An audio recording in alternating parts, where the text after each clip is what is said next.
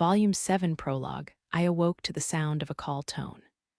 Startled awake by the annoying electronic noise, I groped around for the source of the racket while attempting to suppress my brain's desperate pleas for more sleep.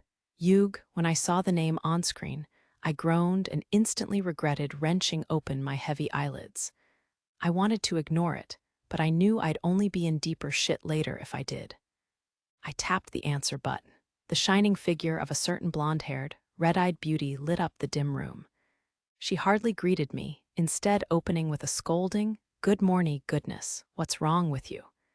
She might have been shining, but she was no divine spirit or anything. This room was equipped with a hologram projector. Even divided by two sets of thick plating and the vast expanse of outer space, we could still see each other like this, using two-way projectors. "I'm the kind of guy who only wears his skivvies to bed," I replied.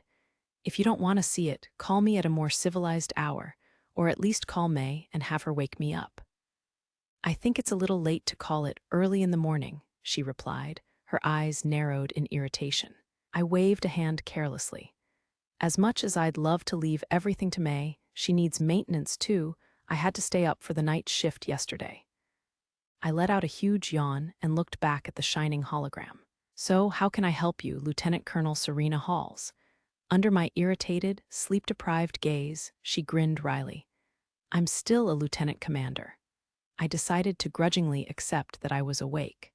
I got up, performed my morning routine, and dragged my feet to the cafeteria. Elma, who looked perfectly content after her own breakfast, glanced at me in surprise and said, "Huh, you're up early." "Serena woke me up, man. I wish she wouldn't wake me up for stupid stuff." "My condolences." Elma grinned wryly. Though Elma was a member of my crew, she wasn't human like me. She was an elf. Kind of weird for elves to be in a universe full of spaceships and laser fire, right? I'd thought so too when I first met her, but now she seemed totally normal to me. Was this world corrupting me, or was I just adapting to its quirks? "What?" she demanded. "Don't stare at me like that. Just thinking about how beautiful you are, Elma. Geez, compliment me all you want, but all you're getting is coffee." Elma sighed, stood up, and padded over to our main chef in the corner of the room, the Steel Chef 5. Availing myself of her kindness, I took a seat at the table and watched her from behind. Long, pointed ears poked out of her silky silver hair. "Yep, that's an elf all right." Said elf was dressed head to toe in sci-fi mercenary gear and had a laser gun slung at her hip. Honestly, it did still look a little odd. While I was ogling Elma brewing coffee with the automatic cooker, two more voices greeted me from the cafeteria door. "Whoa, someone didn't sleep long. Good morning to you." I looked over and spotted two small girls with bright-colored hair, one red and one blue. "Morning," I replied. "Serena called me and woke me up." "Aw, man. That's rough," said Tina, the red-haired one. She took a seat next to me. Her younger twin sister, the blue-haired Whiska, sat on her other side. "Elma hun, bring some tea for me too. I want strawberry jam in mine." Yeah. "And Whiska, what would you like?" "Oh, same as sis, please, thank you." Elma waved to the hesitant Whiska and punched her order into the automatic cooker. "What's the plan today, girls?" I asked them. Tina thought for a moment. "Well, we finished all the maintenance on the Krishna and Black Lotus yesterday. I was just gonna read and watch holo movies today, I guess. How about you, Whiska?" Some research, maybe." "Oh, sis, have you finished your report? If we don't report to them by the time we reach the capital, we'll be in trouble." "Ack, I forgot." Tina wailed in despair and collapsed face down on the table. "Ah, geez. Guess it's paperwork for me today. Here I thought I'd get a break." These two might have looked like little girls, but actually they were both full-grown dwarves. Maybe you have an image of dwarves as short, stout little guys with beards and stuff, but the dwarven women in this universe looked like middle schoolers throughout adulthood. Don't be fooled, though, they were real adults. The ages listed on their IDs were almost the same as mine. These girls were full of mysteries, but they did have some dwarven features that made sense to me. For example, they were strong. I tried arm wrestling with both of them, and I didn't stand a chance. In fact, just one of the twins could probably beat me in a fight with one hand tied behind her back. I couldn't believe my eyes when I saw them lifting 120-kilogram barbells, like nothing in the training room. You can't blame me for wondering what the hell their muscles were made of. Of course, their dwarf-like qualities didn't end at physical traits. Well, maybe this was a physical thing, too. Just like those stereotypical dwarves, they loved alcohol. Compared to me, a lightweight, they were awe-inspiring drinkers. How could they fit so much food and drink into such tiny bodies? Sitting there pondering their secrets wouldn't get me very far, so I decided to ask about more concrete things. Reports, huh? What kind of stuff do you write in those? Lots of stuff. But the reports are mostly collected data on the ships we've repaired. Why they're messed up and what happened, how we fixed them, the materials and parts we used, how they were broken, stuff like that. There are also analyses of unknown products and customized parts when we find them, daily health statuses, results of stress exams. Basically a daily log, though with some stuff omitted for privacy. Such a pain, though. Tina turned her head to the side, face still pressed to the table, and poked her lip out at me in a pout. That's what you get for procrastinating, sis. You just take work too seriously, wise. Now. No fighting, Elma said, bringing our orders over on a tray. My synthesized coffee and the sisters' fake tea with so-called strawberry jam. I'd been wondering what they'd use the jam-like stuff for, but apparently they put it in their mouth and then took a sip of tea. I guess it was pretty much like the Japanese idea of Russian tea. That's good, I moaned. Morning coffee just hits different. It's full of milk and sugar, though, Elma mused. You didn't strike me as a guy with a sweet tooth, hero. I'm not a fan of bitter foods, is all. Bitter stuff and really sour stuff aren't for me. It was just a matter of taste. I couldn't help it. Some people might enjoy their coffee black, but I had an immature palate that couldn't handle that. It tasted better with milk and sugar. So what did Serena want? Not much, as far as I can tell. She asked if my sword training was going well, if I was getting proper etiquette lessons, and other stuff like that. That's all, I confirmed. I couldn't believe she woke me up for that crap. What was her deal? Even if it was coincidence that she called after I'd happened to spend the night working, that conversation wasn't worth an early morning wake-up. Elma and the twins didn't seem to understand Serena's intentions, either. They exchanged glances. You think maybe she just wanted to see your face, hun? Tina suggested. Scary if true, I said. Scary? Whiska grinned nervously. It's pretty dang scary that a lieutenant commander of the Imperial Fleet would call me in the morning just for that, right? Don't you think you're being a little mean? Listen, Tina. I've made it very clear by now, to her and everyone else, that I'm not interested in that kind of relationship with Serena. So why is she calling me at the crack of dawn? That's the stuff of horror movies right there. Is it that big a deal? But what's your problem with her anyway? She's a high-ranking military officer from a noble family. That's marrying up, ain't it? Yeah, marrying up. I could see that, but only if I was accepted into the family, and that's a big if. Think about it, I said. You're right, she's the daughter of a noble and a successful military officer. The moment some rando mercenary nobodies ever heard of touches her, her daddy or granddaddy is gonna disappear, said Mercenary. I mean, if I was them, that's what I'd do. I'd make mincemeat out of the guy. Well, I guess that's a possibility, Elma said, gazing off into the distance. See, is that how it goes? Tina raised an eyebrow. As long as she's fine with it, why does it matter? I wonder, Whiska said. Nobles typically marry strategically or are betrothed from childhood, right? Butting in could lead to a lot of trouble on that front. Ooh, makes sense. You're so smart, Wise. It's only a guess. While the twins chattered away peacefully, I noticed Elma was looking away in silence. Come to think of it, her background is still a total mystery. She's always weird when it comes to stuff like this. Maybe something's on her mind. When Elma noticed my eyes on her, she looked a little shaken and scared. What do you want? She demanded. Nothing, really. Just thinking about how beautiful you are. Why, you already said that. You're not getting anything else from me. She blushed and looked away again. Aw, lucky Elma. What about me, hun? Whatcha thinkin' about me? Tina wheedled. Yeah, you're cute too, Tina. And you are too, Whiska. I didn't mean to make you feel left out. Ah ha ha, thank you, giggled Whiska. I dunno, that felt pretty weak, Tina grumbled despite the compliment, smacking me on the arm. I just took a sip of my now-cold coffee, or rather, my super-sweet café au lait. Chapter 1, The Truth About Elma is acting weird, you say. That's what I think. Know anything about it? After a quick breakfast in the cafeteria, I completed my daily training and freshened up in the shower before paying a visit to Mimi's room. Her room was all dolled up with girly stuff, but at the same time, it was surprisingly chic.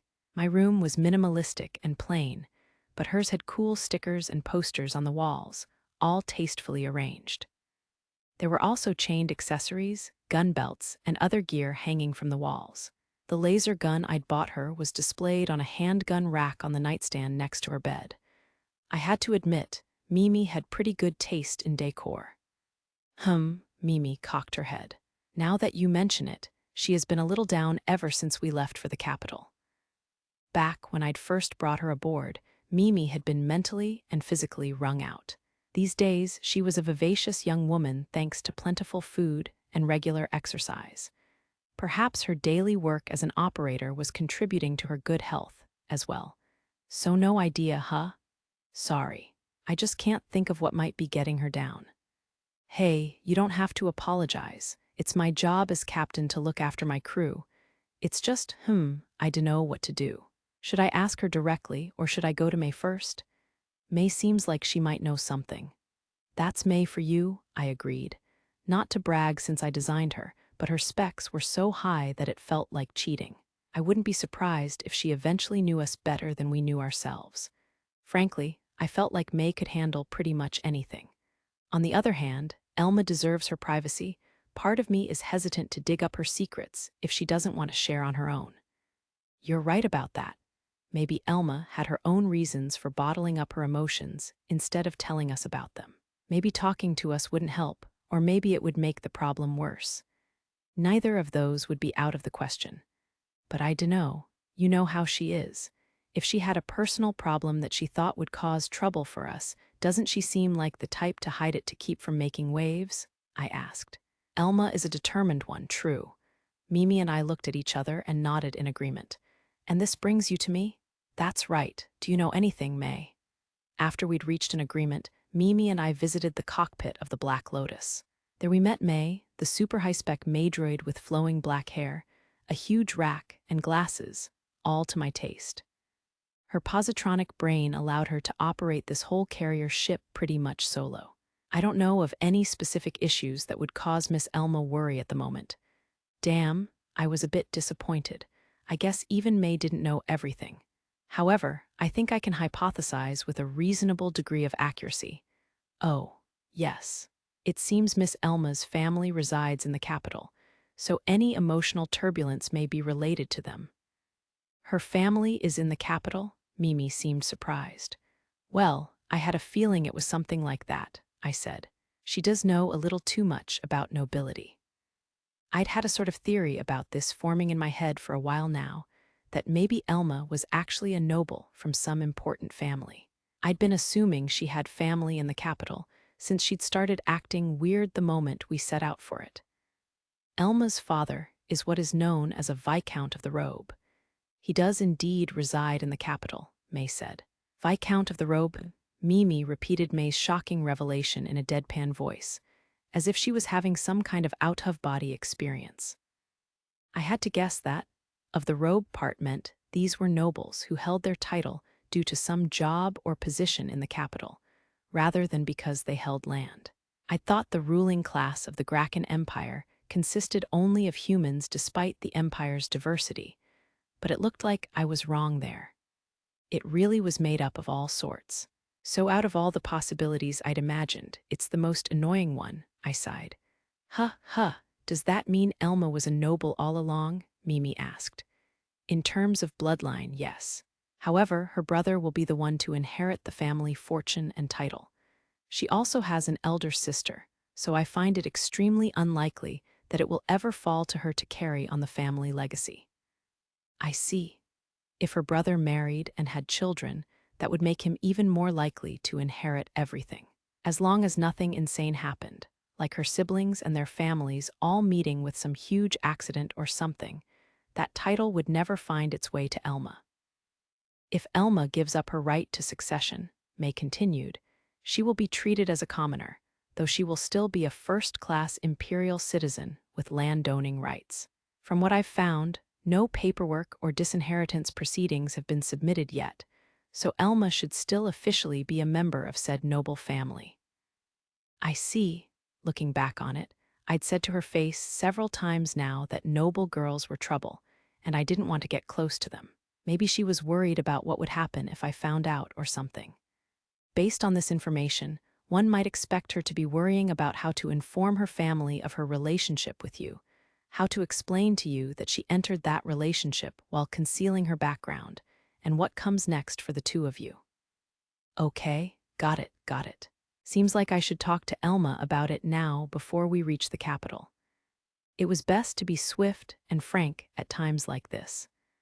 I hated situations where people were stuck tiptoeing around each other, walking on eggshells to try to be respectful of each other's feelings.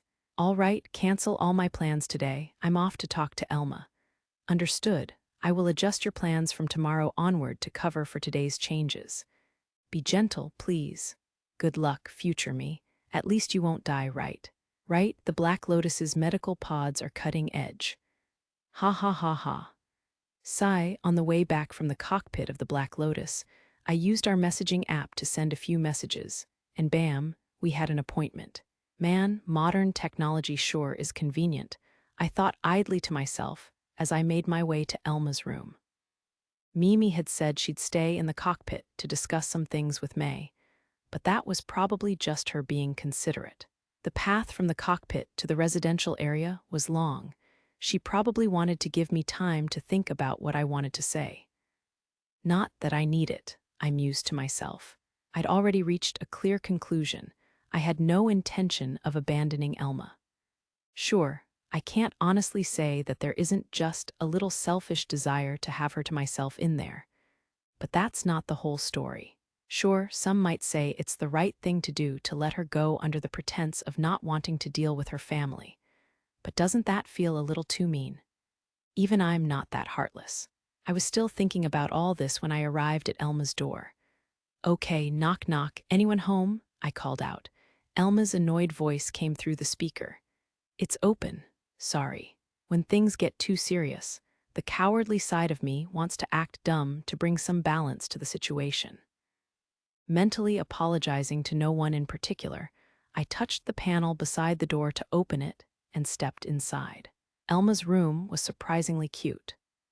That was the first thing that came to mind, at least, as I noticed a few plushies here and there that matched the one-eyed alien and catrabbit things she and Mimi used as stickers in our messaging app. Make no mistake, though, Elma wasn't devoted to the cute and fancy look, the wine rack on the wall that stored her liquor at the perfect temperature, and the fridge packed full of cold beer made for quite the striking contrast. Geez, what? You come into a girl's room and just start looking all over the place. Did you want to talk or what? Oh, yeah. Elma was sitting on her bed, so I decided to pull up a chair at a respectful distance. It was comfortable enough. These kinds of chairs were made to automatically fold themselves into the floor during battles. Arg, my mind keeps going in weird directions. Bad hero, you gotta focus. So, May told me some things about your family, I began. Oh, okay, I see. I guess it makes sense that she looked into that. Elma grinned in resignation.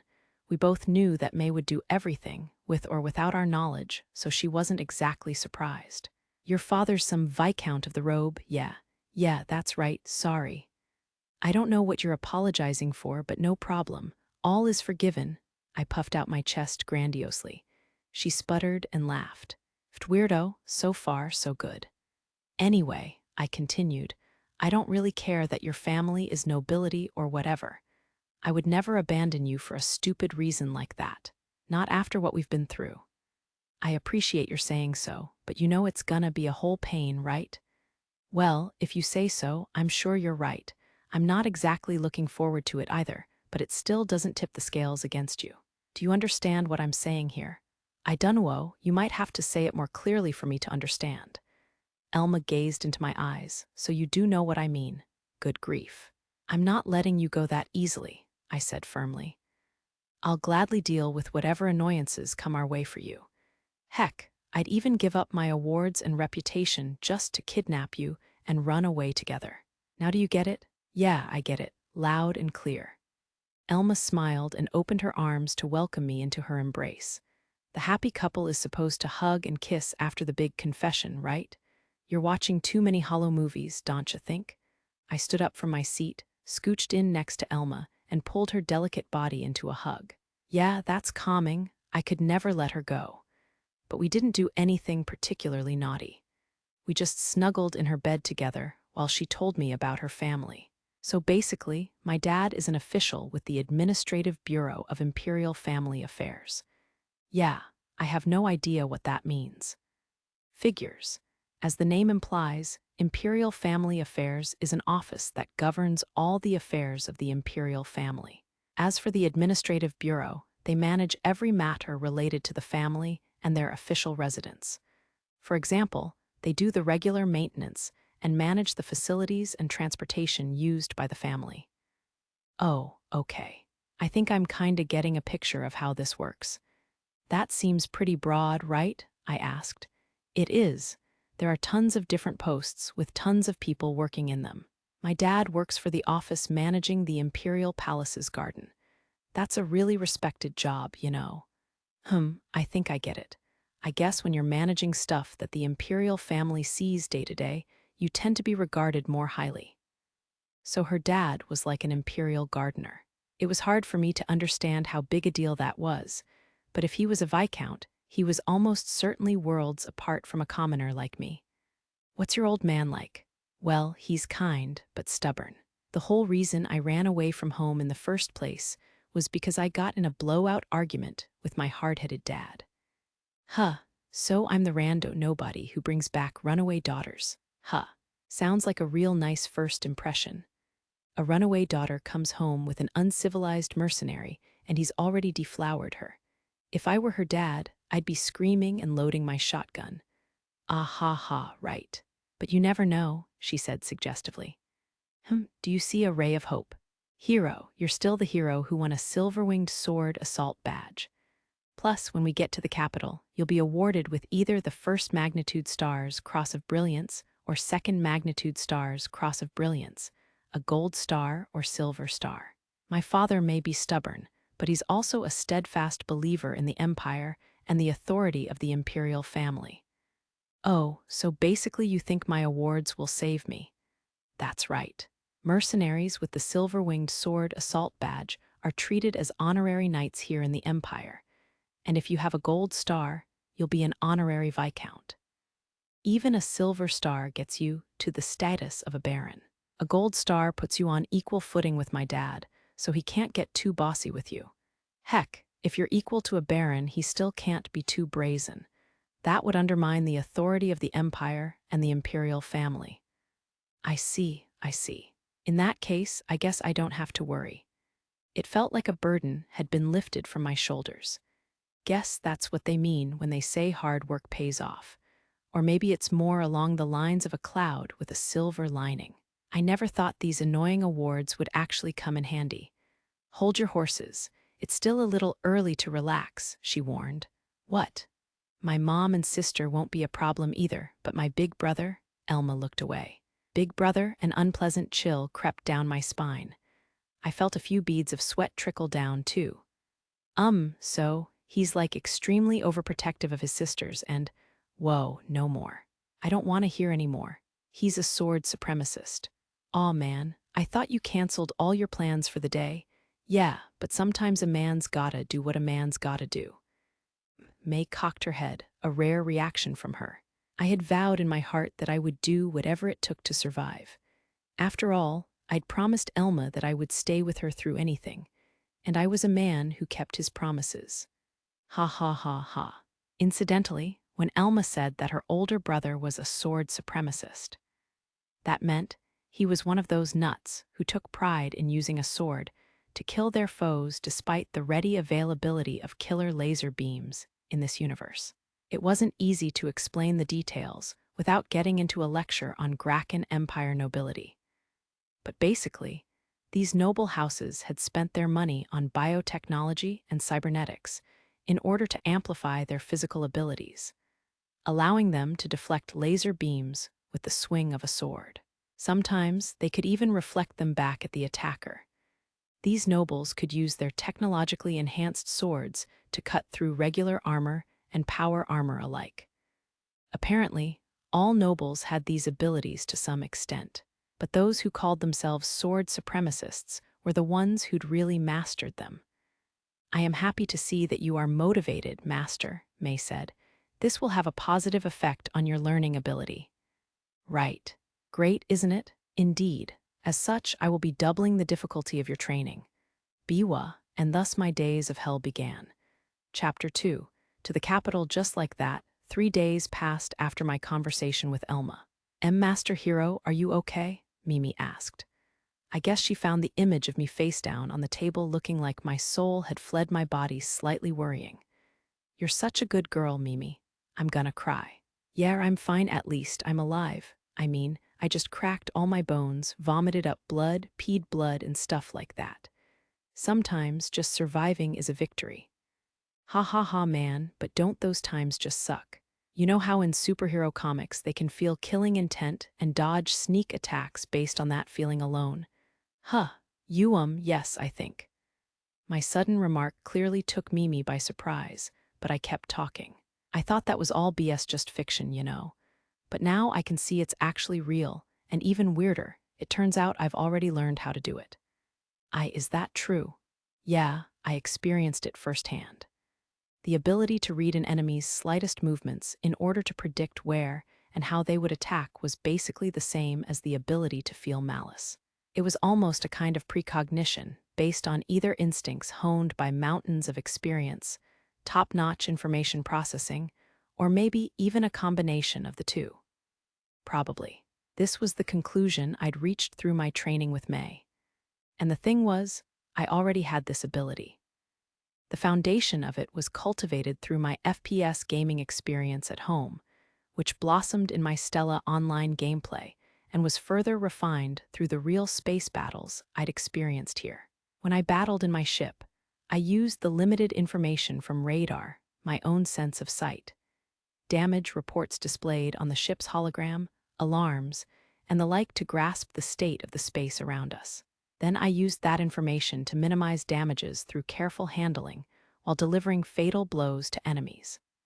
Swordsmanship was fundamentally the same. Instead of a ship's sensors, you felt the vibrations in the air and floor through your skin and feet, watched the enemy's motions and line of sight with your own eyes, and listened to the rustling of their clothing and sounds of their footwork to predict their next move. You evaded danger by moving your own body and used your blade to deal blows in vulnerable places. Every day, May had wailed on me until I felt like I was on the verge of death. But her harsh treatment had allowed me to bring my blossoming malice-sensing abilities, spatial awareness, and the rest of my senses to bear on my swordsmanship. And today, it had finally paid off. I'd vomited blood tens of times every day without dealing a single counterattack before this, but today that number had been brought down to just 7. "By the way, sorry to change the subject here," I groaned. "Yes, Mimi, you're not gonna turn out to be the daughter of some duke or baron, right?" Serena was the daughter of a marquis, Chris was the daughter of a count, and Elma was the daughter of a viscount. At this rate, I wouldn't have been surprised if Mimi turned out to be some kind of glittering blue blood as well, so I decided to ask just in case. "What? Of course not. I'm a pure-blooded commoner. My mom and dad were definitely just colonists." "Ha ha ha, of course. Like that could ever happen," I laughed. No matter what, I didn't have to worry about Mimi. If she was nobility, she wouldn't have been left homeless and destitute when her parents passed. Her parents were regular residents of a space colony. But I began hesitantly. "What about your grandma?" I guess I don't know," Mimi furrowed her brow. "I don't know much about my grandpa either." According to Mimi, her grandmother had been a woman of many mysteries. Mimi herself had only met her once as a child, and thinking about it now, she was apparently a lot like Elma. On top of that, Mimi remembered her looking quite young. In other words, despite Mimi's hazy memories, it was likely that her grandma had been a mercenary or a space traveler. She was also probably rolling in it. She must have had enough money to afford some advanced anti-aging treatment, either biotechnology or cybernetics. Still, I think it's pretty unlikely that Grandma and Grandpa were nobles, Mimi said. If so, it'd be a little weird that my parents were normal colonists. Fair enough. Nobles had a whole lot of authority here in the Graken Empire. Even knights, the lowest of the low-ranked nobles, had special privileges beyond those of commoners. People typically wouldn't give up those privileges without good reason normal people, anyway. See. Besides, do I look like a noble to you? Well, you are cute. If you wore a noblewoman's dress, I think you'd look the part. That would just be the clothes making the woman. I'm not as put together as Elma, and I'm nowhere near as refined as Serena or Chris. Think so? I thought you looked great in that gothic Lolita dress. Wish you'd wear it again. Huh. I don't think it looks that good on me. The way she blushed and wriggled in embarrassment was so adorable that I could have died. After that, I wore Mimi down and managed to convince her to try on a few of the cute outfits we'd bought a while back. This definitely soothed the mental wounds I'd sustained from May's harsh training. As I trained with everything, I had to avoid being instantly murdered by any violent nobles. The Black Lotus, with Krishna on board, proceeded with Lieutenant Commander Serena's pirate hunting unit toward the capital system of the Graken Empire. From the time I woke up to the time I fell lifeless into bed, I'd throw up blood and faint over and over. Even when I fainted, May would slap some headgear on me to help me learn in my sleep. This messed with my sense of time, and 10 days had passed before I knew it. No matter how many times I see these things, the size is just jaw-dropping, I mused. It sure is big, Mimi agreed. Whoa, I've never seen one of these, Tina chimed in. It is big. I bet I could make it smaller, though. Whiska's comment was a little different from the others, but regardless, we'd arrived at the Nepak system, where the gateway awaited us. We'd apparently gone through the Dexar system, where Chris's family lived, along the way, but between May's efforts to trounce me and the constant etiquette lessons, I'd been too occupied to notice. But we'd really only passed through, so it wasn't as if I could drop in on them anyway. That gateway should take us directly to the capital, right? Mimi asked. Correct, Elma answered. Thanks to the gateway network, the capital is effectively pretty close despite its true distance. But that's only for people who can freely use gateways, right? I added. Yeah, fair, she shrugged. Gateways were majorly convenient. They allowed one to travel thousands or tens of thousands of light years in an instant, but they weren't freely usable by all. Even nobles needed to jump through a few hoops to use them. Mercs, traveling merchants, and other commoners almost never got permission. Opportunities to use gateways in Seoul had also been extremely limited, to the point that I had basically no memory of ever using them myself. I'd heard you could get permission if you had a great relationship with a galactic empire that owned one. But as someone who played a rando mercenary game, I never had the chance. Most people never leave the colony they were born and raised in, Mimi mused. The capital really is so far away. Yep. The only people leaving their colonies would be interstellar shipbuilders, like us, and merchants for the most part. Soldiers, too, Whiska added. How do you become a mercenary and leave your home anyway? I hear there are training schools or something, I answered. I wouldn't know myself. I felt like I'd heard something like that at the Mercenary Guild. Still, I doubted many people became mercs just for the thrill of it. If not for my Krishna, if I'd just been tossed into a colony with nothing but the clothes on my back. I didn't know if I'd ever have become a mercenary. Well, how did you become a merc, hun? It just kind of happened, I guess. I'd woken up in the Krishna drifting in space and found myself immediately attacked by space pirates. Everything after that just flowed into the next thing, and somehow I'd become a mercenary. Or rather, I was made into a mercenary. Thanks, Elma. Just kind of happened. Ooh, right, you lost your memories. My bad, Tina apologized. No need to apologize. I think I'm a pretty lucky guy. It felt a little too sappy to say it out loud, but thanks to being a merc, I'd gotten to meet Mimi, Elma, May, Chris, Tina, and Wiska. Heck, even Lieutenant Commander Serena, okay, maybe not her. Anyway, I'd met all my friends. As for Dr. Shauko, just remembering her made my butt hurt. Hey, the line's moving. Looks like it's our turn. Ooh, I can't wait. What's it like? I can't wait either, sis. Sorry to burst your bubble, but you're really setting yourself up for disappointment. I glanced at Mimi, who was looking at the twins with the same sympathetic eyes. Ha ha ha. Mimi was just as disappointed last time. The fleet sailed forward, and a single ship entered the distorted glow within the giant structure. It really was a mysterious sight. As we watched, the corvettes and destroyers up ahead glowed and disappeared. Oh, here it comes, Wise. Sis, they took each other's hands as they watched the distortion approaching. The cruiser right in front of us flashed and disappeared. And then, that was it. That's a little disappointing. Without so much as the usual FTL boom, the psychedelic, colorful hyperspace of hyperdrive, or even a flash of light, the holo display screen changed. Yep, that's basically what real warping is like, I said. Whoa, that's wild. Tina was more impressed than I'd expected. I understand the concept logically, but it really is incredible. I'll have to step up my own work. Wiska seemed to be somewhere else entirely. Sometimes I didn't understand this girl. That engineer brain of hers seemed a little too active. Anyway, we're here safe and sound, Elma said. Welcome to the capital star system of the Graken Empire. That over there is the capital city Gracius, where my family lives. I furrowed my brow at the holo display image. Given its size, the thing I was looking at must have been a planet. But there didn't seem to be any visible oceans on its surface. In fact, I didn't see any natural features. The whole planet's surface was covered in artificial structures. Ecumenopolies, did they really do it? Wow, that's an old word. They just call them urban planets these days. I see, so that's the capital, and that means… Yep, Elma grinned at me. The whole urban planet is the capital city Gracius. Welcome to the heart of the empire, its flourishing capital. Before heading into the capital city proper, we would be stopping at one of the colonies set up in the system, Gracius Secundus. Here, we would have our luggage checked and ships inspected. We could also do all the necessary paperwork to dock at the capital city.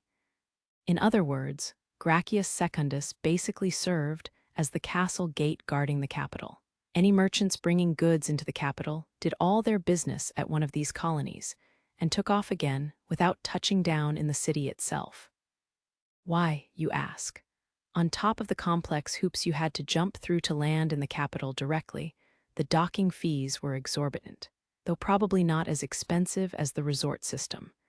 Once we'd successfully docked in the colony and May came down to the cafeteria, I finally asked, "So, what should I do?"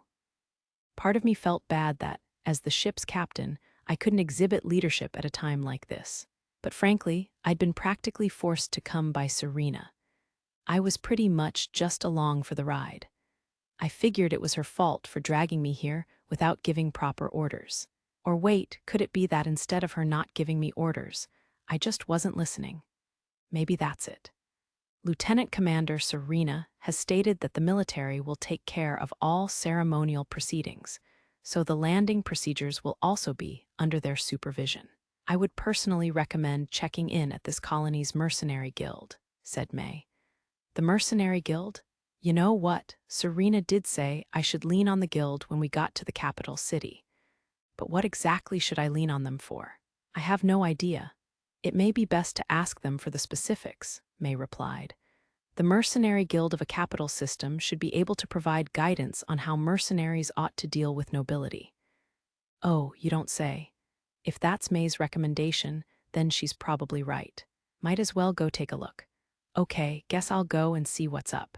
Mimi and Elma, do you want to come? Sure, we need to get dresses and accessories before the ceremony, so we'll explain the situation to the guild and have them recommend some shops. Gulp. Dresses? Mimi looked pained. She wasn't a big fan of frilly dresses after all, but even if she didn't like them much, I thought they looked pretty nice on her. "Then we'll come with ya," Tina started, but she was quickly interrupted. "Sis, we need to contact the branch office." "Aw, can it wait a little? I don't want them getting snarky with us later." I hear the ones at the Capitol are the worst." It seemed the twins had some business to take care of with Space Dwerger. If the way they were acting was anything to go by, though, it seemed like they didn't want to deal with the Capitol branch. Maybe Space Dwerger had different factions too. It kind of seemed that way. Too scary for me. I'm staying away from that. "What'll you do, May?" I asked. "I will remain on the ship. That will allow me to quickly respond in the event that anyone contacts us." "Got it. I'll leave that to you. Please do." May smiled ever so slightly. Yeah, her expressions have gotten a lot softer these days, though you probably wouldn't notice unless you knew her as well as I do.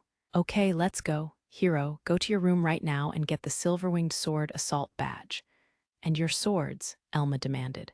"Do I have to?" "You do. It'll make it a lot easier to explain our circumstances." "Hop to it, aw man. I think you look cooler with them," Mimi piped up. In the end, Elma and Mimi forced me to wear my big stupid medal on my chest and equip my 2 swords before we left for the Mercenary Guild. Totally ridiculous. I would have been just fine with my laser gun. Why I was taken in what? Hold on a second. The money is one thing, but you're only giving me a week to pay it off. What's the deal? What's the deal? Well, you interfered with a battle in progress, destroyed weapons belonging to the military, and even wounded multiple people in the process. Normally, you'd be imprisoned right away, that stupid, fat soldier said with an evil grin. "Look, if you can pay off 37 million ener in a week, you're effectively off scot-free. Isn't that generous? I hear you mercenaries make plenty of money." "Well, yeah, I can make 37 mil, but not in a week. Besides, my ship is totaled. How am I supposed to do any business?" "It isn't our job to figure that out.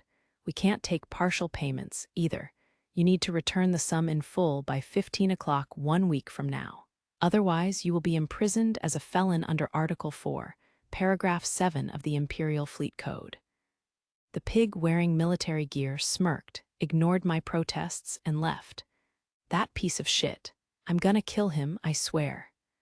After being unceremoniously booted out of the military office on Tarmin Prime, I screamed and stomped on the metal alloy floor.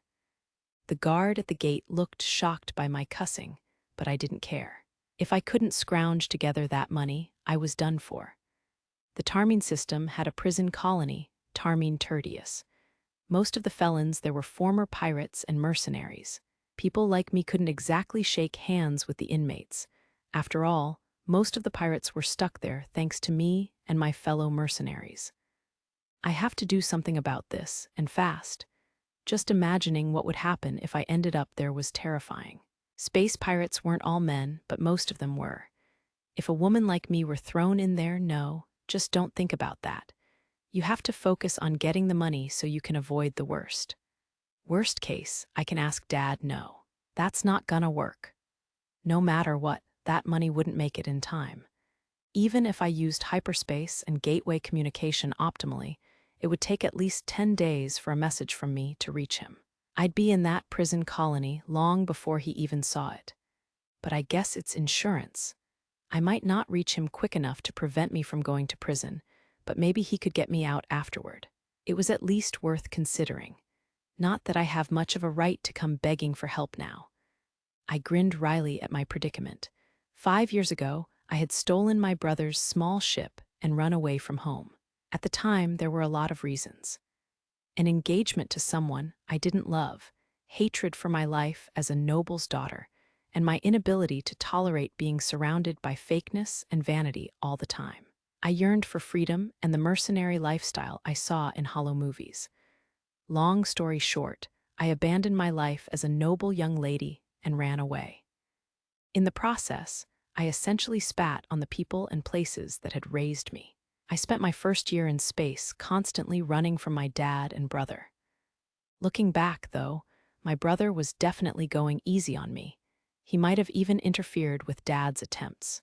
He'd hated my intended more than I did, after all. A year and a half after I ran away, I finally made it to a faraway star system where they stopped pursuing me. That was when I began my mercenary work, succeeding and failing in turn as I did my best to rise up in the universe under my own power.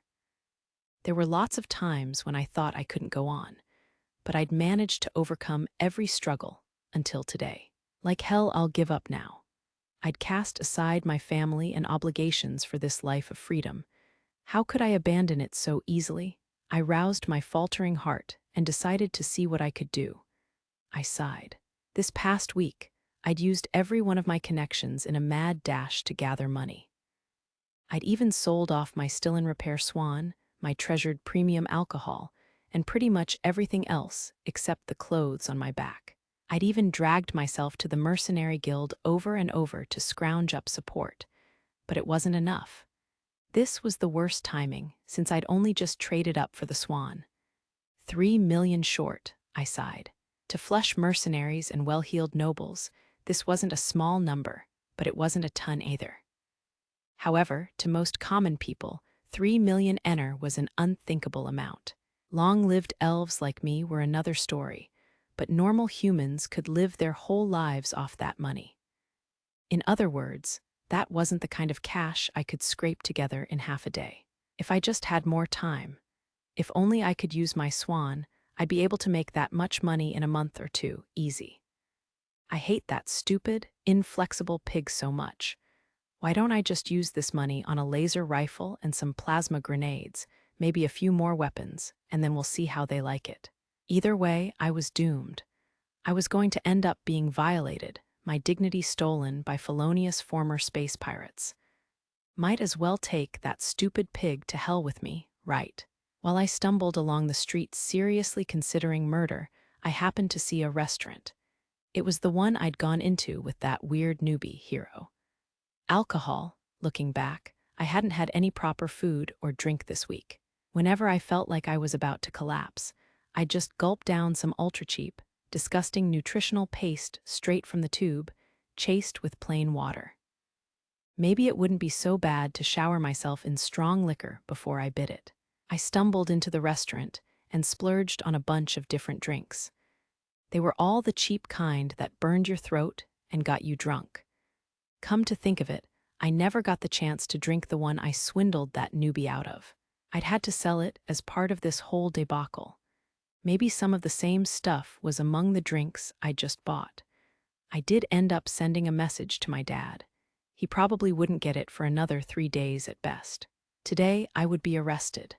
Tomorrow, I would be incarcerated. He would get the message a day or two after that, but where would I be then? I couldn't imagine I'd be in a good spot, physically or mentally. Maybe it wouldn't matter if I killed that pig today and went down in the process. If it came down to it, I'd rather die 100 times than let those pirates touch me. I'd make that pig regret picking a fight. While I leaned against the wall and drowned myself in nasty alcohol, I noticed someone approaching. I'd thrown on a cloak with a hood to avoid any trouble, but maybe I still stood out too much sitting here, drinking myself to death. What a pain, I grumbled as I reached for the gun at my hip. Then I gasped in surprise. I thought I'd be able to take them unaware, but the man reacted in a split second. Before I'd finished drawing, he'd pointed his own gun at me. Despite my sorry state, I was a noble. I couldn't move like my father or brother, but I'd had a few muscular augmentations done. The augmentations and self-defense lessons from those days had saved my butt many times over by now. It was unthinkable that someone could respond so perfectly to my quick draw. The man pointing the gun at me turned out to be a familiar face, Hero. Behind him was that girl I thought her name was Mimi. The pair of them seemed to be living a perfect, happy life together. Subjected to the dazzling cheerfulness radiating off them, I lowered my weapon and groused. Heh, so what? Did you come here to laugh at me? I hated myself as soon as I said it. Sure, I was angry, but it wasn't their fault. Not at all, Hero said. You helped us, so we're here to help you. Plus, Mimi's worried about you. Elma, Mimi kneeled next to me and took my hand. She was warm. I could feel her pure, innocent concern for my health through her tight grip on my hand. It tortured my heart. "Only 2 weeks and you and I have traded places," I muttered bitterly. Mimi just hugged me. "Ah, she's warm, she's such a good girl. I can't believe she's genuinely worried about me." "How bad is it?" Hiro got straight to the point. I didn't have to tell him anything, but Mimi's embrace had melted away all my pointless pride, so I spilled my guts. "The damages to the police are too much. They could take all my money and everything from my ship, and it still wouldn't be close to enough." "How much?" "I'm 3 million short." 3 million? I can't even work for at least 2 weeks since my ship's out of commission. They wouldn't trust me if I said I could pay them back anyway, not after that huge accident. I tried going to the Merc Guild for help too, but I started telling him all kinds of things I shouldn't. But once my mouth started moving, I couldn't stop. "What's the deadline? And what happens if you can't pay it?" "I've got 2 hours left. If I can't do it, they're sending me to do hard labor on Tarmin III. There are so many former pirates there. If they sent a mercenary like me there, in 2 hours, my life would be over." It really hit me then, and the tears spilled out like never before. I was ready to die in space with my ship. But not this. It would be a lie to say I wasn't scared of dying. Of course I was afraid of it, but if I went down in battle, I could accept that I was just too weak. This kind of end, though, this was way too much to handle. Or was this my comeuppance? For betraying my family, who'd raised me so lovingly, and spitting on them as I walked out. When he heard the sum, Hiro pulled out his terminal and gazed at it in thought. For a mercenary, 3 million wasn't a fortune, but it wasn't pocket change either. We'd run into each other a suspicious number of times by now, but all I'd done was show him around the colony and help Mimi a little. That wasn't enough reason for him to help me, or so I thought. "Elma," Hiro said, "what? Come and be a member of my crew?" Huh, I'd never expected those words. They drew a dumb gasp from me. "I'll pay off the 3 million. In exchange, you can work with us. Specifically, I want you to teach Mimi the basics of being a mercenary and occasionally support me." Hold on. Are you for real?" I had to doubt his sanity. It sounded reasonable enough, but this guy had to be seriously messed up in the head to spend 3 million ener just like that. "Make your decision. We don't have long. Either you join my crew or you go to a prison station and the pirates get you." I mean, giving me those two options is the same as not giving me an option. I'd have rather killed that stupid pig than become a plaything for space pirates. I had really planned to go buy up as many weapons as I could once I was done drinking here. "Why?" I asked. Educating the amateur Mimi aside, he wouldn't need my support, not with his abilities. Why would someone so skilled that he'd call the gold rank exam easy need a subpilot? I certainly couldn't imagine it. Mimi's gonna be sad if I don't. Besides, I'll never sleep again if I let someone who helped me rot in jail. And most of all, I just want you. I think you could really help us out." "Me? Really?" I sputtered. "Yeah. Of course, he wanted me." That kind of directness blew all the thoughts out of my mind. My worries about money, my determination to commit murder, everything was all but gone. Does he mean what I think he means? I mean, I don't think I'm ugly or anything, but it's a little embarrassing to hear someone just come out and say it. Do you really see me like that?" "Sure, I guess," Hiro said with the most serious and sincere look on his face. He called me a disappointing space elf and said I didn't have much in the way of boobs, but okay. Is that just how he is, the kind of guy who can't be honest about his feelings? But these two were obviously happy together. I didn't like the idea of getting between them. I see, but what about Mimi?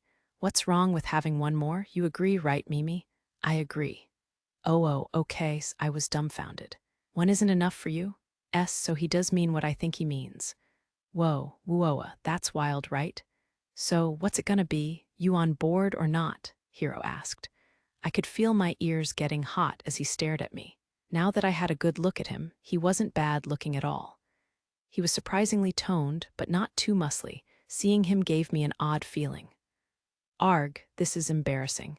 I know my ears must be bright red right now. I wish I could hide them. I desperately suppressed the urge to cover my bright red ears with my hands and wrung out an answer. Why, yeah, I am. Well, welcome to the crew. Make sure you do your job, all right? Do your job. Does he mean like today? B, but I'm not ready for that yet. Okay, be gentle though, okay? Huh, no way, you're gonna work hard. Hard, so he's not even holding back the first time. B, but when I'm on the ship, I'll have to obey everything he says, irk. Oh, I get it. I'll be ready then. Sounds a lot better than being with who knows how many pirates anyway. Hero made a weird face at that, but I would only learn why later that night after certain events. I may have wholly misunderstood things, and it may have been nobody's fault but my own, but I'm not satisfied with that. At this point, I'm gonna make him take responsibility. Get ready, big guy. Later in our travels, when Hero said that he'd pass on touching any noble girls in the Aryan system, I did find myself wavering. Still, I wasn't as much of a handful as Lieutenant Commander Serena, though my brother might prove to be quite the handful himself. But even before I told him about my circumstances, Hero said he'd take responsibility. So it's no problem. After all, he was happy to sleep with me even when he knew that I was misunderstanding things. This just makes us even, right? No worries. If it comes down to it, I'll do whatever it takes to deal with my brother. Chapter 3. Gracias Secundus, Master Hiro, you look great. Yeah, not too bad, I guess. I attached the silver-winged sword assault badge to my usual mercenary jacket and hung the two swords at my hip alongside my laser gun. When Mimi and Elma saw it, they complimented me. It's not that different from the usual, but I guess I won't turn down a compliment. At this point in time, you're still just an honorary knight, Elma explained. Dressing the part isn't boasting about your status. It's showing others that you have status and communicating that you won't do anything that might endanger others. Is that how it works? Yep, it sure is. I wasn't quite convinced, but if Elma said so, then it must have been true. Oh well, okay, for now, let's just go. Okay, I've already looked up the location of the Mercenary Guild, Mimi added. Great initiative, Mimi, good girl. Hee, I patted Mimi's head as she cradled her tablet displaying the map's application. If this girl had a tail, she'd be wagging it like mad. Yeah, you're cute. May saw us off as we exited the Black Lotus. We followed Mimi's guidance to the Mercenary Guild on Gracias Secundus. Sure are a lot of people here, I mused. Figures, all the goods consumed on urban planets have to be imported from elsewhere, so merchants are constantly going in and out. They produce some food in the underground geofronts, but mineral resources are basically all imported. You need some mineral resources to produce food, after all. Whoa, these urban planets must cost a hell of a lot of money to run. Not exactly, Elma explained. They produce high added value goods using materials they've imported. Imperial-grade goods are treasured both inside and outside the Empire. Ooh, not that it matters much to us, though, right? Not necessarily, Mimi chimed in. The Steel Chef 5 is an Imperial-grade good, after all. Whoa, the Steel Chef 5 is pretty great. The Steel Chef 5's cooking ability was truly unfathomable. Once you experienced its ability to turn cheapo food cartridges into gourmet dishes, it became impossible to enjoy the meals made by other automatic cookers. The Krishna's fully automatic bath system is another Imperial-grade good. Ooh, that one's awesome too, I agreed. On top of filling itself with water at the perfect temperature with the touch of a button, it also washed your whole body for you and had a massage feature. Better yet, it came with a drying option for when you got out. When I first used it, I'd felt like laundry, but once you tried it, you could never go back. Wow, can't underestimate the Imperial-grade stuff. Their food is great, too, Elma added. Imperial-grade crops, livestock, and liquor sell for really high prices. I don't think I've ever seen their food, but I'm sure you can eat it there, so how about we go out for a bite when we land in the capital? You mean it. I can't wait, Mimi grinned like a little girl. Elma also seemed excited. Maybe she felt some nostalgia for home. Let's take the mechanic twins, too. They seem pretty stressed out about the Imperial Capital Branch office stuff. We arrived at the Gracias Secundus Mercenary Guild, and boy, was it one hell of a building. As expected of a capital office, really. Ooh, now this is something. But what's this weird feeling I'm getting? For some reason, the entrance is a swinging wooden door. But the rest of the building is modern or futuristic, I guess. It really clashes. The Prime Colony is a military base, so the only mercenary guilds in the Gracchus system are this one and the training school on Prime, Elma explained. Isn't there one in the capital itself? There's no demand. I see. That makes sense, Mimi agreed. There might be some demand for mercenaries when it came to guarding cargo here at this outer colony. But even if there was a mercenary guild on the planet itself, what mercenary would ever go near it? After all, docking there would take too much time and effort for anyone sane to bother with it. We were still chatting when we stepped into the mercenary guild. Okay, seriously, why did they put a cowbell on the swinging door? Are they just committed to the aesthetic? Ching-a-ling, the bell chimed as we walked in. I surveyed the furniture and nodded to myself. Very whimsical design here. Well, they did spend a fortune on it. Wow, it's ancient Western style. Wooden floors, wooden tables. The left wall had wooden counter seating and a shelf full of multicolored bottles, while the right one had a wooden counter for business purposes. It was a chaotic space, like a public office and saloon smashed into one. The whole place was full of the smell of wood. This is lumber-style material, Elma told us. It's made to emit an aroma just like real wood. Wouldn't real wood be cheaper? I asked. Not at all, especially not in the star system. Lumber is extremely expensive, Master Hero. Oh, yeah, I guess I can see that. Back when we'd stayed in a log cabin on the resort planet, Mimi, a girl born and raised on a colony, had been genuinely amazed at the natural plants and lumber of the log house, even though they were common there. While we talked and made our way to the business counter, I felt a lot of eyes on us. I guess we stand out a little. One of us was a guy in merc clothing with 2 swords and a shiny medal on his chest. Next to him was a small yet busty girl and a willowy elf beauty. Some of the gazes felt a little aggressive, probably because I had those 2 with me, but they likely wouldn't try anything as long as I was flashing my swords around. We continued undeterred and arrived at the counter. Before I could say a word, the female receptionist greeted me. She looked on edge, presumably because of my unusual combination of mercenary clothes and 2 swords. Welcome. What brings you here today? Just looking for some quick advice, I replied, taking out my handheld terminal to display my ID. She quickly compared my ID to the info on her own display, then recoiled in shock. The fact that she managed not to blurt anything out was probably a testament to her professionalism. Welcome, Captain Hero. The advice you'd like to request, would it be related to the ceremony? Yeah, that's it. So you know about it? Yes, sir. The Mercenary Guild and Imperial Fleet have a relationship of mutual respect, the receptionist said with a serious look. The Mercenary Guild was basically a subcontractor to the Imperial Fleet, so it made sense that they had a good relationship. But there wasn't necessarily a clear-cut power relationship between them in terms of which was superior or inferior. If good relations broke down and space pirates started running amok in a star system where the Mercenary Guild decided not to intervene, the Empire's economy would take a hit from the resulting damage to any unprotected trade routes. The Imperial government would then take their anger out on the fleet, wondering what the hell they were doing. So the relationship went both ways. It's my first time attending one of these ceremonies, and it doesn't feel super real. On top of that, I have no idea what I'm supposed to do there, so I came to you. I see, during the ceremony, your attire, speech, and every individual action will be closely observed.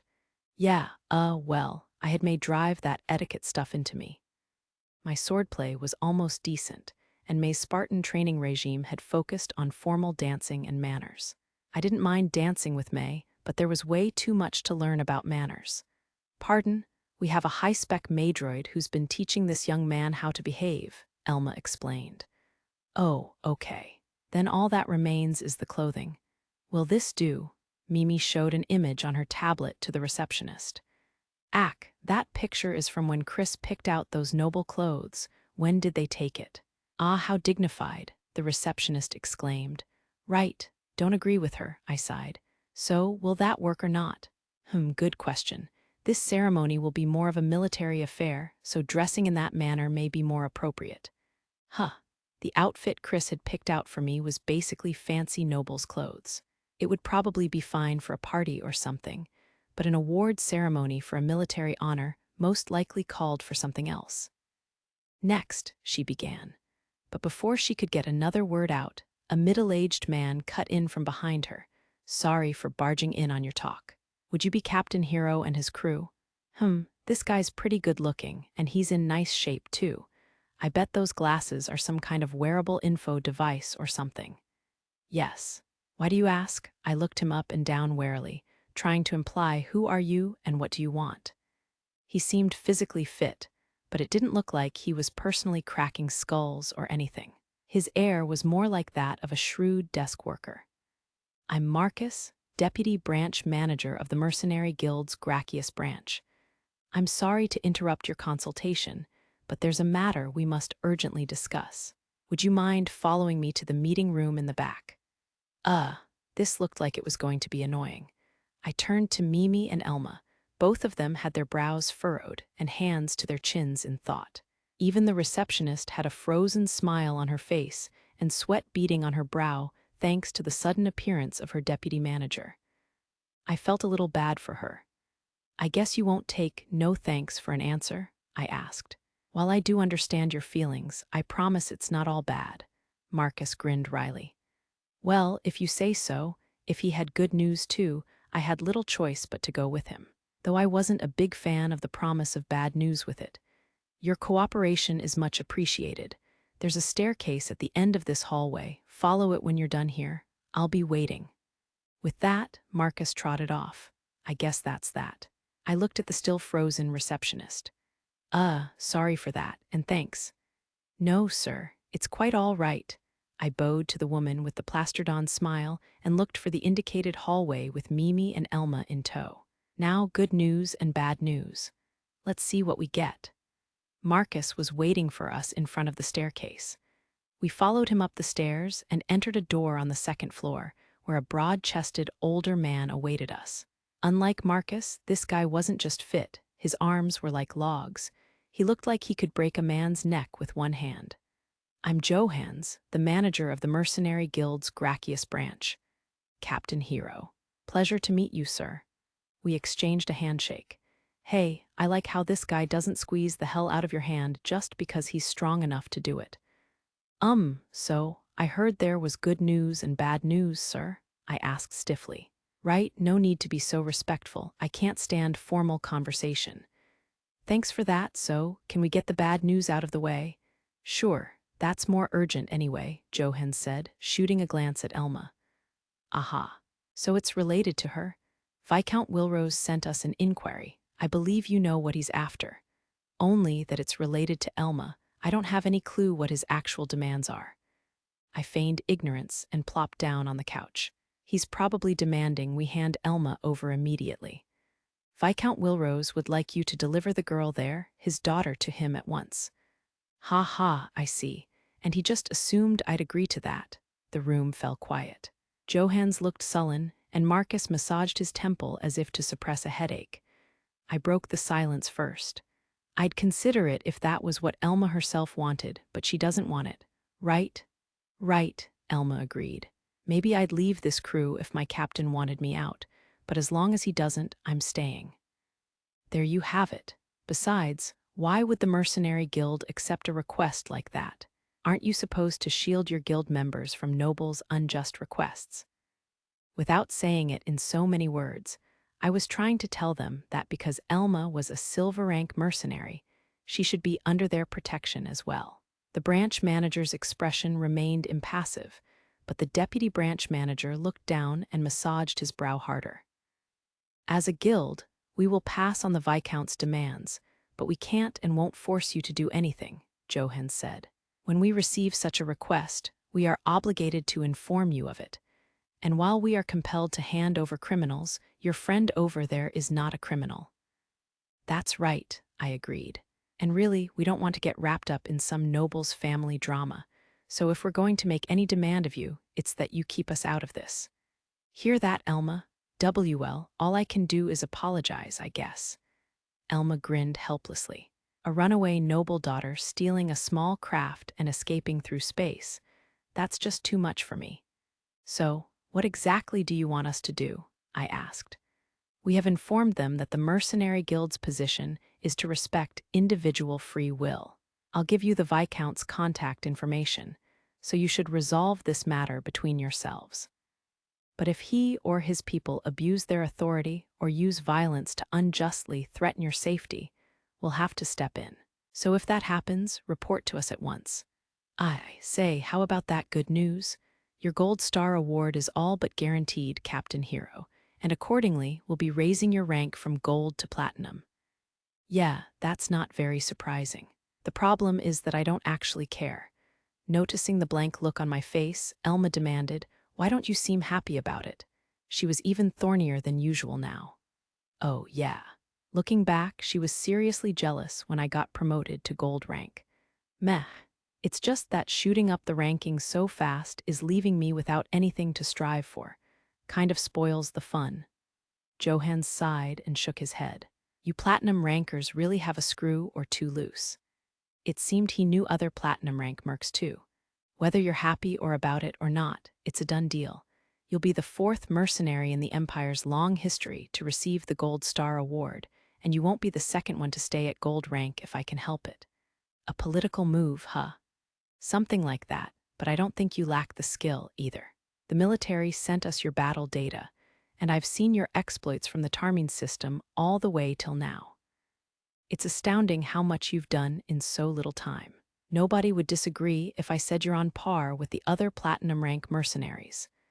Now that you mention it, it's true, Elma agreed. That's Master Hero for you. Mimi huffed in satisfaction, apparently pleased that our exploits had been recognized. Your smug grins are too cute, Mimi. By the way, when exactly is my rank going up?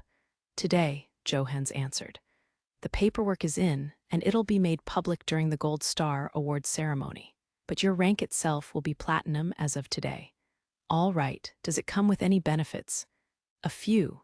First off, when you're working with the Mercenary Guild, you'll be our top priority. Consider that preferential treatment.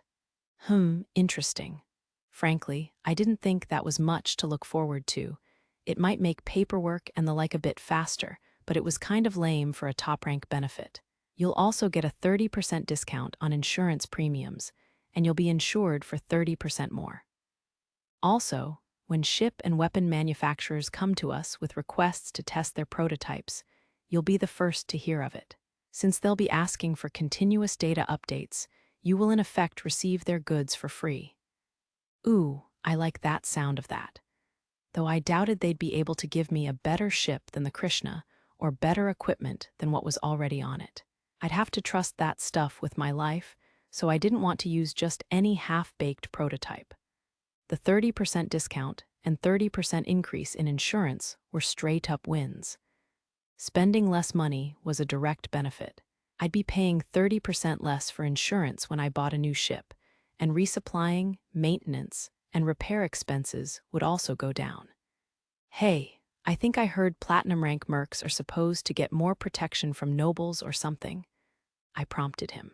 We can't make any specific promises there, but platinum rankers are the backbone of our reputation. Of course, you will have our utmost support if any nobles should pick a fight with you, though I can't imagine any noble would be so unreasonable with a platinum ranker. They are currently in the process of doing exactly that. What's befalling you now is something you brought upon yourselves. Really, it's just a little family spat. We won't interfere in that. But if a noble caught sight of that young woman and abused his power to try to take her from you, we would gladly stand by you. So you act like you'll help, but you actually won't. You made that mess, so you gotta clean it up, friend. Johans shrugged his broad shoulders. Well, I guess I sort of get it. In the end, we're just a thug-like merc and a runaway noble girl being harassed by her, understandably, angry parents. Though it still doesn't sit right with me that they immediately demanded I hand over Elma instead of trying to settle it through peaceful negotiation first. Fair enough, is that all? No, there's more. Your reward for destroying the mother crystal has been set. I hear it's 15 million ener. 15 million, Mimi reeled back. That's a pretty large number, said Elma. Yeah, not bad. Seeing Elma's and my reactions, Johans chuckled. You two seem like you've forgotten the value of an ener. I do think it's a good chunk of change, but as these things go, it's not even enough for another Black Lotus. Give 1% to Mimi and 3% to Elma for me. That's 150,000 ener and 450,000 ener, so my cut is 14,400,000 ener. 150,000. Mimi was gobsmacked in the face of so much money. Much appreciated. Mimi, it's really about time you adjusted to a mercenary's sense of value. Or maybe she's just confused because she doesn't know what to spend all that money on. She loves trying new foods, but you can't exactly spend that much more on food even if you really splurge. She's not the kind to go wild shopping for clothes, either. So is that all? I asked. If so, we'd better get going. We need to get ready for the ceremony. Understood. The Emperor might be present at the ceremony, so be on your best behavior. Pray I don't have to meet him directly. I'll do that. Oh, by the way, Johans called out as we left. We turned on our way out the door. Young lady, have we met before? Johans's eyes were locked onto Mimi. She cocked her head curiously, thought for a moment, and then shook her head. I don't think so. This is my first time in the capital, and I never knew any mercenaries until I met Master Hero. Boarding his ship was the first time I ever left my colony, Tarmine Prime. Huh, guess it's my mistake. Johans cocked his head, just like Mimi. Mimi was such a cutie, I figured you'd never forget her if you saw her once. Maybe she looked like some celebrity out here or something. Back on Earth, they used to say everyone had 3 doppelgangers out there, so maybe you're even more likely to find someone who looks like you out here in space. If you're done hitting on her, can we leave? And if you are, some advice. You're too old, my man. I'm not making a pass at a girl as young as my grandkids. Get out of here. With his cheek twitching, Johans shooed us out. I shrugged, and we finally left the Mercenary Guild's meeting room. Chapter 4.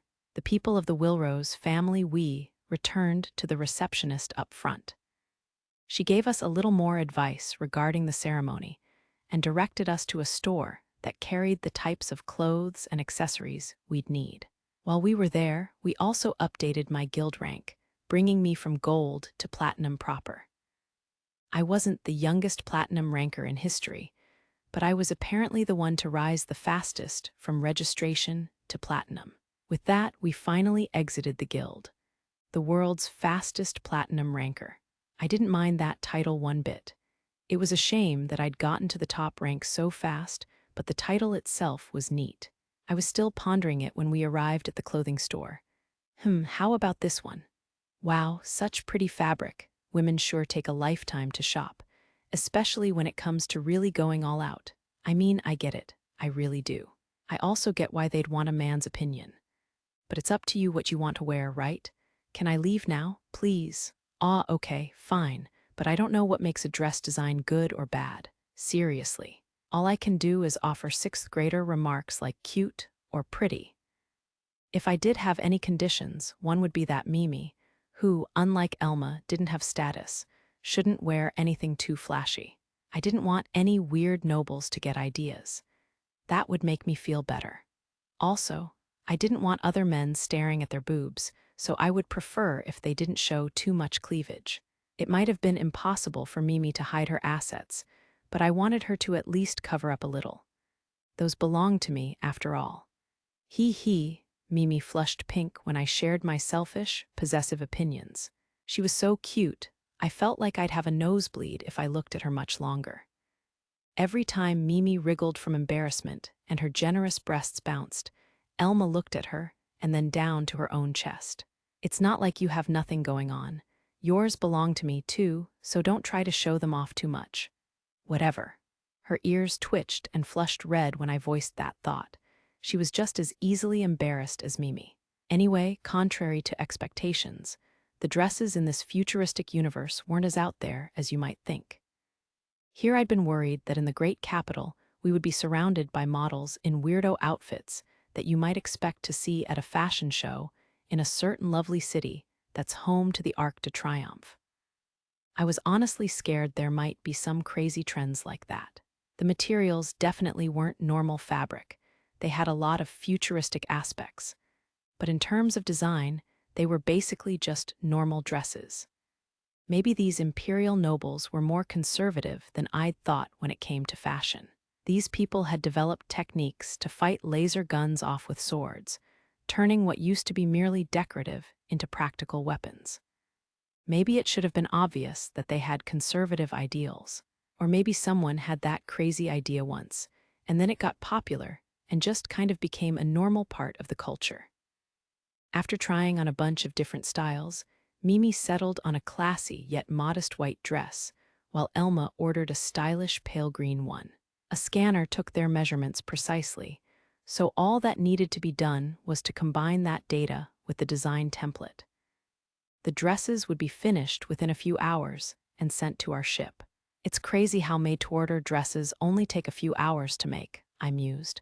The price was even crazier, Mimi shuddered. Don't worry about it. Seeing you two looking so cute and pretty is worth the money. Yeah, right. After you acted like you were about to fall asleep from boredom the whole time. Elma countered, though she clearly wasn't too bothered. In truth, the dresses had only cost 10,000 to 20,000 ener apiece. That was basically nothing to me. Those outfits didn't even add up to the cost of a single anti-ship reactive torpedo. Once the dresses were taken care of, it was my turn. But mine was much quicker. I told the employee about the ceremony and asked them to pick out something to suit the occasion. That was it. What I ended up with was a lot like an old-fashioned military uniform, but it was surprisingly easy to move around in. Nobles wore styles like this too, so it was apparently designed to give them the freedom of motion necessary to wield their swords. Next would be accessories. As we left the dress shop, I got an uncanny feeling. Suddenly, something flew at me, backed by malice. NGK, I caught sight of what looked like a mass of white cloth out of the corner of my eye. Before I could get a good look, I jumped in front of Mimi and Elma, my hand on the hilt of my sword. This wasn't the place to fire a laser gun. There were too many people around. Oh ho, you're no ordinary man with those swords on your hip. Our assailant was a man with feminine features on his elegant face, long and pointed ears, and a trim, neat figure. The man's outfit was classy and mostly white, and he had a long, slender sword at his hip. The white handbag at my feet, the object that had been flung at me, was his. My name is Ernst Wilrose. I challenge you to a duel. Not really interested. Sorry, I replied bluntly. He stared blankly for a moment before finally grimacing like an angry god. What? Why? Because I have no reason to fight you, brother-in-law. I took my hand off my sword and smiled. The elf man Ernst brandished his own sword and roared at me. How dare you call me that? I'll cut you down where you stand. At this, the bystanders around us started to scream and run away. Hey now, I haven't picked up the bag. If I don't pick up the bag, there's no duel. Then it'll be a one-sided slaughter. I pointed at the silver-winged sword assault badge on my chest and said, if you attack me now, I think you'd be in real trouble. RGH. Ernst's pretty face warped again, and he shut his mouth with a snap. Under the watchful eyes of a crowd, an enraged noble cuts down a mercenary who seemed to be minding his own business. Normally, that wouldn't be much of an issue. The noble could flex his influence to shake off any real trouble. But I had two swords at my hip and the silver-winged sword assault badge on my chest. In other words, anyone could tell at a glance that I was equal to nobility. A blue-blooded noble like him couldn't feign ignorance either. He knew what the badge meant. A one-sided attack on me now would go down very badly for him. Dear brother, Elma spoke up. Elma, you don't need to stay with that man. Come home with me. I don't like it when you're violent. Leave us alone, please. Elma's eyes, like her words, were as cold as ice. Ernst looked thunderstruck. He dropped his sword and fainted, still standing up. Wait, he fainted? Are you serious? Oh geez, he's foaming at the mouth. What did Elma do? Did she kill him with her eyes? Scary. Let's just leave him and go, Elma said frostily. Huh, it's fine, come on. Elma pulled Mimi and me along and began walking, leaving her brother in the street. Okay, too confused by the bizarre situation to muster any comment, we silently allowed her to drag us over to the jewelry store. Despite the unexpected incident with Elma's brother, we eventually arrived at the jewelry store, finished our shopping, and returned to the Black Lotus. Are you sure it was safe to just leave him like that? It's fine. I mean, who cares? He obviously thinks you're using my debt to you to take advantage of me anyway. Well, he's not entirely wrong. If nothing else, Elma had offered herself to me because of the 3 million ener debt. But I think, and maybe this is crazy, that things are different now. We basically treat the debt like it doesn't exist, though it is a little odd that she hasn't paid back even 1 ener yet, now that I think about it. Yet Elma almost never spent money, save for when she splurged on alcohol back in the airing system. There was probably a reason she hadn't paid me back. For example, maybe she was using the debt as an excuse to stay with me longer. At least that was what I assumed. I'd never actually asked. Sure, maybe that's how things started off, Elma went on. But these days, I'm here because I want to be. And I plan to pay off all the debt at once someday. But I only have 1.3 million right now, so I'm not even halfway there. Elma sighed as she thought of her savings so far. Now that you mention it, I have 380,000 ener, and I haven't even been on board a year yet. Mimi shuddered in awe at her own wealth. Mimi didn't owe me any money, though. Her savings were entirely hers. I might have spent 500,000 ener to get her off that colony, but I wasn't planning to make her pay it back. That would just be moving her debt from the colony to me, after all. Really, I wasn't about to start being crappy over any of the money I'd willingly spent, though maybe they'd have preferred to pay me back for their own peace of mind. Oh, yeah. We're back at the ship, so I guess we'd better call your family, right? I guess, what a pain. Ah ha ha, Mimi laughed. But maybe it's not so bad. It is nice to have family that worries about you. Isn't it, Master Hero? Yeah, it sure is. Mimi and I were alone in this universe. She had lost her parents in an accident, and given how she'd been left to suffer after they passed, I figured she didn't have any ties to her grandparents or other blood relatives. As for me, I probably don't need to remind you by now, but I'd woken up drifting in space in the Krishna. I didn't have anyone in this universe I could call family, though I considered my crew to be found family. Elma seemed to consider our situation, and her fed-up look turned into a serious, sympathetic one. Okay, I'll call them now. If it's okay, I'd like to sit in, I said. We're a crew, so we're kind of like family, right? I want to join too, Mimi chimed in. Oh, and I'll call May, Tina, and Whiska. All right, could you? Elma smiled and watched as Mimi used her tablet to summon all the other members of our crew. May had stayed with the ship, so she made it to the lounge in no time. Meanwhile, Tina and Whiska were out dealing with the Space Dwerger office, so they said it'd be hard for them to join us. Apparently, the branch office was actually on Gracius Prime, since it had a large ship bay.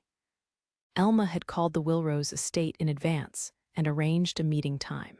Actually, when she'd first called, they said they were willing to talk immediately if possible. It seemed they wanted to ensure her safety ASAP. Okay, I'm dialing in now. They picked up almost immediately, and 3 people appeared on the lounge's large holo display within seconds. One was a young man, though he looked older than Ernst, the guy who had threatened me in public earlier, while the other 2 were a pair of young women who looked like sisters. All of them had pointed ears like Elma's and an aura much like hers as well. Father, mother, sister, it's good to see you. Elma, we're so happy to see you safe. The father with eyes so similar to Elma's gazed at her and breathed a sigh of relief. The women's eyes, meanwhile, were fixed on me. When we heard you were with a mercenary, we wondered what kind of a big, coarse man he might be, one said. But he's surprisingly small, or normal rather, the other added. Which one is her mom and which is her sister? They both looked so young I couldn't help but wonder. I really would have thought they were both her sisters, and supposedly one was her older sister. Allow me to introduce you, Elma said. This is the captain of the ship I'm on. He's a platinum rank mercenary and bearer of the silver-winged sword assault badge, Hero. It is a pleasure to meet you all. My name is Hero. Due to my humble birth, my words and actions may displease some of more refined backgrounds, so I thank you in advance for your patience with me. I put a hand to my chest and bowed slightly. The three people watching blinked in amazement through the hollow display. Hero, you're confusing my family. HM, did I say something wrong? They might expect imperial court language from other nobles, but they don't expect it from mercs. I see. Hear that, Mimi? Beway. Hi, I'm Mimi. Master Hero and Elma saved my life on Tarmine Prime, and I've been a member of this crew ever since. It's a pleasure to meet you. Mimi introduced herself and bowed as well. The Wilrose family all turned to her. Elma's father and one of the women went wide-eyed for some reason and did a double take at Mimi. The other woman cocked her head, apparently seeing something intriguing in her as well. Is there a problem? I asked. And no, there isn't. Pardon me. My name is Eldemois Wilrose. This is my wife, Milfa, and this is Elma's older sister, Elfin. Thank you for taking care of our daughter. Nice to meet ya. So the elf with the hip-length silver hair was Mother Milfa, while the blonde one with her hair tied up in 3 braids was Sister Elfin. All of them look so young, even her dad. Eldemois said, our urgency in contacting you today is in regards to Ernst. Oh, as you may know, he is my son. We've already run into him, Elma interrupted him. He challenged Hero to a duel, but I dealt with him. Eldemois paused. Then I'm glad everyone came out of that safely, he said, closing his eyes and sighing.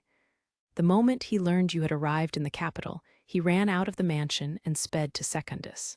Of course, I was also aware of your silver-winged sword assault badge, Sir Hero, so as you can imagine, I was beside myself with worry. Figures, Elma answered. But what was the deal with that demand you made to the Mercenary Guild? They made it sound like you were trying to use the family name to pressure them into handing me over immediately. What? I only asked that they have you contact me promptly. I bet that dumbass sent another message that caused the confusion, Elfin said caustically. Presumably, that dumbass was Ernst. Maybe so, we'll have to have a word with the Mercenary Guild later. More importantly, Elma, it's been 5 years. Your betrothal to Alexander has expired, and we don't intend to force you to marry anyone. Come home, please. Eldemois looked sincere as he tried to persuade Elma. Alexander, betrothal? Haha, I see. So that's why you ran away, huh? I guessed.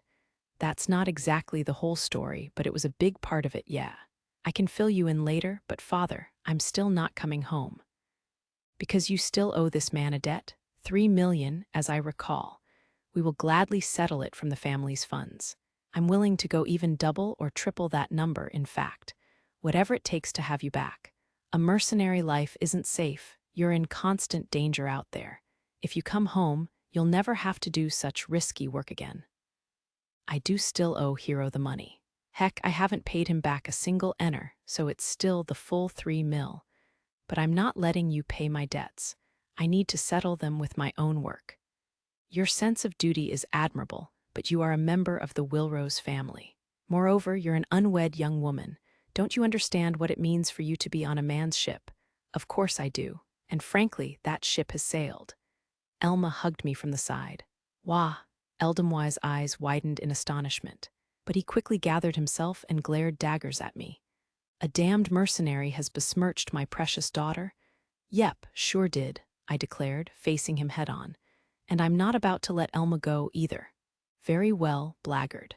I challenge Werg. On the other side of the hollow display, fists jabbed into either side of him, and he writhed in agony. Both Elma's mother and sister had punched him from where they sat. Men, Elma's mother sighed. Always trying to duel each other to the death, give me a break. We already have one meat-for-brains sword supremacist in my idiot little brother, father. Besides, Hero's a hero with the silver-winged sword assault badge, and he's going to receive a silver or even gold star soon.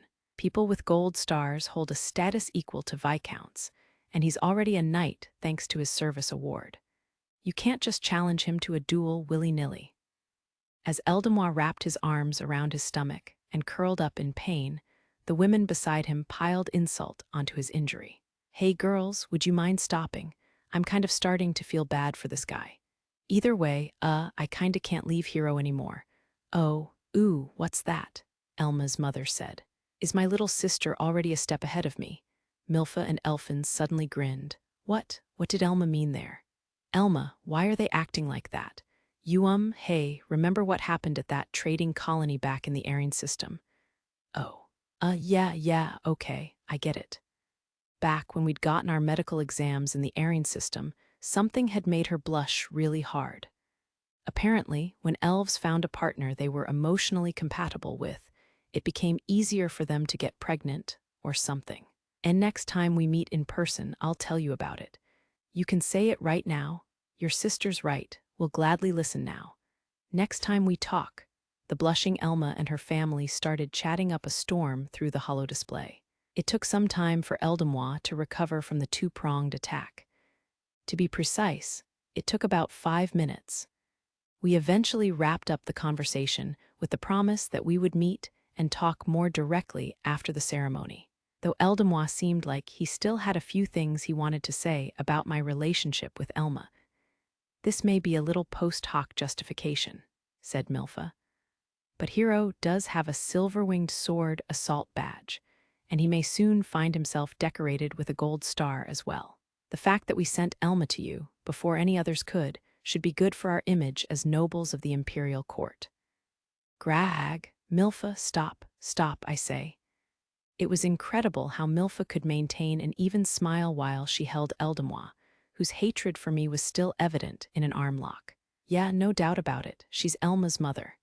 Kinda crazy how they seem to have forgiven us, though. I half get it and half don't, really." "Oh, you mean what Mom said. Basically, if anyone accuses my parents of not being able to control their daughter, they can now counter by claiming they sent me out to find a capable mercenary. It's pure luck on my part, but you do hold 2 very prestigious awards. Do all nobles squabble like children? Kinda.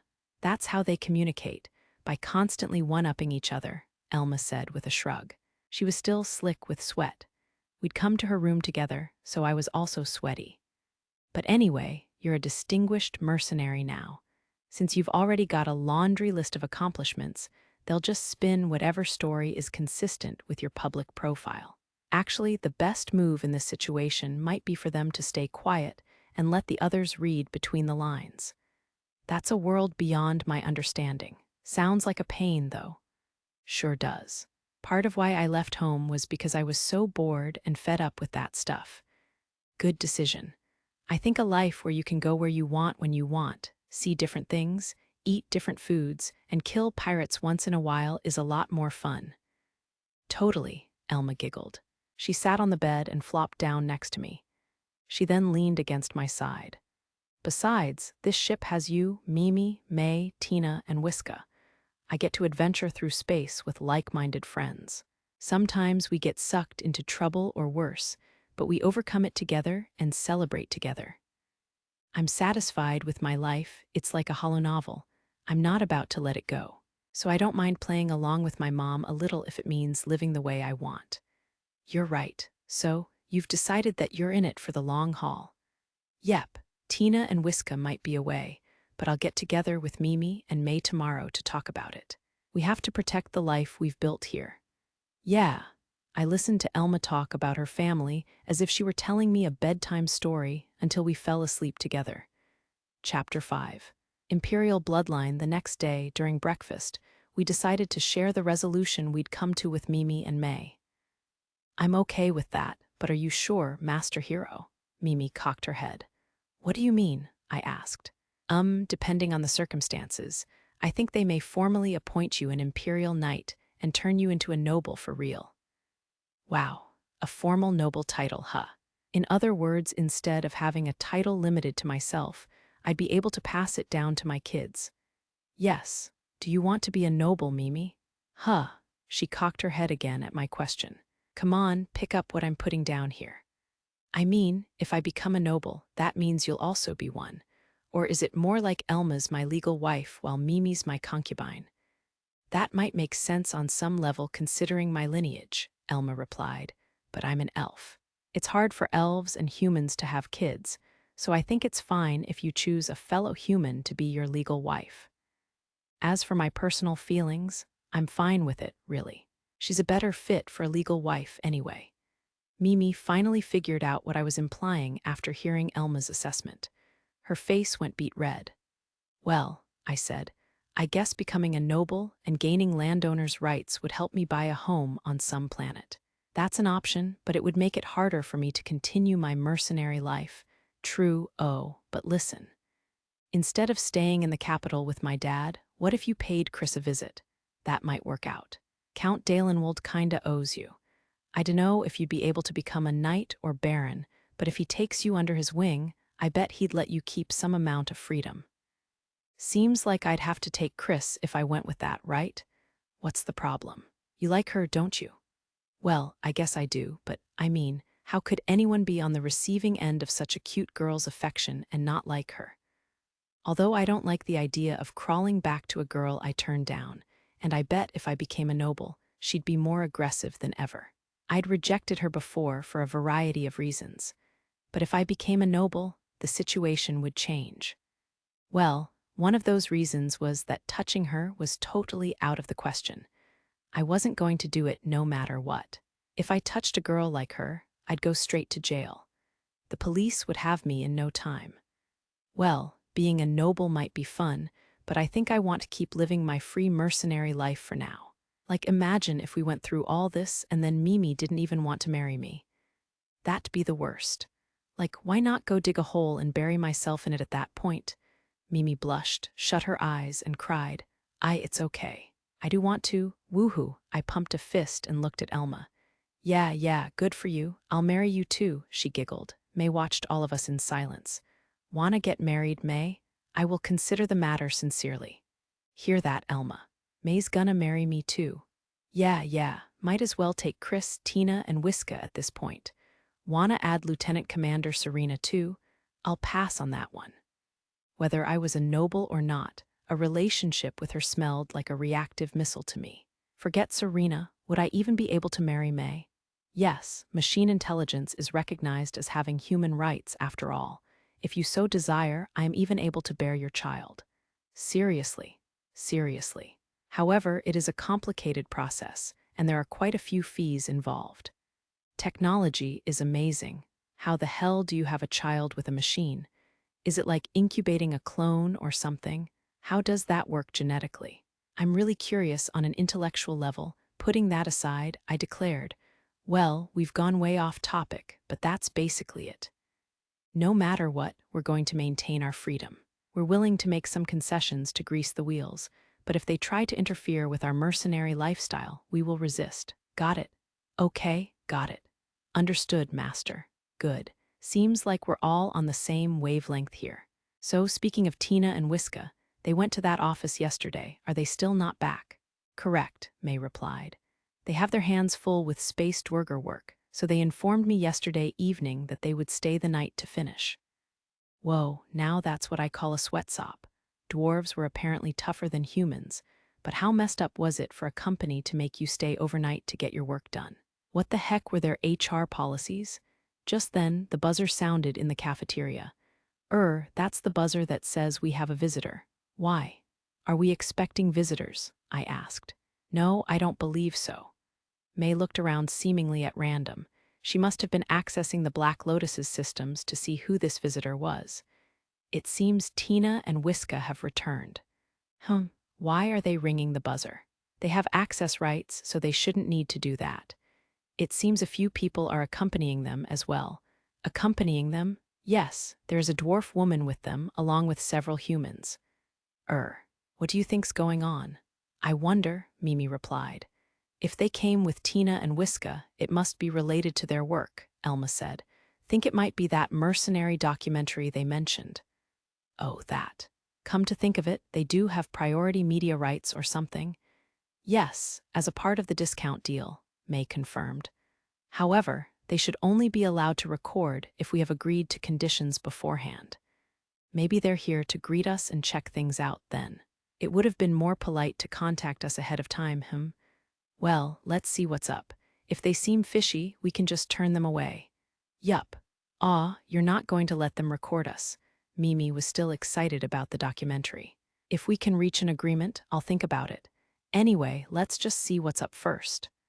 I looked pointedly at May, who nodded and activated the holo display. Two twins with dead-looking eyes appeared on it. "Welcome back, late-night workers. Who are your friends there behind you?" "They're from the entertainment department, sorry, hun. Mind hearing them out for a bit," Tina said with a big sigh. The light in her eyes was totally gone. "Oh, I see. So every universe has mass media types like this. I'd better be careful working with these people. An hour after Tina and Whiska's return, please forgive us for intruding on you today." The branch chief of the entertainment department of space, Dwerger's Gracious Secundus branch, holy crap, that's a long name. Chief of sales, and deputy chief all lined up in front of me and bowed on their hands and knees. Behind them, the entertainment department employees, who'd followed Tina and Whiska back to the ship, lay in a disorganized heap on the ground. Their faces were beyond pale. I'd say they were downright ghastly, after their sharp scolding. "Let me fill you in on how we got here." They didn't listen. They tried to get on the ship with Tina and Whiska despite every refusal, and then they started photographing things without permission. When we pointed out that they were supposed to request our permission for these things in advance, they handed me a script and started recording, walking all over the place, intruding in private spaces, going into the hangar, snapping pics of the Krishna, and even rifling through containers in our cargo. Look, I got a little pissed. I checked with Elma, May, and even the Mercenary Guild regarding what kind of action I could take with regard to people who break into mercenary ships without permission. I also sent a video of them doing just that despite our refusal, courtesy of May's cameras. I asked the guild to contact Space Dwerger's Gracious Secundus office to lodge a formal complaint, and while they took care of that, I restrained the intruders.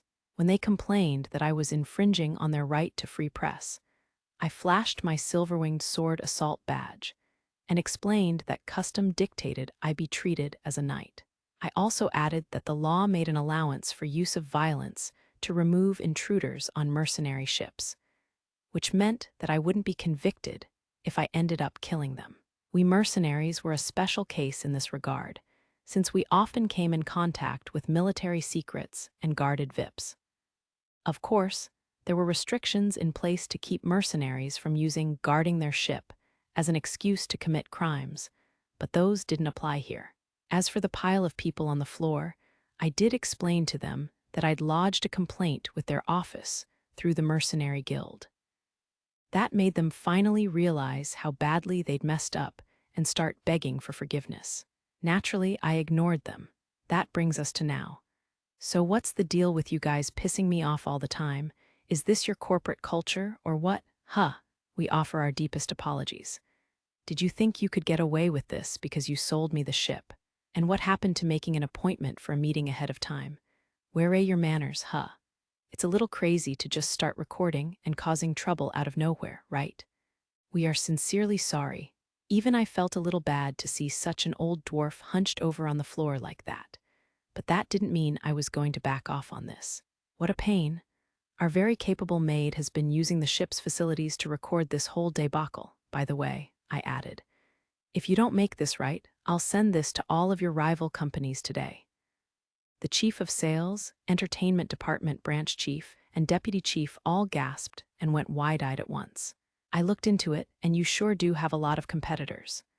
Mobius Strip, Fomal Hot Entertainment, and Netflix might be a good place to start. Mobius Strip was the kind of company to show serious, realistic documentaries, while Fomal Hot Entertainment went in for the flashier and more dynamic ones. Netflix was probably more involved in dramatized and procedural kinds of documentaries. By the way, Netflix's mascot was some kind of alien creature with a conical head that had no face. What was the deal with that? Looking at it head-on felt like I was getting sanity checked. Seriously, is that safe? Anything but that, please. The entertainment department branch chief begged, forehead pressed against the floor. Just between us, and you might already know this, but I'm here in the capital for an award ceremony. I think the news of it will be publicized pretty widely. I looked down at the three dwarves, who occasionally glanced up at me nervously. After that, I'm sure I'll get plenty more requests for media rights.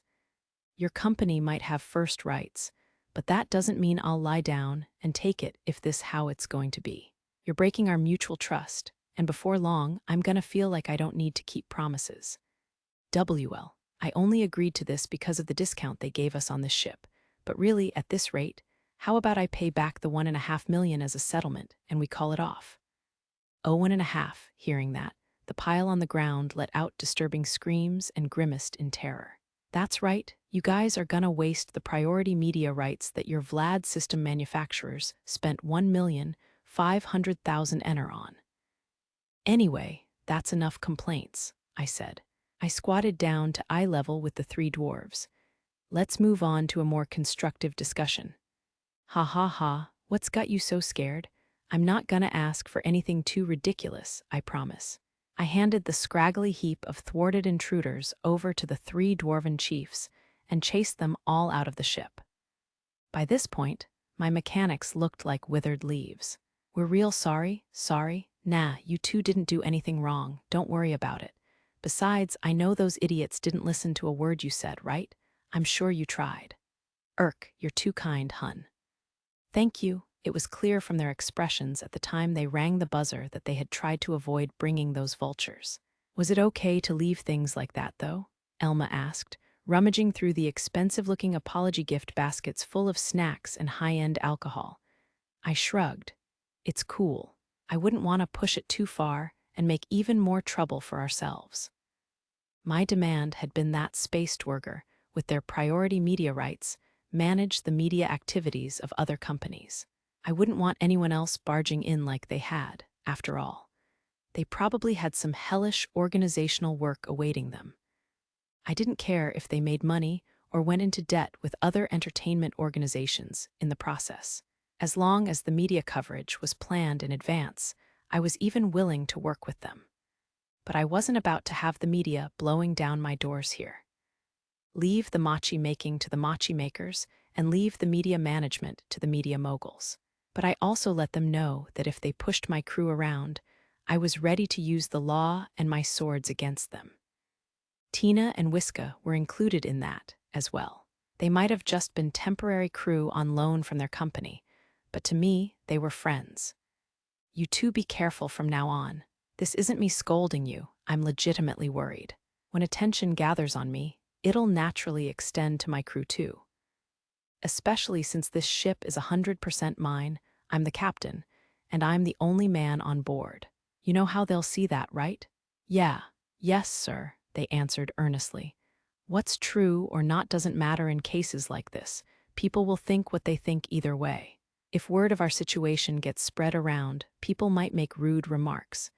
If that happens, don't worry, come and talk to one of us.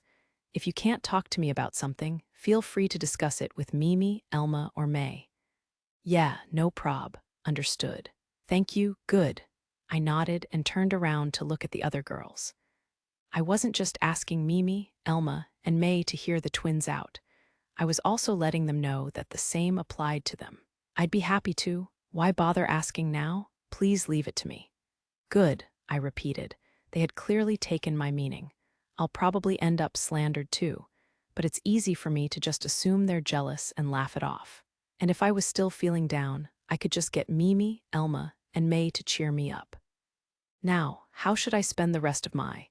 Before I could finish musing about what to do that day, my handheld terminal started ringing. What's going on? That number doesn't look familiar. It says it's coming from the capital, but guess I'll just answer and find out.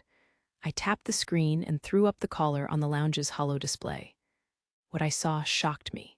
The girl on screen looked a little more mature than I remembered. Her glossy black hair, previously cut in a bob, had grown longer, yet her irises, burning with willpower like onyx gems, were the same. Has she gotten taller, too?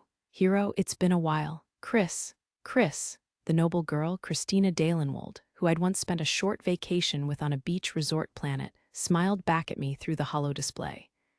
Hey there, I replied. Wow, long time no see. Are you here in the capital on business? Yes, my grandfather and I have a few errands to run here.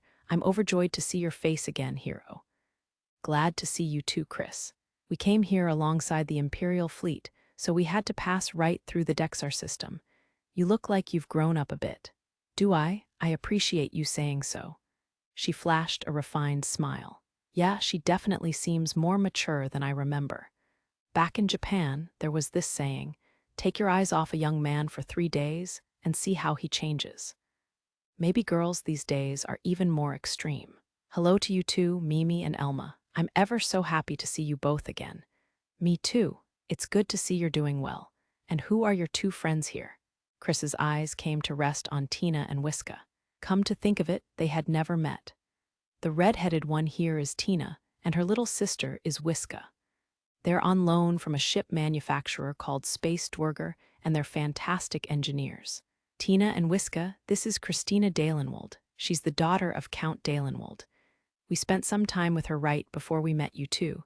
Oh, and we call her Chris. Hello, I am Christina Dalenwald. Please do call me Chris. Chris bowed slightly on the other side of the holo display. Hey, I'm Tina. My name is Tina. Tina began fidgeting nervously when faced with a real noble young lady. Sis, please, my name is Wiska, Miss Chris. Pleased to make your acquaintance. Wiska was pretty smooth at times like this. Really, I'm not surprised at all about Tina. After we'd finished the introductions, Chris gazed at Mimi. Why, you really do resemble her. I'd almost say you're like twins, she said cryptically and nodded to herself. Huh, what's going on here? There sure have been a lot of people staring at Mimi and acting surprised in this star system. Who does she resemble exactly? I asked. Well, do you all know of Princess Luciata, or perhaps not? Never heard of her. I only know her name, Mimi added. She's one of the Crown Prince's daughters, right? Yep. Oh, but it's almost time for her coming-of-age ceremony, isn't it? Elma said. Wait a sec. She whipped out her handheld terminal and started typing something ridiculously fast. You're kidding me? Elma stared at the screen, mouth hanging wide open in shock. It was rare for her to show surprise so openly. Uncanny, isn't it? Chris mused. I was thinking it might cause a stir if Mimi went to the ceremony without knowing ahead of time, so I used my grandfather's connections to contact you. We all gazed at Elma's terminal screen, which displayed a girl, Mimi. Her hairstyle, accessories, and clothes were all different, but that face was clearly Mimi's. Or wait, I think Mimi's boobs are bigger. Mimi was obviously confused. How could she not be? I certainly was. Well, here it is. Why would they mob us like this when we thought we'd shaken off media interest in Elma? Why could that be? Bizarre. I guess a random resemblance wouldn't really explain this, right? That's right, Chris answered. Nope, Elma added. No way, Tina agreed. Absolutely not, Wiska drove the point home further. Would it not? Mimi was clearly at her limit with all the chaos, much like I was. What if we skipped out on the ceremony and made a run for it? I suggested. I'm getting a tummy ache here. We can't, hero. Serena would hunt us to the ends of the galaxy if we embarrassed her like that. Oh no, scary. The fact that she really would was the scariest part. We already ran into each other pretty frequently, without really making an effort to. What would happen to me if she actively tried? The thought alone was terrifying. What should we do? I promise I'm only a simple colonist. I've never been anywhere near the Imperial family. It must be a coincidence. Mimi was even more rattled than I was. After all, the girl on the screen wasn't just any noble. She was a direct descendant of the Emperor. Being the spitting image of someone like that just smelled dangerous. Like, what if they tried to drag her in to be a body double or something? Even darker, they might even try to assassinate her to avoid any false claims to the throne. They'd probably do DNA or genome analysis or whatever first. But if it turned out Mimi did have Imperial blood, we'd be in serious trouble. Heck, there'd be problems regardless, since Mimi and this princess basically looked like twins. Master Hero, Mimi's eyes welled with tears, she unsure of what to do. It's gonna be okay. I'm not letting anyone take you away, Mimi. I pulled her into a hug. Any solution I could come up with, she could probably think up just as easily. Elma or Chris might have a better idea of what to expect. I turned to them. What should we do about this, girls? May, Elma called out. May stepped forward and answered, yes. Could I ask you to work on something for us? You may entrust me with anything. Very good. I looked myself up and down in the hologram, confirming that there were no flaws in my presentation. As an officer of the Imperial Fleet, I couldn't show even a hint of slovenliness to my subordinates. Moreover, I was the admiral of the pirate hunting unit. It was all the more important to maintain a strict standard of appearance. There were times when my life as a lieutenant commander of the Imperial Fleet felt stifling. But it was far better than going to young ladies' tea parties where the girls in question only spread rumors and complained about others. I was grateful to have been born into the Warrior Hall's family. I didn't mind pretty dresses and glittering accessories, but I was never one for the tea parties. Ha, I sighed. Despite my disdain for the exercise, I would likely find myself stuck at quite a few tea parties now that I'd returned to the capital. However, I had been away on military duty for 5 years now. Perhaps people had forgotten me and wouldn't send invitations anymore. Good morning, Lieutenant Commander. Morning, Lieutenant. I strode to the officers' dining hall of the Lesterius, where I found Lieutenant Robertson already tucking into his breakfast. He was a fine adjutant, offering me his full support and respect as the commander of a small fleet. I placed the food from the automatic cooker and a cup of black tea on a tray and carried it to the table. While greeting the other officers as they came in, I spread marmalade on my toast. Can't they do anything about this automatic cooker? The tea is acceptable, but everything else it makes is barely edible. If the officers' dining hall breakfast was toast with marmalade, baked beans, and black tea, then what the hell were they giving regular soldiers? Seeing as we were here in the capital, I considered ordering replacement cookers for every ship in my fleet. It would be easy enough compared to all the annoying paperwork I'd been subjected to until yesterday. Ceremony, preparations, and presentation were such a pain. Things have finally settled down. Indeed. We can take it easy until the ceremony, if nothing else, I said, turning my eyes to the holo display while I sipped my tea. The morning news was dry. Some puff piece about the capital's trees being in bloom, then a segment on Princess Luciata, who had appeared before the media for the first time in 10 years. Wait, what? PFFFT? Black tea spewed out of my mouth, and I began coughing violently. Whoa, Lieutenant Commander, Lieutenant Robertson piped up in surprise. However, I didn't have it in me to answer him. I couldn't take my eyes off Princess Luciata's face. After all, that was a face that was very familiar to me. I wiped my mouth with the back of my hand and focused on every single word of the news program. Oh, goodness me. This could be a big thing. There really is something strange about Captain Hero. I can't believe, and no, now isn't the time to think about this. At this rate, the ceremony is going to be a circus. I have to do something quickly. Forget taking it easy, I said. I need to contact the Imperial Family Affairs Office at once. Imperial Family Affairs? Lieutenant Commander, what's gotten into you? We need to act fast, or this could be disastrous. Come with me. I'll have to explain everything to the clueless captain, gather my documents, and call Imperial Family Affairs. I've got a headache and a stomachache. Mark my words, Captain Hero, you will owe me big time for this. After we hung up with Chris, Mimi finally managed to stop crying. You really do look like twins, Mimi. Are you sure you ain't related? Tina asked. Geez, you really didn't waste any time before badgering her. I'm not. Mom and Dad were just normal commoners working on colony infrastructure. I don't know anything about my grandparents. Even if your mom and dad said you didn't have any other family connections, you wouldn't know if they were being wholly honest, right? Whiska suggested. Yeah, I guess you're right there, I agreed. If Mimi's parents never told her anything about it, then we're basically at a dead end. Yep, but I'm sure we'll know the truth soon. Elma had hardly finished speaking when the buzzer rang through the lounge, informing us that we had guests again. I glanced at Elma, but she only shrugged. Okay then. I brought up the camera covering the ship's ladder on the holo display. Ack, I shouted. Don't ack me, please.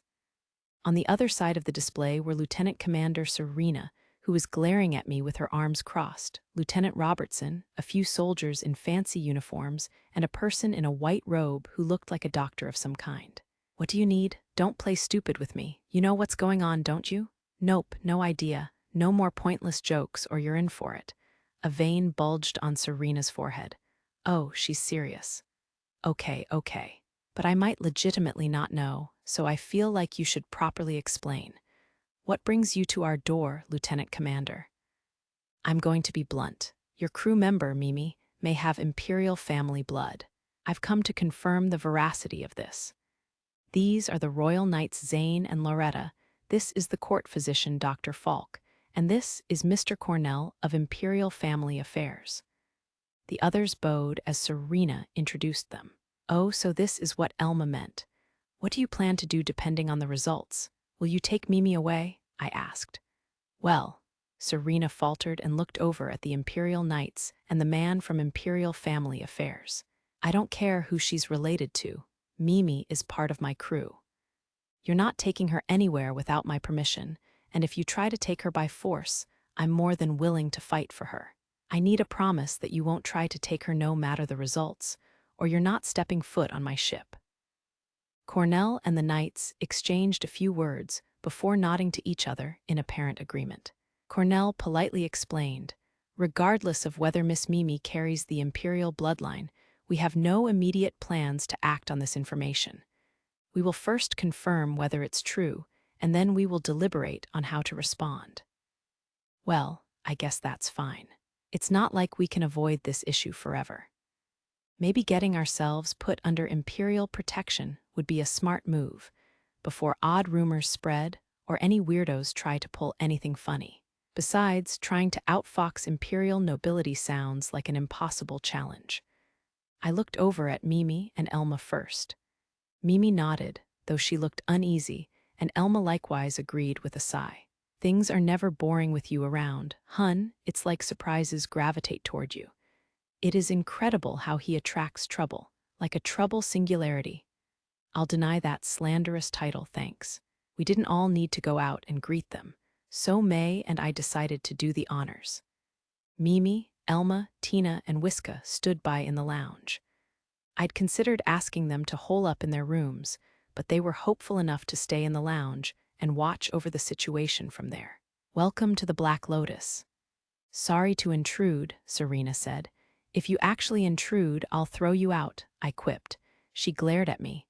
"Look, I'm just cracking a joke to lighten the mood a little. This is my first time on a mercenary ship. What a valuable experience." "It sure is. It's much brighter and cleaner than I'd imagined." Cornell and Falk, both docile-looking elderly gentlemen, walked through the passage to the lounge, oohing and awing at the interior. The two royal knights might have looked at first sight like they were facing straight ahead, but I saw them occasionally shoot surreptitious glances at me and May and check the halls for anything suspicious. Can't be too careful around these two. "Ooh," Cornell gasped. Was that impressed sound because he'd caught sight of Mimi, or because he was awed by our big, clean lounge? Based on the line of Cornell's gaze, it must have been the former. The Imperial Knights seemed almost ready to kneel on reflex. "Miss Mimi, please call me Cornell. It is a pleasure to make your acquaintance." "Okay, I'm really not anything special, so you don't have to be so formal. That may be true, or it may be false. We'll know before long. Isn't that right, Dr. Falk?" "That's right. The results will come immediately. May I have your hand?" Mimi gazed worriedly at me, so I nodded and urged her to cooperate. With new resolve, she timidly reached her hand out toward Dr. Falk. The doctor took out a finger cot, which was attached to his tablet by a long cord, and placed it securely on Mimi's finger, then started tapping away on his tablet. "HRMMM? Well, well," he muttered as he watched the results pop up on his screen. He bowed his head to Mimi and removed the finger caught from her hand. "Based on these results, the probability of Mimi bearing Imperial blood is a fraction of a percentage away from 100%, Dr. Falk declared. He kneeled before her, and Cornell and the Imperial Knights followed suit. "Wah," Mimi trailed off in confusion. Elma and I covered our eyes with our hands and looked up in mute surrender. Why did this have to happen? We asked Cornell from Imperial Family Affairs, Court Dr. Falk, and the two knights to give us some space for the time being. The knights stubbornly tried to stay aboard and protect Mimi, but I insisted. I had plenty of experience protecting her, and I pointed out the high security of the Black Lotus, which kept any strangers from entering as long as the shields were up. In the end, they folded. The only people still aboard were my crew, Lieutenant Commander Serena, and her adjutant Lieutenant Robertson. I have a hell of a lot of questions, but first off, how did a blue-blooded noble like you not notice this sooner? I glared at Serena. She frowned. I only saw it while I was watching this morning's news. I noticed how familiar the princess's face seemed, and then it hit me that she looked just like your crew member. I was so surprised I spit out my tea. Serena elegantly drinking her black tea, seeing the news, and spewing it all over the place. I wish I could have seen it. I would have pointed and laughed. I mean, what about that princess, was it? Nobody knew what this girl looked like. Shouldn't nobles like you and Elma know? Imperial family members typically do not show their faces publicly between the age of 5 and their coming of age. In fact, Princess Luciata only showed herself to the media for the first time in 10 years last week. That timing, now that you mention it, why didn't you notice? Serena demanded. You have a high-spec Maydroid, don't you? All eyes gathered on May. Shameful as it is to admit, May explained, while I did perceive the news that Princess Luciata had revealed herself to the galaxy for the first time in a decade, other data processing has kept me so busy these past few days that I assigned it a low priority. Other data processing? Yes. Creating lists of nobles who might try to harass my master, their locations and current activities, and other such things. Oh, Mimi, the mechanic twins, and I all cried out in amazement. That did sound like a lot of work. Elma, Serena, and Robertson just grinned wryly. Regardless, you now see that we can hardly be blamed for not knowing. Yes, Serena insisted. More importantly, Captain Hero, consider this a favor I'm doing for you. You owe me. Come again? Why exactly? None of this is my fault. Why would I owe her? I was quick to express my dissatisfaction. It's only because I noticed promptly, contacted Imperial Family Affairs, and personally spent time and effort to come to you that things have proceeded so smoothly and quietly thus far. I'd say that's quite the favor, wouldn't you? Do you know how much trouble you'd be dealing with now if I hadn't acted so promptly? Things might have gotten annoying if you didn't step in, sure, but we were getting a handle on the situation ourselves. We have a way to contact Imperial Family Affairs if necessary, so we could have dealt with it without your meddling. We could have relied on Count Dalenwold, since Chris brought it up. Plus, we could have asked the Wilrose family if we needed to. Wilrose himself was apparently from Imperial Family Affairs. That said, I guess we would have ended up in their debt.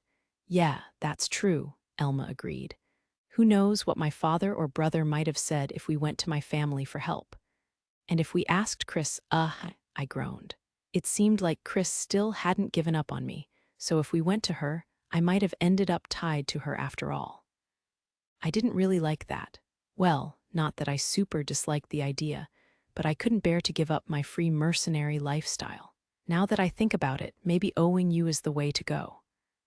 When it comes to results, yeah, maybe, Elma agreed. Well, there you have it, Serena replied, satisfied.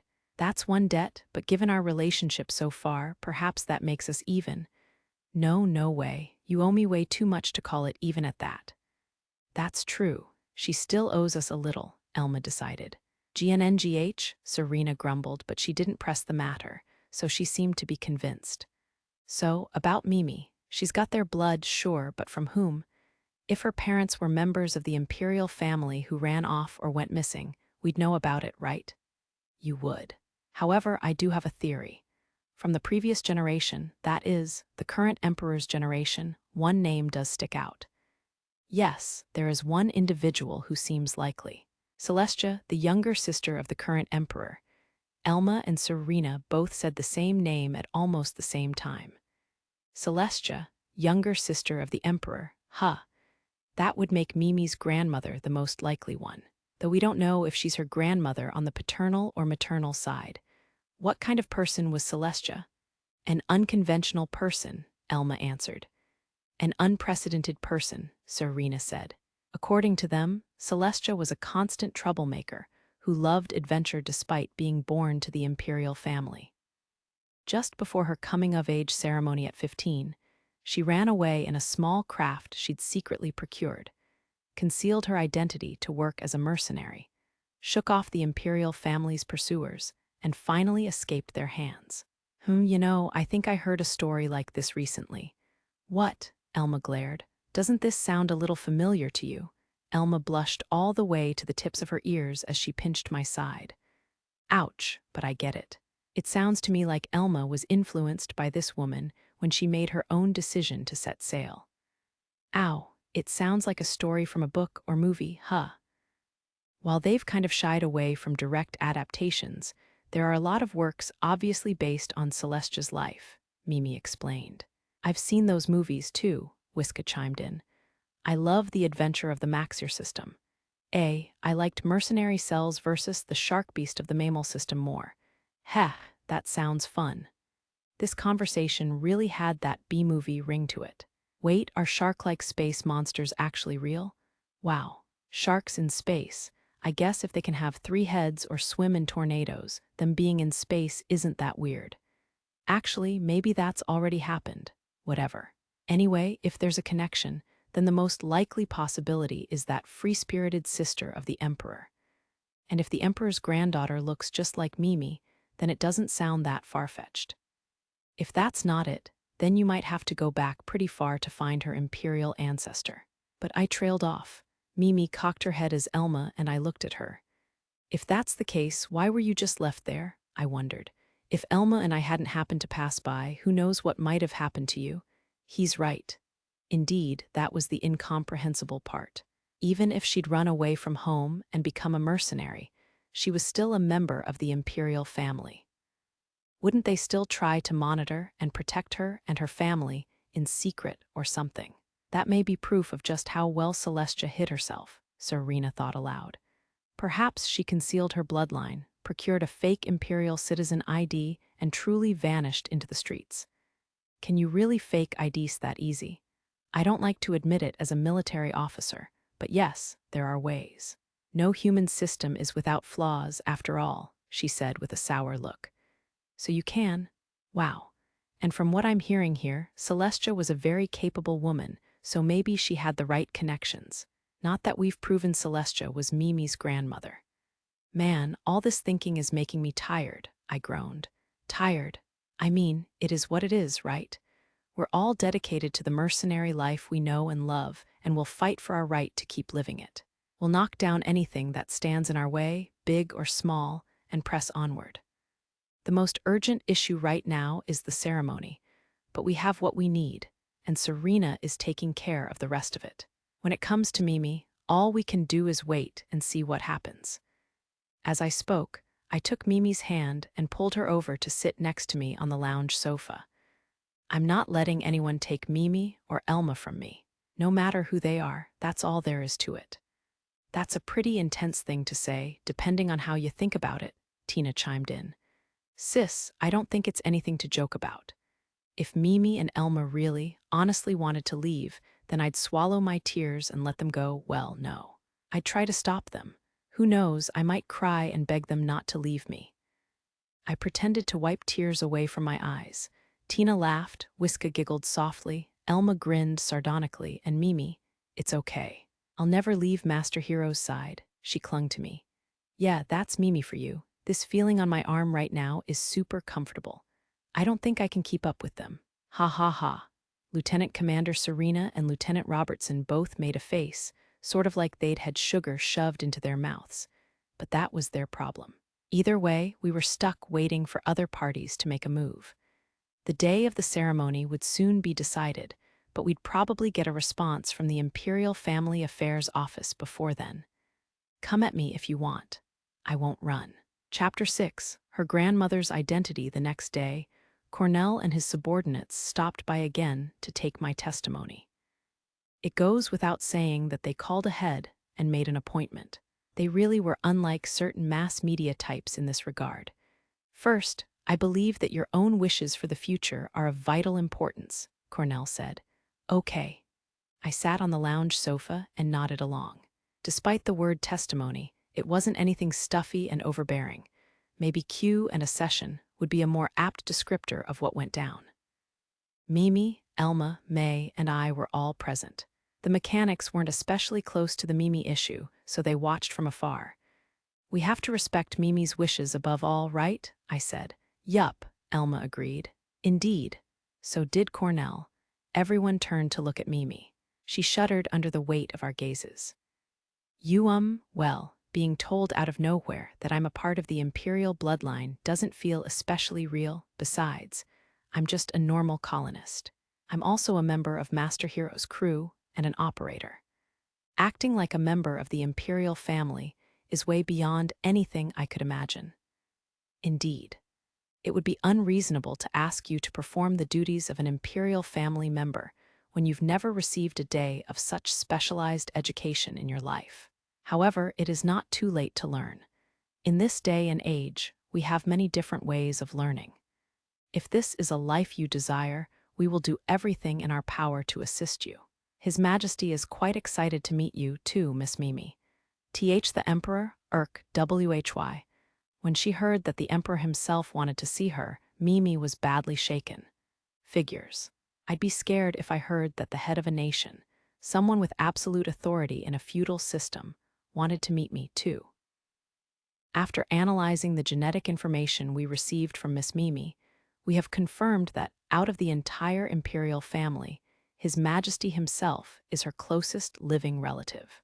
Furthermore, by comparing Mimi's data with our own genetic records, we have concluded that Miss Mimi's maternal grandmother is almost guaranteed to be His Majesty's late sister, Celestia.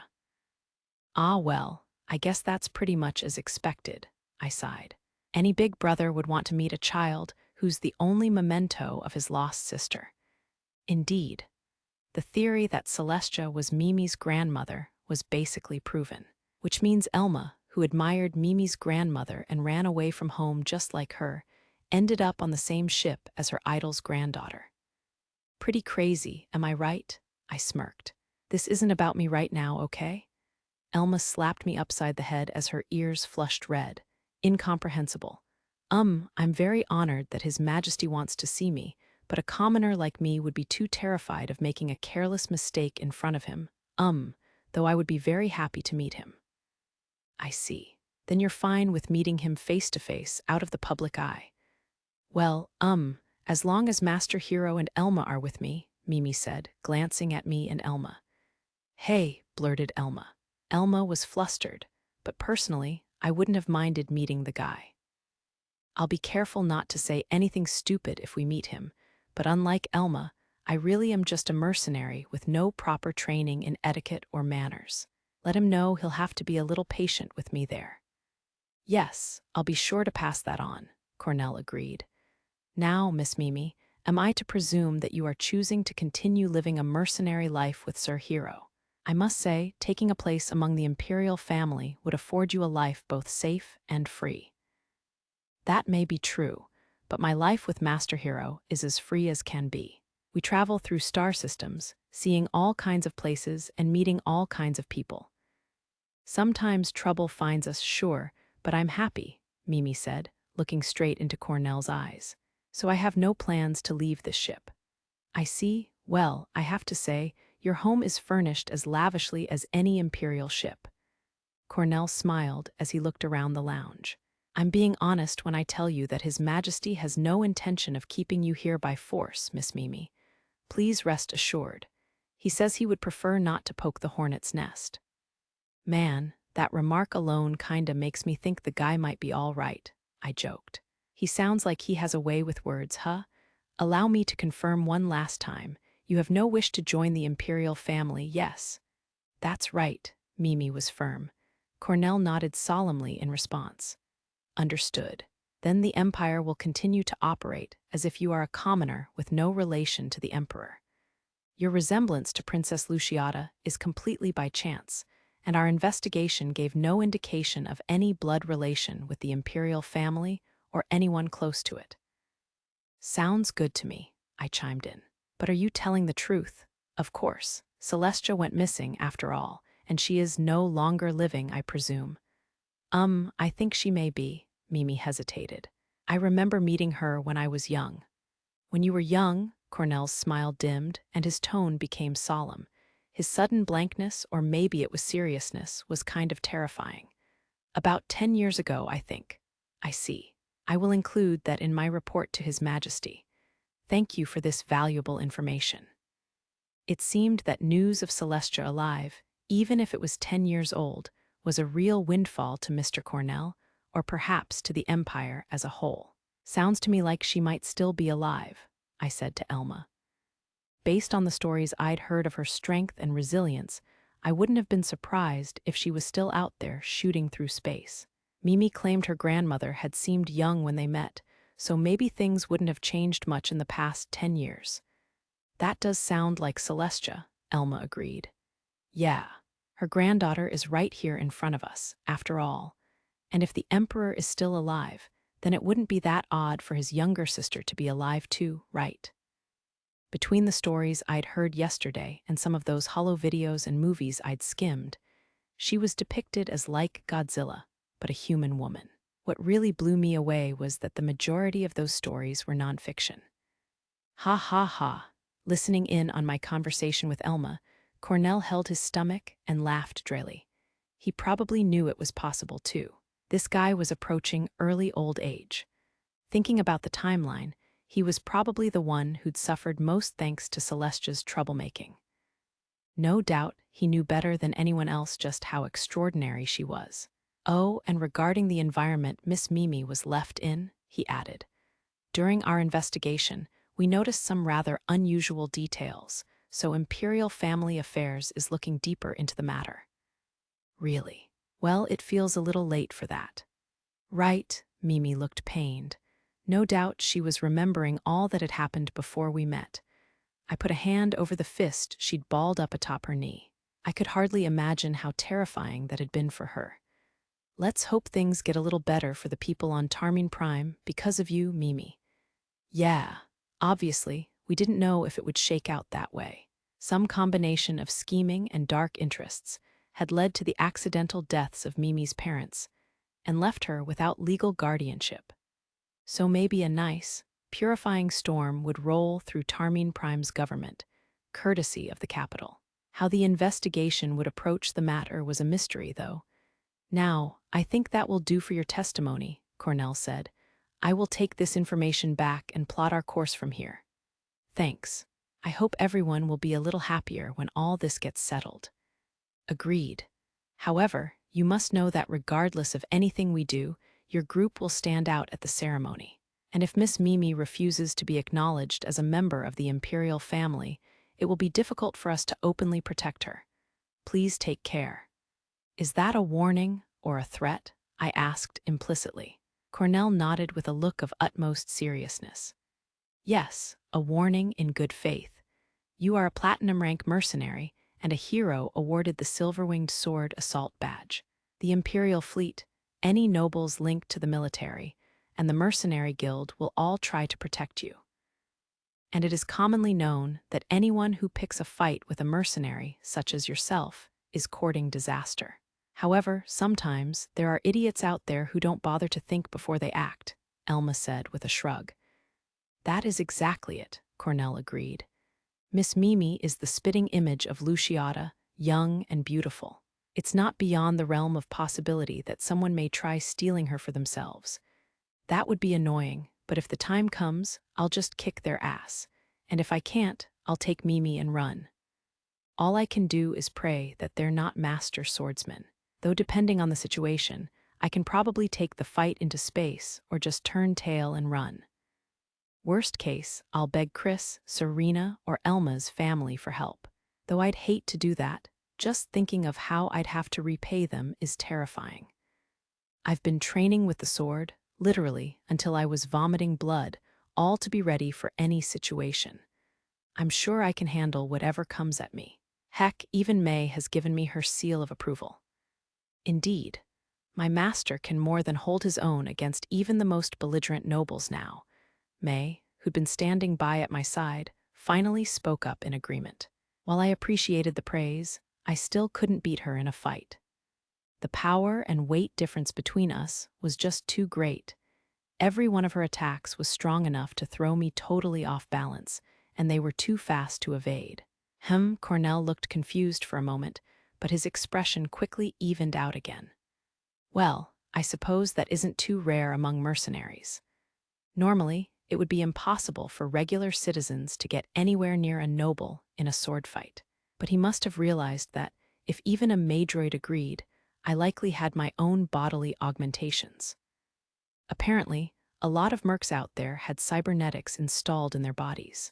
Those who fought in their ships often had their reflexes and sight augmented, while those who fought in colonies had blanket augmentations.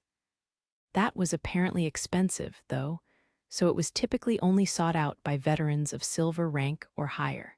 Please do be careful out there. Now, I should take my leave. We will follow up with you once we've determined our course of action. Cornell left, taking his subordinates with him. Now we had added another major event to our itinerary, a private audience with the Emperor. Chapter 7, Gold Star Hour audience with the Emperor was scheduled to take place after the ceremony.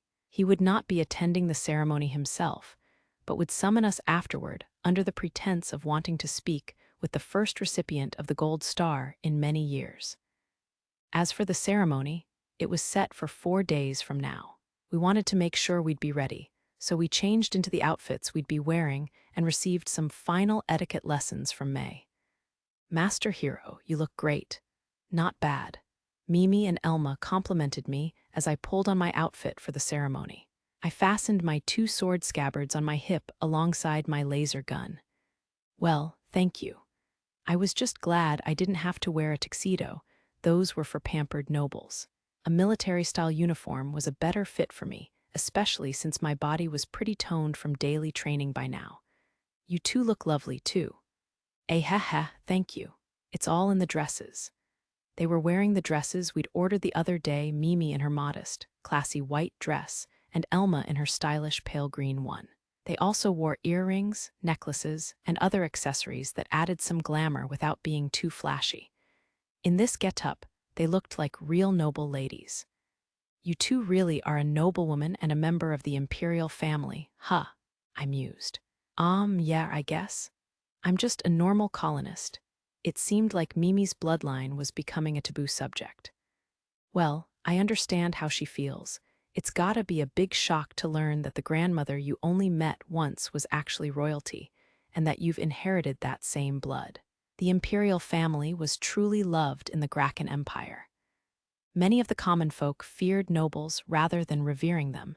Instead of respect toward those privileged few, they felt inferiority. There was real resentment there. But when it came to the imperial family, they genuinely revered and respected them, almost to the point of worship. One of the reasons Mimi had chosen to keep being an ordinary colonist and operator on our ship, instead of joining the imperial family, was that they were simply too awe-inspiring for her. Though of course I was overjoyed that she'd chosen to stay with me. Everyone looks quite wonderful in their outfits. They sure do. You look great, hun. Yep, it looks really good on you. Very dashing. Mimi and Elma are as beautiful as ever, too. May, Tina, and Wiska showered us in compliments when they saw us.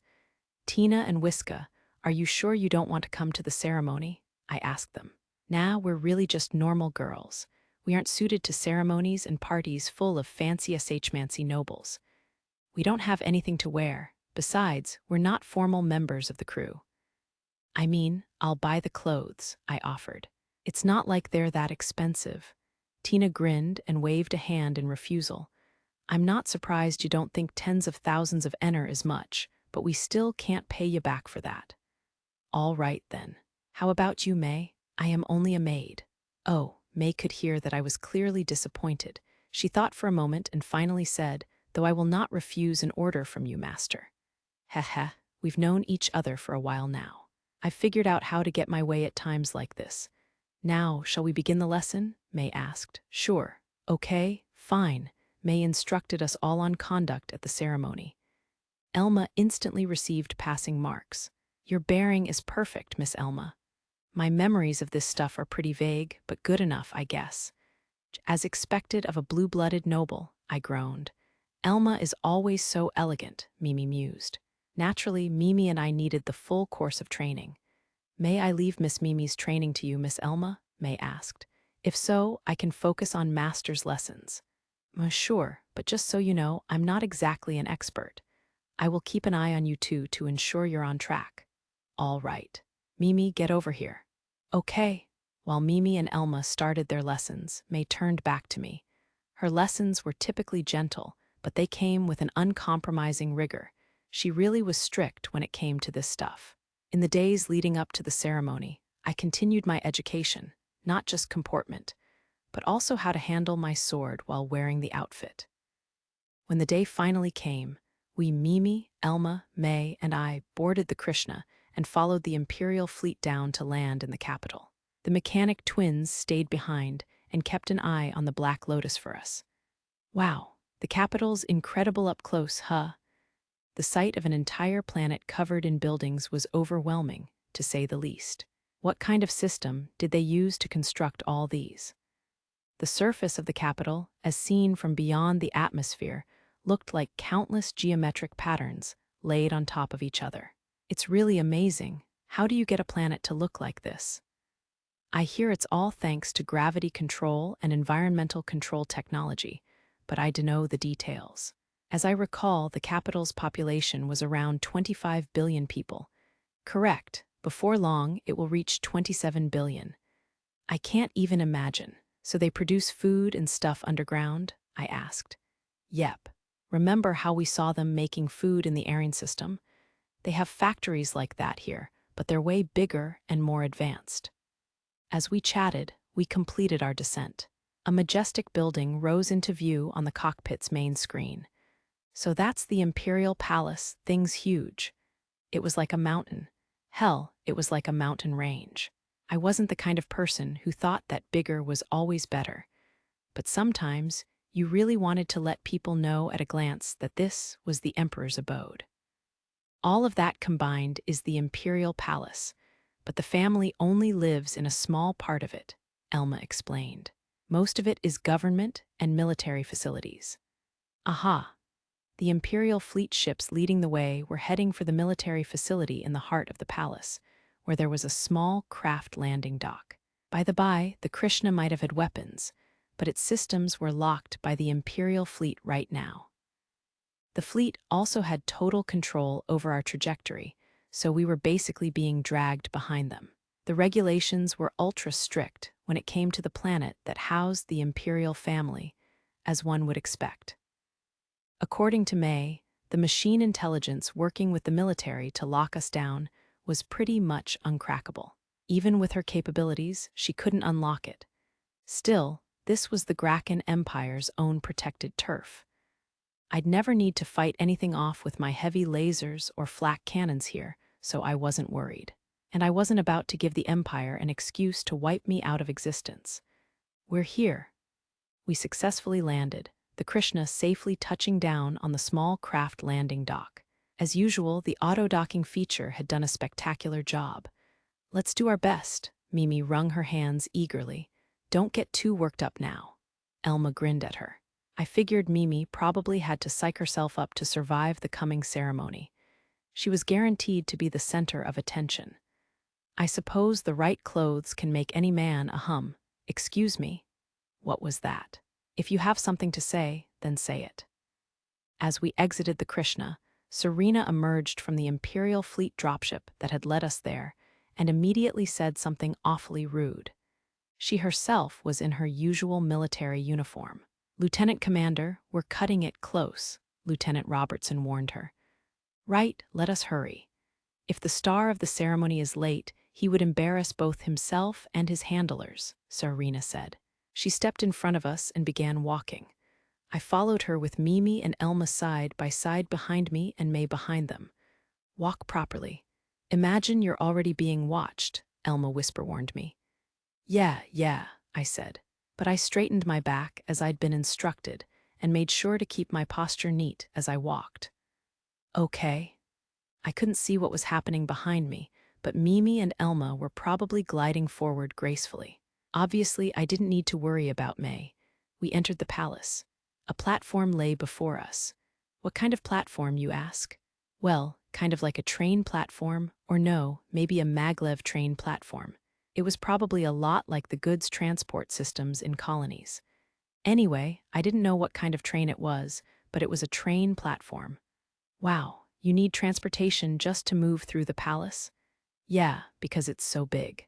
If we walked the whole way, we wouldn't arrive at our destination until sundown. Wild.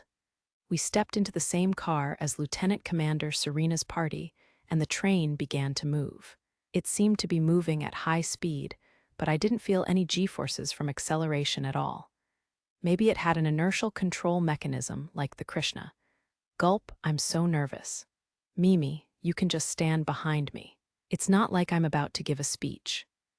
The big shots from the military would probably be talking and giving reports about the Crystal War and everything, but all I had to do was sit down, shut up, and listen. The award ceremony would begin after all that, and when my turn came, the girls and I would all step forward. I was the only one who'd receive an award, but the whole crew was invited to these ceremonies to share in the glory. I'm a little scared thinking about what might happen, though, I said. Nothing will happen, I promise you, Elma assured me. Anyone who tried to make a scene at the ceremony would only be embarrassing themselves. Sure, maybe not at the ceremony, and we'll be summoned to see His Majesty right after, so we might be fine today, but what about tomorrow? Your schedule is packed. I doubt anyone will find a chance to bother you. I hope you're right, I muttered in resignation. Hey, cut it out, Elma forced a smile. Master Hero, Mimi grinned nervously. I mean, it's us. Do you really think things will go so smoothly? I sure don't. Some unhinged noble is gonna run in and cause some Mimi-related scene. I can feel it. I am aware of your uncanny ability to attract trouble, but surely, well, I suppose it is possible, given my experience with you so far. Serena glared at me.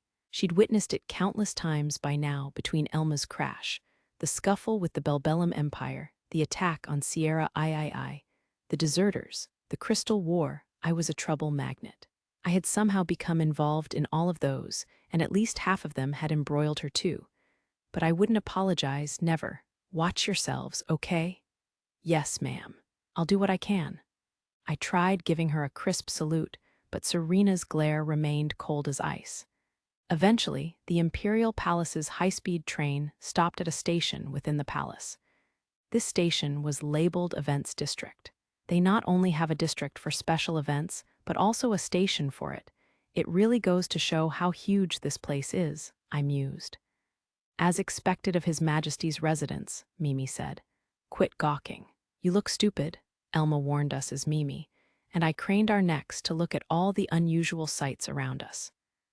That was easy for her to say, but it was hard to be calm when we had stepped off the train and into a place that really looked like the inside of a palace. The floor was covered in plush red carpeting. There were pricey-looking vases and paintings all over, and even huge chandeliers hanging at regular intervals. I felt like an elementary schooler going whoa cool at everything I saw. We proceeded somewhat nervously through the palace until we saw a bunch of people gathered. This must be the entrance to the ceremony. Lieutenant Commander Serena Halls, Serena announced to the guard at the door. I am escorting Captain Hero's party. Yes, okay, confirmed, your seats are right this way. Serena checked us in, and we stepped into the ceremonial venue. Whoa, this is wild. Woo! The room was so big they could have thrown a ball in there. It was packed with seats, and around 80% of them were already filled. A sprawling chandelier hung overhead, and in the rear right corner was an ornate throne. Wait, throne. Didn't you say His Majesty wasn't attending the ceremony? I asked. That's what I heard. Elma's eyes were locked on the same seat. We'd been told that the Emperor wouldn't be here. Did other emperors come to this thing or something? Mimi shrank away from the eyes tracking her from every angle. Just put up with it for a little while, Elma, and I walked on either side of Mimi in an attempt to block her from view, but it barely helped. People looked at her in shock and turned to one another to whisper. She really did look like Princess Luciata, so I couldn't blame them. May, by the way, had come as a servant, so there was no seat prepared for her. Those who were there as servants to the ceremony's attendees stood along the back wall of the venue. "May I have everyone's attention, please?" the master of ceremonies called out. "Princess Luciata has arrived. Please stand and welcome her." We all stood promptly. I didn't have any particular problem with the Gracken Empire, so it wouldn't exactly help anyone if I chose this moment to be pointlessly defiant. As the crowd rose to its feet, a majestic swelling of music heralded the appearance of a beautiful young woman in an elaborate dress. Yeah, even from afar, she looks just like Mimi. Her hair is longer and her boobs are smaller, still bigger than Elma's, though, but their faces are practically identical. The princess proceeded silently to her seat, that very luxurious throne that had caught our attention earlier, and sat elegantly, her legs pressed primly together. Luciata surveyed the venue until her eyes snagged on us and went wide for just a moment. She must have been surprised to see her apparent twin sitting between me and Elma. Still, her reaction was subdued. She must have heard about Mimi beforehand. Not long after Princess Luciata's arrival, the main event began. This ceremony's centerpiece was the awarding of the Gold Star to me, but there were plenty of other people receiving awards as well. Apparently, they'd not only summoned people from the Crystal War, but were also using this opportunity to decorate people for various other achievements throughout the Gracken Empire. In this vast, vast empire, there were people who did work worthy of formal recognition every day. Such ceremonies were held every month or two in order to get through all of them. Thanks to the defeat of the Mother Crystal, we expect to receive great bounties of rare crystals. As our research progresses, we may expect continuous. The ceremony began with scientific and cultural awards. As it wore on, the focus shifted to economic and military achievements. I'd expected this to be a boring event to sit through, but it was surprisingly interesting. Currently, they were discussing the various uses of that same mother crystal I'd finished off the other day. We'd already known that the Empire would reap tons of crystal materials from the mother crystal's corpse. But listening now, it seemed like they planned to use her as a seedbed for cultivating yet more crystals. Supposedly, her ability to reproduce by absorbing the energy from pulsars remained even after she died, or something. If all went well, the Master of Ceremonies explained, the Empire's scientists would be able to mine crystal materials from her in perpetuity. Materials from crystal life forms could be used in laser weapon cores, ship plating, and more. I thought I'd also heard that crystal was a great material for colony construction. It was both sturdy and flexible, and with the right processing, it could retain the ability to recover from any damage it received. Back in Stella Online, research ships equipped with crystal frames or compound armor were often treasured by adventurer players who loved deep space exploration, since they could go for so long without repair or resupply. They didn't have much in the way of defenses, though, so they weren't great in battle. Oh, but they were more resistant to lasers than ships with your average plating. Not that I ever bothered using them. Finally, the Master of Ceremonies reached the end of his speech, and the Crystal War Award ceremony began. For her exploits in strategizing and analyzing data on the crystal life forms, Lieutenant Commander Serena was decorated with an awesome-sounding award, the Argent Ray Distinction. Finally, for his great efforts in the battle against the Mother Crystal in the Hiram system, and for dealing the decisive blow to her with only a small ship, Mercenary Captain Hero will receive his award directly from Princess Luciata herself. Biwa, wah, huh, nobody told me about this. A flurry of whispers rose up from the other attendees. Apparently they hadn't expected this either. However, when Princess Luciata stood, they quickly quieted down. Captain Hero and his crew, Mimi and Miss Elma Wilrose, please come forward.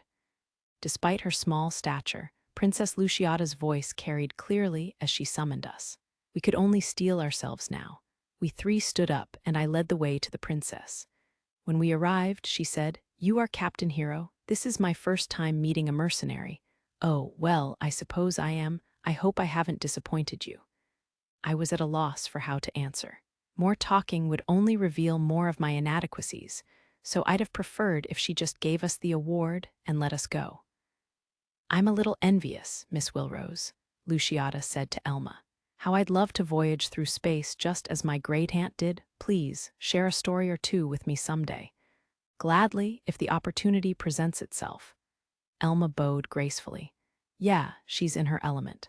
That's a Viscount's daughter for you. And you are Mimi, yes, we truly do look alike.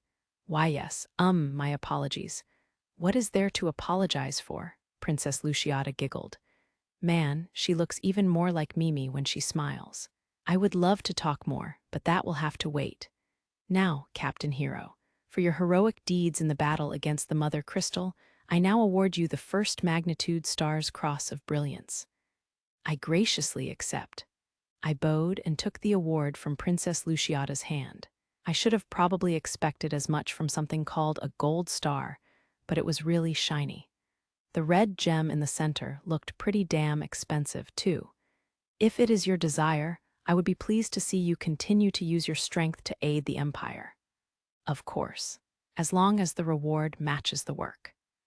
Saying yes too easily right then seemed like it'd lead to me slowly being incorporated into the Imperial fleet.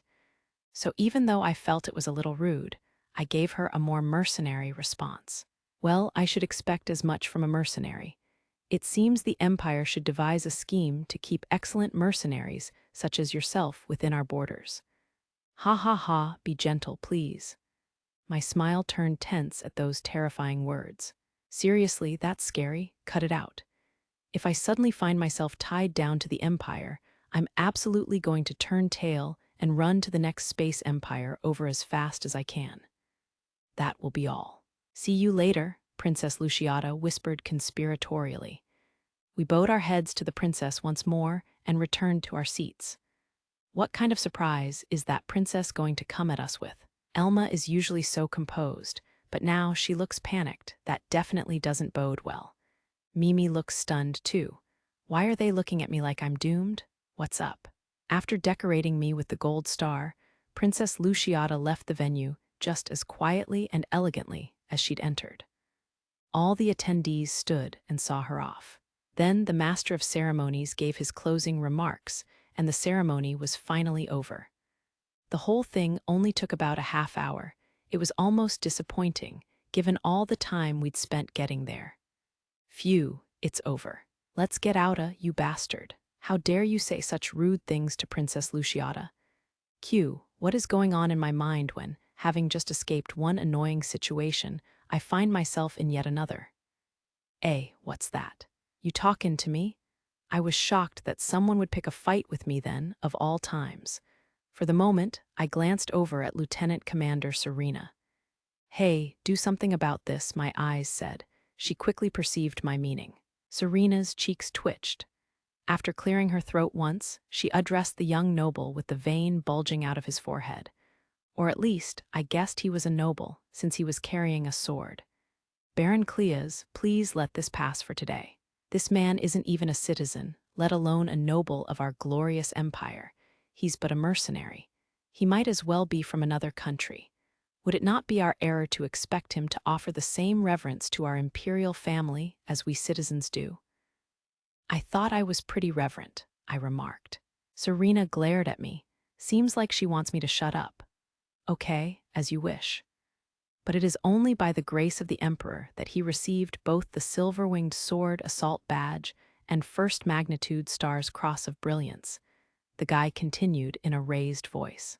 He owes the imperial family for raising him to his current status, yet he still shows such disrespect. Unbelievable, I say. Hey, man, the Emperor's the one who decided to appraise me and reward me for my efforts. I don't owe anyone anything, got it? Who died and made you king of the galaxy? Slow down, hotshot, but this isn't looking good. Serena can't fight back when he attacks from that angle. Try a little harder, dang it. This is why you suck, Lieutenant Commander. Excuse me, Baron Cleas, I spoke up. No matter what, I am a mercenary. Mercenaries are rewarded for their work. I, like others in my line of business, don't work for formless rewards such as gratitude, emotion, or honor. Unlike nobles who might live off their territory's taxes and stipends from the empire, we actually need to make a living to put food on the table. Wah! Baron Cleas was speechless. I saw the shocked faces of other nobles around him too. What do you want from me? I'm just a humble mercenary who happened to be in the right place at the right time. I was recognized for my luck and skills. Don't you think it would actually be kind of scummy if a single award was all it took for me to claim total allegiance to this wonderful empire? MGH, he'd been hot-tempered before, but he had no words now. This was my chance to land a decisive blow. If I am evaluated objectively and rewarded fairly, then I will continue to lend my aid to the empire. In doing so, I will be as loyal as any mercenary can be. That was the meaning of my remark. And as I recall, the astute Princess Luciata understood that and took no offense. NRGH, the princess hadn't uttered a word of complaint about my response, so this baron didn't have a leg to stand on. Besides, shouldn't I be basically equal to a viscount now that I've received the gold star? Who does this guy think he is? The weighty voice of an older man cut through the crowd. That's enough, Baron Cleas. When the man came into view, I saw that he was tall and powerfully built, with a full head of striking silver-white hair, eyes as sharp as a hawk's, and 2 swords at his hip like I had. "Ack," I blurted without thinking. "It's good to see you in high spirits, Captain Hero. Ha, I appreciate your concern, Count Dalenwold." Chris's grandfather, Abraham Dalenwold, had come to greet us. I didn't know how to deal with this guy. He was always quiet and sort of glaring, you know. He turned to Baron Cleas. "As a fellow imperial noble, I must say your loyalty is appreciated, but to go too far here would defy Princess Luciata's wishes." "Count Dalenwold, do you mean to imply that my actions defy the princess?" Baron Cleas glared murderously at him. Count Dalenwold took it head-on and said sternly, "She did not censure Captain Hero. That should tell you all you need to know." Into the tense air, a third, no, fourth voice cut in. "I'm sorry to bother you in the middle of this, but His Majesty has ordered me to summon Captain Hero and his party." Elma's father, Eldemois Wilrose, looked at us expectantly. Why had he come to summon us? Had he told the Emperor about Elma during the whole investigation and somehow become a messenger? A mercenary like me had no idea how the power dynamics worked here. But Viscount Wilrose apparently worked with imperial family affairs, so maybe his involvement made sense. "Did you say, His Majesty?" Baron Cleas was stunned. "I'll be taking them." "Do you mind?" "Not at all, sir." Baron Cleas, overzealous lapdog of the imperial family, would be forced to back off for real now. Count Dalenwold took a step back as well. He still had a few words for me, though. "Captain Hero, yes, Chris would like to meet you. Make sure to call on her at our mansion during your stay in the capital." "I will." "Good." Count Dalenwold nodded in satisfaction, turned, and elegantly departed. He really only said what he needed to say and left. Maybe that's why he couldn't stop the power struggle among his sons. "There you have it," I shrugged at Serena. "Yes, yes. Go on." The lieutenant commander, who had really been no help at all in this confrontation, waved her hand dismissively. Maybe she couldn't speak too severely to noble heads of households, despite her status. "Are you and Count Dalenwold acquainted?" Eldemois inquired. "Yeah, a little, through work." I sidestepped the question. The details were related to a family dispute, and I'd be a failure of a mercenary if I started spilling secrets to anyone who asked. "HRMM, very well, follow me." With that, Elma's father led the way. We followed him out of the ceremonial venue. May, who'd been standing along the back wall all this time, followed too, bowing politely to the nobles who watched us on our way out. "Too smooth? That really surprised me," I mused. "I thought he was going to come in swinging." "Of course not," Elma said. "Even the most bloodthirsty nobles wouldn't challenge you to a duel over such a thing. Although there's no telling what might have happened if you had disrespected the princess enough to truly displease her." "Ooh, nobles are scary." "Remember, you happen to be in the presence of one." Eldemois glanced back at us. "Dad, I understand. Milfa and Elfin spared no harsh words in their effort to get their point across. Besides, killing this man now wouldn't exactly help me much, would it? Yeah, that's true, said Elma. Eldemois rolled his shoulders and let out a long sigh. That's a really obvious reaction, but I guess this must be hard for a father, right? Probably. Maybe I'd be the same way if I had a daughter who brought a guy home. Fatherhood is tough, huh? I said. Someday you'll understand, Eldemois said miserably, locking eyes with me. He was probably right. I might find myself in his shoes in 30 years, 20 years, or maybe even sooner. I'd have to do my best to be open and accepting, so I didn't make my daughter hate me, nah. Can't do it. We followed Eldemois in silence for a while, then got back on the train heading for the rear of the Imperial Palace. Up ahead we'll be in the real Imperial residence, he told us.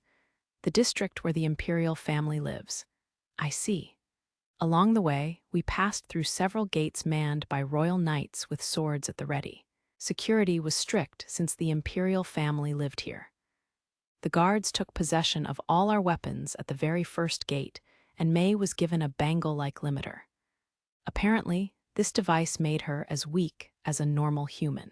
However, even if it lowered her output, May's artificial skin concealed special alloy fiber muscles. She was still tougher and many times heavier than any flesh and blood person.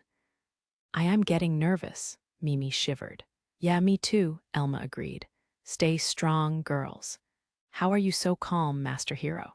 I think they're just so high in status that it doesn't feel real to me. Even if it felt surreal, we were dealing with important people who controlled a good chunk of the galaxy. I'd have to be really careful not to say something moronic and make them mad. I was a platinum rank mercenary, but they wielded the full power of the Imperial fleet. The difference was staggering. While I mentally reminded myself not to do anything stupid, we arrived at a gaudy door that was clearly set apart from its surroundings. This must have been the entrance to the audience chamber or something. Now, in we go. His Majesty is an agreeable person, but please ensure that you do nothing to offend him. I'll do my best. Yep, I already know, Elma said with a glance at me. You're worried I'm gonna blow it, right? I get it, but it's okay. I can be a good boy when I put my mind to it. Chapter 8. His Majesty's game inside was a fairly tasteful reception room. It seemed like 2 sizes smaller than I'd imagined. That said, it was clear even at a glance that all the furnishings were staggeringly expensive. What's more, it was as if the aura emitted by every single item was slightly different. There was a sense that each of them had a storied history. In the center of said room, 2 people sat at a polished and gleaming round, wooden table. One was a stern-looking middle-aged man who oozed big-shot energy, while the other was someone whose face I both knew and didn't know. Princess Luciata, Your Majesty, I have brought the mercenary Captain Hero and his party. The middle-aged man nodded solemnly and gazed into my eyes. It felt like this would be a bad time to look away, so I returned eye contact. The man Eldemois had called Your Majesty, in other words, the Graken Emperor asked me, "Who are you?" Now that was an abstract question. Philosophical even. It was as if he was saying, "What's this guy's deal?" I'm a mercenary, Your Majesty." HRMM, right? You are a mercenary, I've heard as much. But I'm not asking about your superficial background. I am asking who the man known as Captain Hero truly is. What is this guy talking about? You mean in a philosophical way? I asked. While I stood with my head cocked in confusion, the Emperor continued. One day, you suddenly appeared in this universe. August 4, 5672, by the Imperial calendar. That was when interstellar radar first observed your ship in Sector Alpha of the Tarmine system. Without any warning, you popped into existence.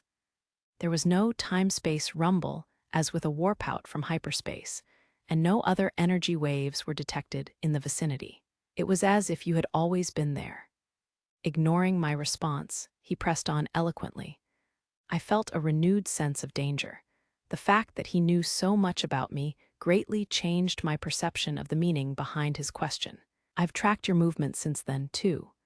You sold unsourced high-purity rare metal and stayed on your ship for some time to gather information. Your search history after that is terribly interesting. Sol, Alpha Centauri, Barnard Star, Sirius, Procyon, Tau Ceti. You were searching the galaxy map for star systems, weren't you? I said nothing. The words he'd listed were keywords I'd typed into the ship's computer before arriving at Tarmine Prime. Your typing speed, the frequency and timing of your searches for the same words, the speed at which you switched from keyword to keyword. My intelligence analyst says that you seemed to be panicking, looking for something that you thought would be there. Oof, this is scary. I don't like that there are logs of that info. I don't like that people can see those logs. And I really don't like that the intelligence analyst can read my state of mind from that kind of data. Note to self. Do not mess with the Empire. I yield, Your Majesty. I put both hands up in a show of surrender. At this, the Emperor grinned in satisfaction and nodded. Very good. Reveal to me your true identity in your own words. Okay, but it'll be a long, crazy story. I have time. Speak. The Emperor glanced to a nearby chair, indicating for me to sit. I looked to Eldemois. He nodded. I resigned myself and sat in the seat across from the Emperor and Luciata. Mimi and Elma sat on opposite sides of me, while Eldemois and May stood and watched over our conversation. The Emperor snapped his fingers once, and steaming teacups appeared before us. In the next instant, tasty-looking pastries appeared on plates. My eyes couldn't discern whether this was sci-fi technology or magic, but either way, the stage was set. Ha ha ha. And that is how you and your wonderful maid put one over on those greedy dwarves, received a 33% discount, and procured a whole mothership. Yes, Your Majesty. By the by, the dwarves screwed up again in one of your colonies here. I imagine they're running around as we speak, spending sleepless nights organizing media requests for us. Ha ha ha, the Emperor laughed boisterously. Now that is delightful, isn't it, Lucia? Yes, grandfather. Luciata giggled alongside him. These two had expressed great interest in who I was, or rather, in my mercenary exploits, tales of adventure. Either way, seeing as how Mimi's grandmother had run away from home in search of freedom and adventure, maybe all imperial nobles were curious about this stuff at heart. Take note, Lucia. When you cast your eyes across the expanse of our domain, you'll find that every generation contains people who just have that spark, much like this man here. Yes, grandfather, Princess Luciata agreed with a pleasant smile. Yeah, I get it. His Majesty really likes me. Not as a friend, but more like as a subject of observation or a plaything to be watched. People who have the spark are drawn to fates that normal folk can't even imagine. Where it takes them varies from person to person, but it looks like our man here is a magnet for danger and trouble with women.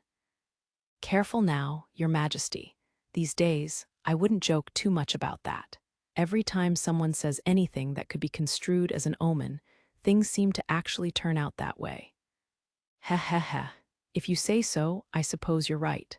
Well, how about I add some color to your destiny, too? The Emperor smirked.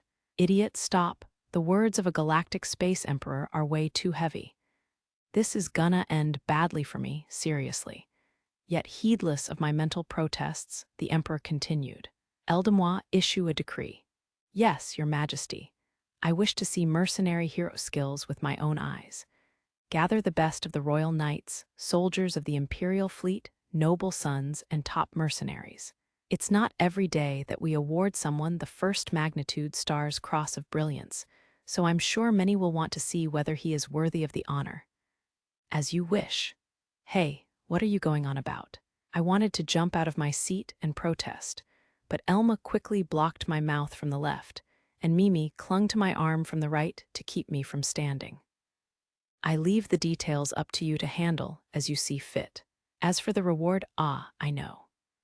Once Captain Hero has amply displayed his power, I will make him and Mimi first-class imperial citizens who will receive landowner rights. However, I will by no means give you a title that shackles you to the Empire. If I did, you would surely flee from the capital. That's the Emperor for you, he gets it. Jackass. If any can defeat the mercenary hero, they will receive fortune and prestige, anything they desire. However, the Emperor's eyes wandered over to Mimi and Elma, then to May. None are allowed to lay a hand on his friends. That would only lead to a bloodbath. I don't wish to earn his ire either. These are agreeable conditions, I'm sure. With that, he smirked once more. This guy's a real piece of work. I'm gonna sock him good someday. Damn it all, while I cursed my fate, Mimi and Elma tried to console me. It is a direct decree from His Majesty. I think you should just give up, bud.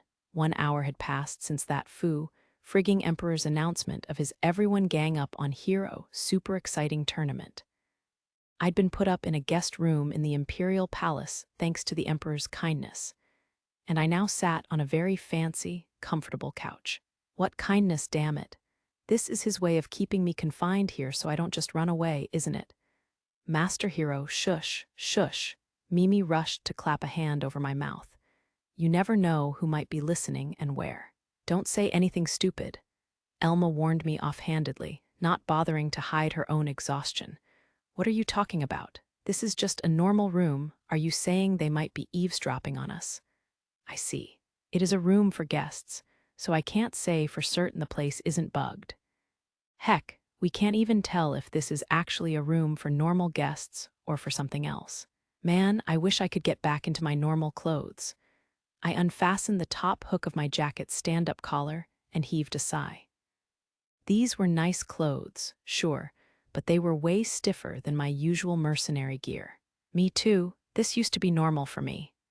Mimi and Elma were wearing their formal dresses and accessories with ease, but it seemed like they would still have been comfier in their normal clothes. They took off their accessories and carefully placed them on the table next to the couch. We were having May take our clothes and the like to the Krishna. I'd tried to go with her, but she told me to stay with the girls.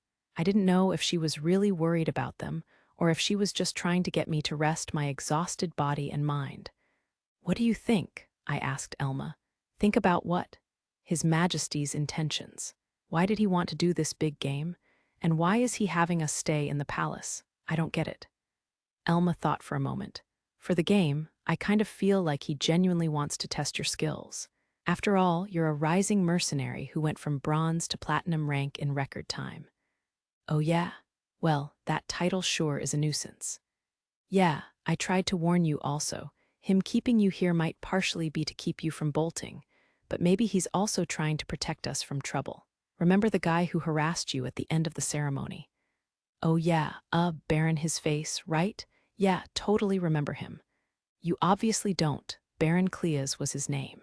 Anyway, as long as you're here, you won't have to deal with people like him.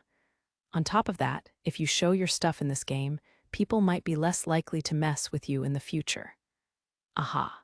So His Majesty is actually being considerate. Well, I do still think it's also to keep you from trying to bolt, Elma confessed. Yep, I wouldn't run away whether he confined me or not. If I ran away after he announced a big game to test my skills, my reputation would be ruined. It would also look bad for the Emperor who had announced the game, the Imperial fleet that had worked to award me my gold star, and the Mercenary Guild that had promoted me to platinum rank. Could I go on working as a mercenary after tanking so many people's reputations? Obviously not. Which meant that the instant the Emperor had made that decree, the option to run away had already been taken from me. But a game for His Majesty, huh? How exactly will it work? Are they actually just gonna gather a bunch of strong people and have me fight them? I sure hope not. Or, like, what is the format? We're not fighting with swords, are we? That might be part of it. There's also a chance you'll fight with laser guns, power armor, or even your ship. What kind of hellish triathlon? Dueling with swords, fighting mano a mano with laser guns and power armor, and ship battles. We're doing all of those. Me, I hero. Can I take back what I said and run for the hills? Once it was decided, the Empire moved shockingly fast. An hour after the Emperor's decree, just as we had started to relax in the guest room, Imperial Family Affairs had outlined the plan. 3 hours after that, they had completed groundwork negotiations. 2 hours after that, and the event was announced publicly. The planning for the Emperor's game to test the Gold Star Mercenary, Psycho, Hero proceeded steadily. It was announced far and wide that it was a direct decree from the Emperor. The objective was to defeat Mercenary Hero, and any who could seize victory over him would be awarded fabulous prizes. Once word got around, countless knights, soldiers, nobles, and mercenaries began applying to join the tournament. Am I seeing things, or are there already more than 300 applicants? Am I supposed to fight all of them? I'll die. It was the morning after the ceremony, and I was complaining to myself as I read the news on Mimi's tablet. Where did these 300 bored losers even spawn from? I don't think he'll tell you to fight all of them outright, Elma said. They'll probably narrow down the number of fighters with some elimination rounds or something. What if they put Master Hero in that tournament too? Mimi added. Nah, it would kinda kill the fun of fighting me if I happened to lose along the way. But knowing His Majesty, I wouldn't be surprised. He'd probably be like, he wouldn't be so foolish as to lose along the way anyway. What's that? You think my image of the Emperor is a little too malicious? Listen, how am I supposed to see the guy who said he'd add some color to my destiny by giving me my most annoying trial, yet in any kind of positive light? Forget that. I'll never forgive that guy. Moreover, we'd contacted Serena once things had settled down a bit, and she'd looked so sympathetic. Are you sure you don't have some mysterious power to attract trouble? She'd asked. The three of us had no rebuttal to her words. How sad. Moreover, the Emperor's decision to set up this game had blown the Imperial fleet's plans to smithereens. Our crew was actually scheduled to be covered by the media for Imperial fleet promotional purposes. Space Dwerger's priority rights didn't apply here since they weren't a public company.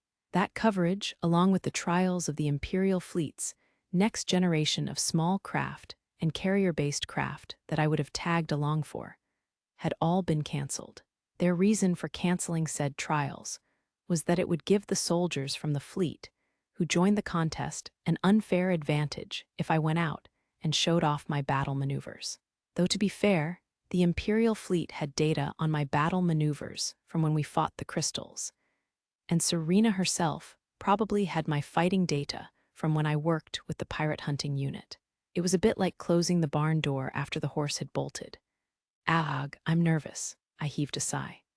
Are you really? Mimi cocked her head at me. Fighting with ships is one thing, but fighting face-to-face with guns, power armor, and swords isn't exactly my forte. I'd never lost a fight in Stella Online, but I wasn't confident that I could pull off a similar winning streak in this world.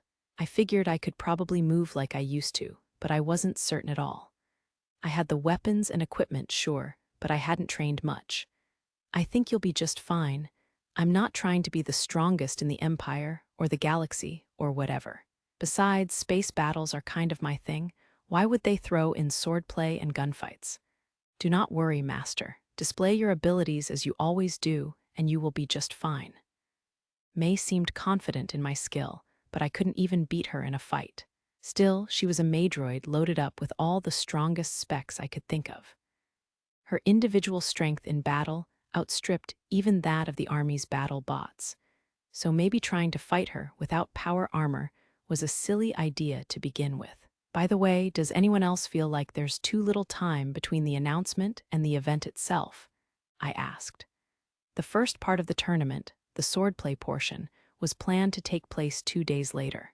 While we're at it, the schedule was like this. First, in 2 days, there would be a full day of sword dueling. Once that was over, there would be 3 days of resting and planning, after which there would be another full day of competition. This time, close combat without swords. The third part, ship battles, would come another 3 days later and take up yet another full day. In other words, we were stuck there for at least 11 days, including this one. Swords are typically used by nobles, and if they wish to join the tournament, they can arrive here quickly thanks to gateways.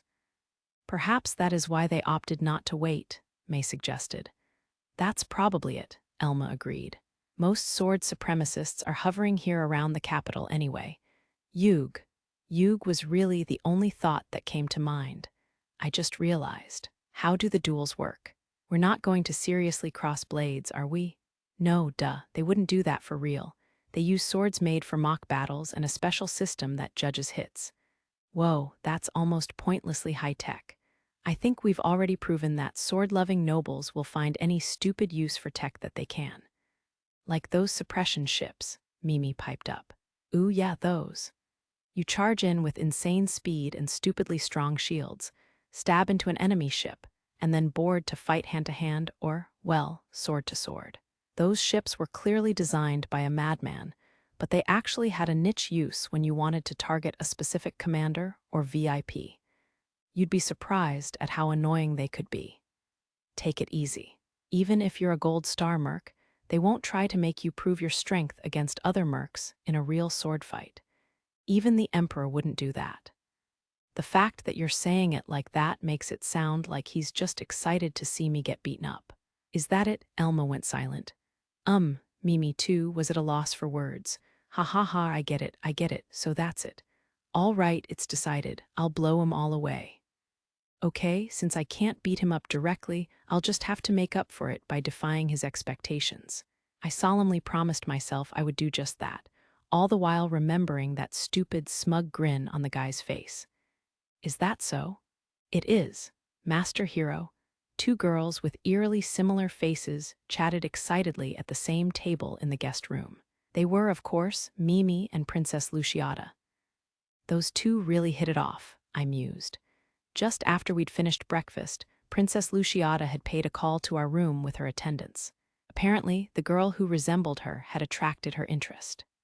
At first, Mimi was too nervous to talk or even move, but thanks to either the princess's skills as a conversationalist, her natural charisma, or perhaps some mysterious compatibility between the wavelengths of their souls, Mimi quickly opened up to her. Sure did, but isn't it heartwarming to see it? Elma said nonchalantly, taking a sip from her teacup. Yeah, you're not wrong, I agreed. I visually compared Luciata's gentle and refined smile with Mimi's adorable one. Now that I saw them so close together, their features really were strikingly alike. It was like putting a mirror up to Mimi. Heck, even their voices were the same. If they wore the same clothes and styled their hair the same, you might not even be able to tell the difference. Me, I could tell the difference. It was all in the bust measurements. Noticing where my eyes were pointing, the elf sitting on the couch with me pinched my side. Ow, you're being disrespectful. The maids and female guards waiting in the corner of the room also glared at me sternly. As the only man in the room, I was not in a strong position. May, come with me, I grumbled. I feel like stretching my legs a bit. Yes, understood, master. Princess Luciata and her attendants narrowed their eyes at me as if they were looking at absolute filth. They were all beauties on the same level as Elma or Mimi, so that put even more force behind their hatred. Man, do I like this. Also, I know what you're imagining. But that's not it, okay? Excuse me, miss, I asked one of the royal knights. Do you know of a place where we can practice swordplay? If possible, I would like to use it to train. Does this maidroid of yours have fighting capabilities? That is correct. If not for the limiter on her, she would be stronger than a soldier wearing power armor. Wow, oh, I see. She's a bodyguard, then. The knight said in understanding, casting a furtive glance at Mimi. She must be thinking that Mimi isn't exactly built for fighting. And she's right. Mimi's only just learned to shoot her gun without shutting her eyes at practice targets at that. She definitely can't shoot at real people. So, may we make use of your facility? I asked. Very well, I will show you the way. Rachel and Aina, you will protect this place with your lives. Understood.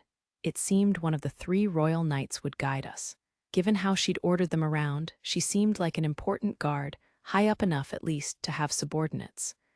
Follow me, she ordered. Yes, ma'am. May and I obeyed, left the guest room with her, and walked down the majestic hallway. Before long, the guard spoke. That girl, Miss Mimi, has quite the cheerful disposition. The sight of her chatting so happily with the princess is heartwarming indeed. Yeah, Mimi's a good girl. Indeed. Perhaps that's why she attracts men like you.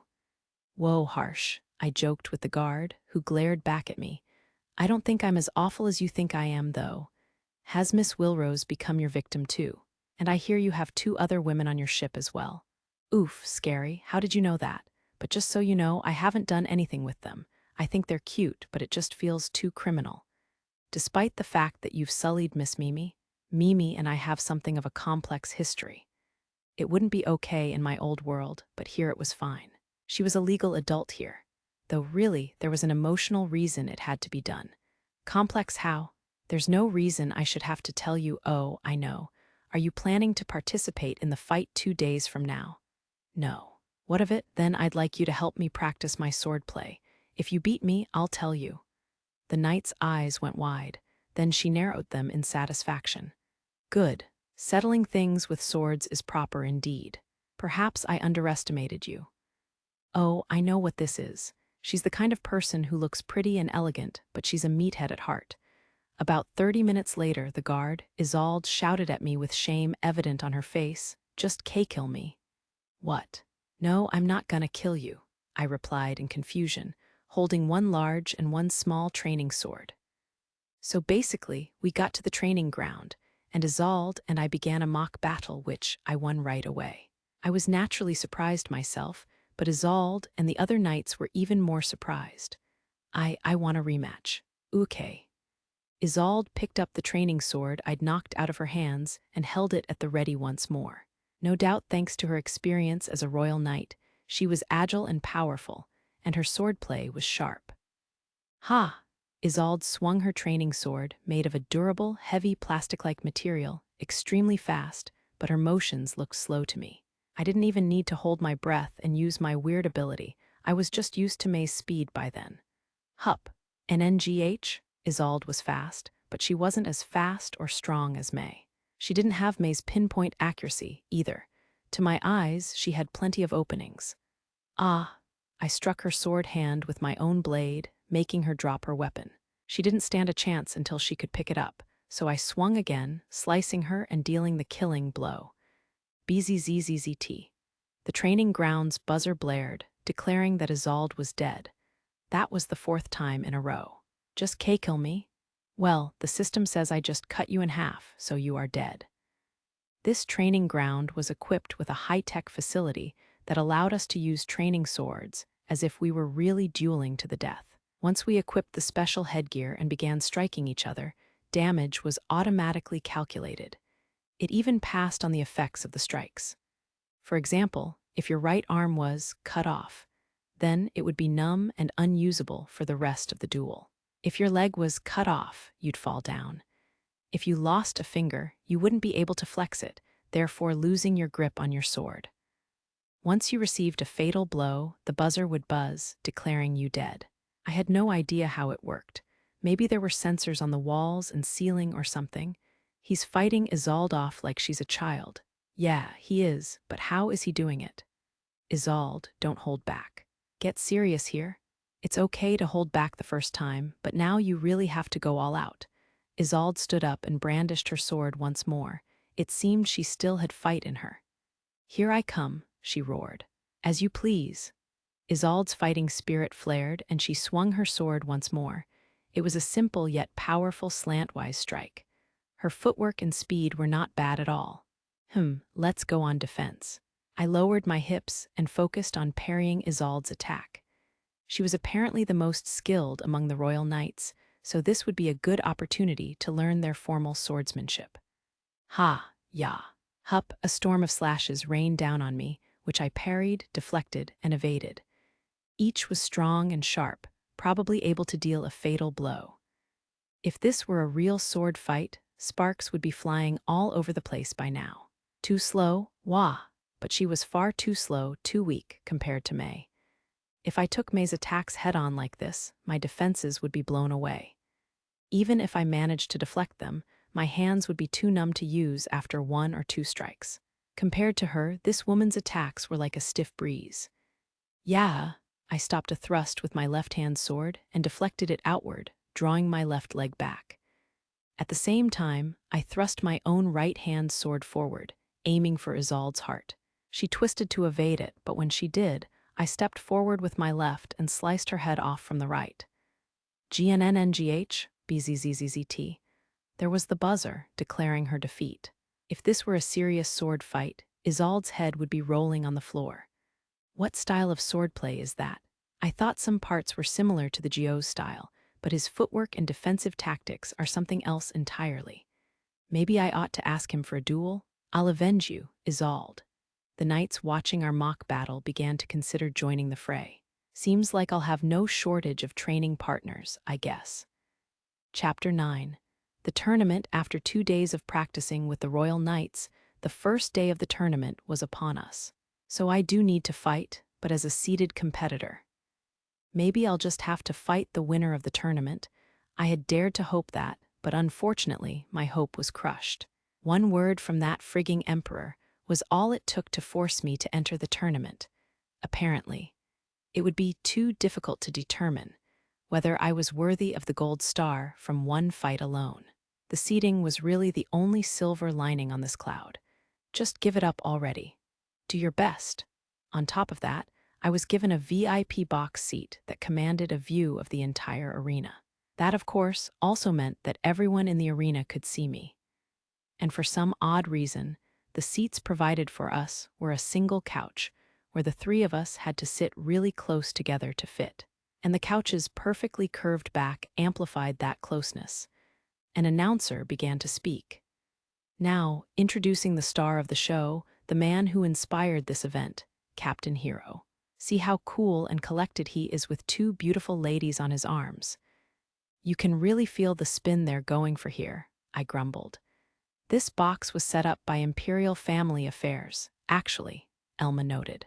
So you mean that foo? Mimi quickly covered my mouth with her hand and yelped, Master Hero, no. Fair. I'd been about to use a choice word to describe the Emperor. Good job, Mimi, thanks. Is this the bearing of a warrior? Despite all the eyes on him, he continues to flirt so openly with his girlfriends. It seems the eyes of our challengers have grown 20% sharper, the analyst added. Their fighting spirits are honed and ready. The announcer and analyst were so annoying I was ready to snap. Who the hell gave you guys the mic? Apparently sensing my desire to do a few murders, the announcer and analyst changed the subject to the challengers in the arena. Now that the arena is heating up, it seems our first match is about to begin. The first match seemed to be between a knight of the Imperial fleet and a sword-loving noble. What do you think? Elma asked me. The noble looks a cut above the other guy, at least to me, probably because they train for different purposes. How do you mean? Mimi cocked her head. When Imperial fleet knights use their swords, they're usually fighting people who don't have them. Space pirates, soldiers from other nations, stuff like that. But a sword supremacist practices under the assumption that they'll use their sword to fight people with swords. I think that's going to be the main difference between them. I see, as I'd expected, the sword supremacist noble defeated the Imperial fleet's knight handily. The second battle was between 2 nobles, but their skill levels were so disparate that it ended in a blink. After that, a royal knight fought a noble, resulting in a clear victory for the knight. There was one fight between 2 Imperial fleet knights, but they were close enough in skill that it took quite a few exchanges before a victor was decided. However, in the end, the smaller fighter won. That one was probably a woman. A staff member wearing an outfit like a maid uniform appeared before me. Captain Hero, your match is approaching, so I've been asked to direct you to prepare. Her eyes were awfully cold when she looked at me, the scoundrel with a woman on each arm. Those are the eyes of someone looking at living garbage. Ooh, makes me shudder. Well, here goes nothing, I said to my girls. You can do it, Master Hero. I am sure you won't be injured, but please be careful. Mimi and Elma cheered me on, and I waved at them and followed the maid. She led me to a room where various training swords were already prepared. They were divided by length, shape, and weight, so I chose the 2 closest to what I'd used in practice and attached them to the belt on my hip. I heard cheers outside. The match must have just ended. Best of luck in your bout. Still looking at me like I was trash, the maid offered her surely heartfelt support. Thanks. Look, I didn't choose the couch, okay? Be mad at Imperial Family Affairs, not me. Now, everyone, it's time for the moment you've all been waiting for. The rising star mercenary, Captain Hero, is about to take the stage. The tournament arena was in an uproar. Am I imagining it, or do I hear more boos than cheers? I'm not imagining that, right? How about I flip them the bird or something? Might as well have fun and play the heel. His challenger is another young swordsman famous for his swift rise, Baron Cleas. Amid the sound of cheering, I saw a familiar nobleman appear from the other side of the arena. I joined this tournament hoping for exactly this bout, said Baron Cleas. It is good to see that I've achieved my end so quickly. Ha ha, okay. So your goal is to get your ass kicked and crawl out of here pathetically. Are you a masochist or what? Mongrel, you dare insult me, you a mutt of no worthy lineage. Baron Cleas's annoying smirk shifted to a grimace of rage in no time. This guy seems a little mentally unstable, right? Ooh, scary. If you can't control your emotions, your technique will suffer, O great noble. I'll kill you where you stand. Baron Cleas brandished his sword. I unsheathed my 2 blades as well and assumed a fighting stance. Our fighters are ready and raring to fight. Now, let the battle begin. A buzzer sounded. The duel had begun. Baron Cleas raised his sword aloft and charged. This man was all offense, a manifestation of his aggressive disposition. Maybe that was his special ability or something. I thrust out my left-hand sword and took a step forward with my right-hand sword over my shoulder. Ticha. Once Baron Cleas was about 10 steps away, he closed the remaining distance all at once and unleashed a fierce diagonal slash. It was as fast as a flash of lightning. I could have used my left-hand sword to meet it, but I didn't. I wasn't interested in taking strong attacks head-on when I knew they were coming, so I pulled back and changed my stance to evade his lightning-like attack. At the same time, I struck with my right-hand sword. It was a fast, but not exactly strong blow. However, Baron Cleas's hand flew directly toward where I'd slashed. After his first quick strike, he'd come for a follow-up, but I had placed my sword in his hand's path in advance. His hand and fingers were judged as cut off, causing him to drop his sword. I took this opportunity to mercilessly strike him from the left, hitting his right leg. With that, too, judged as cut off, his right leg turned numb. Now that Baron Cleas had lost both his weapon and his leg, I swung my right-hand sword mercilessly toward his neck. The death buzzer went off and the tournament arena roared. Baron Cleas was aghast. He had lost his head and been declared dead. This is a shocking conclusion. What in the world just happened? Baron Cleas suddenly dropped his sword, and the battle was decided in an instant. What fearsome skill. Mercenary hero's every motion was calculated. He read Baron Cleas's attacks perfectly, predicted every move, and made the Baron hurt himself. His kinetic vision, foresight, and precision have culminated in a jaw-dropping display of swordsmanship. I sheathed my training sword and exited the arena. Baron Cleas remained, still too shocked to stand. Well, I'm sure some staff member will carry him off if they need to. On my way back to my seat, a single member of the audience nearby applauded me. Then another. The clapping spread until people all over the arena were applauding. I raised a hand in victory as I returned to my girls. Master Hero, that was incredible. That's what happens when you get your butt kicked by May every day, said Elma. Yeah, the fruit of constantly vomiting and pissing blood. May had beat me down with that same fighting style countless times by now. Apparently, it was a common method among nobles. With one lightning-fast swing, they would cut through an enemy's defenses. If the first was evaded, they would unleash another in no time. A 2-hit knockout style. When I tried blocking the first blow, I'd be blown away. When I tried dodging it, I'd be blown away by the second blow. When I tried dodging that one, I'd fall victim to yet another blow. I ended up getting trounced over and over until I learned to counter it. And yes, I vomited a lot of blood.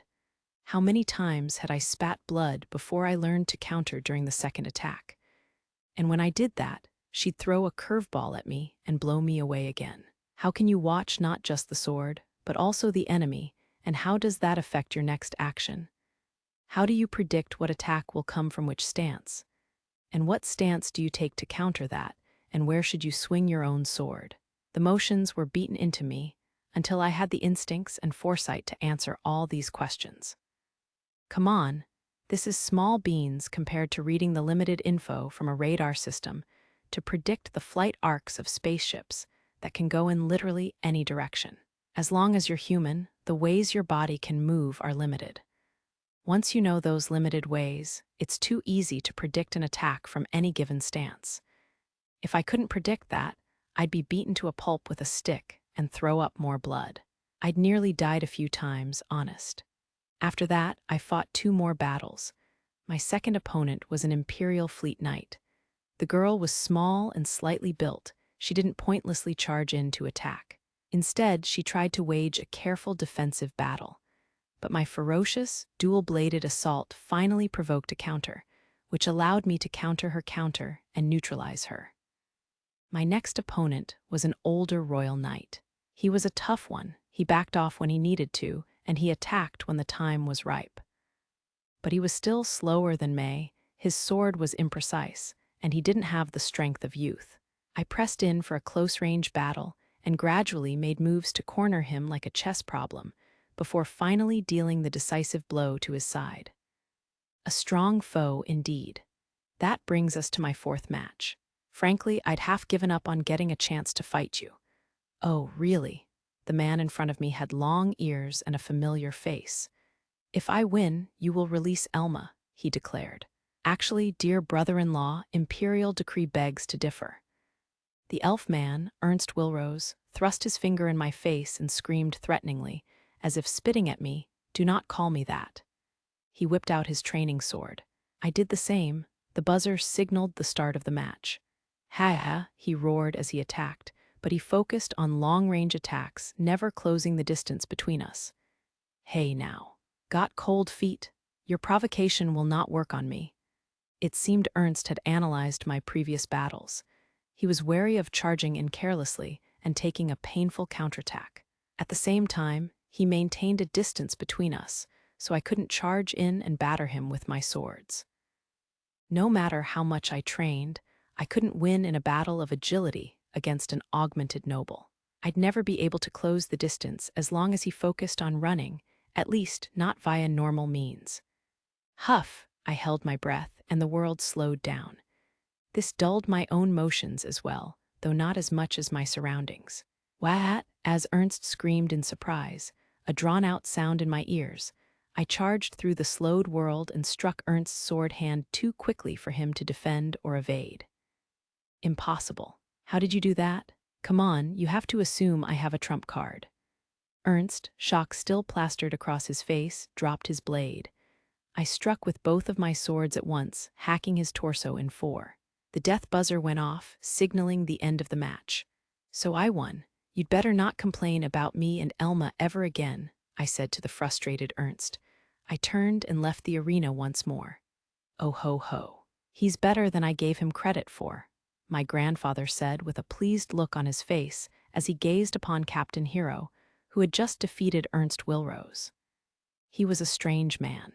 Even though he looked like any other common mercenary, his destiny was complex and confusing beyond expression. This man claimed that he'd entered this universe from a different one altogether, and that this world bore a striking resemblance to a game he'd played in his previous world. Though admittedly unable to understand his circumstances, he'd worked to find success and ended up bringing onto his crew a girl who harbored imperial blood and an imperial noble, while also rising up in the ranks as a mercenary. He reached platinum rank with unheard-of speed and earned an audience with my grandfather. Who is that man, truly? I wondered aloud. It's a mystery. What he said may be his own truth, but that doesn't necessarily make it the truth. Either way, he and his people are useful. That is what matters to the Empire. My grandfather sipped his glass of wine. First rule of dealing with men like him, do not make an enemy of them. As long as he doesn't turn his blade on the Empire. Not quite. If he did, we would have to investigate why and do our best to ascertain the cause and correct it.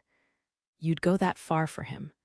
People like him can be a handful if you're not careful.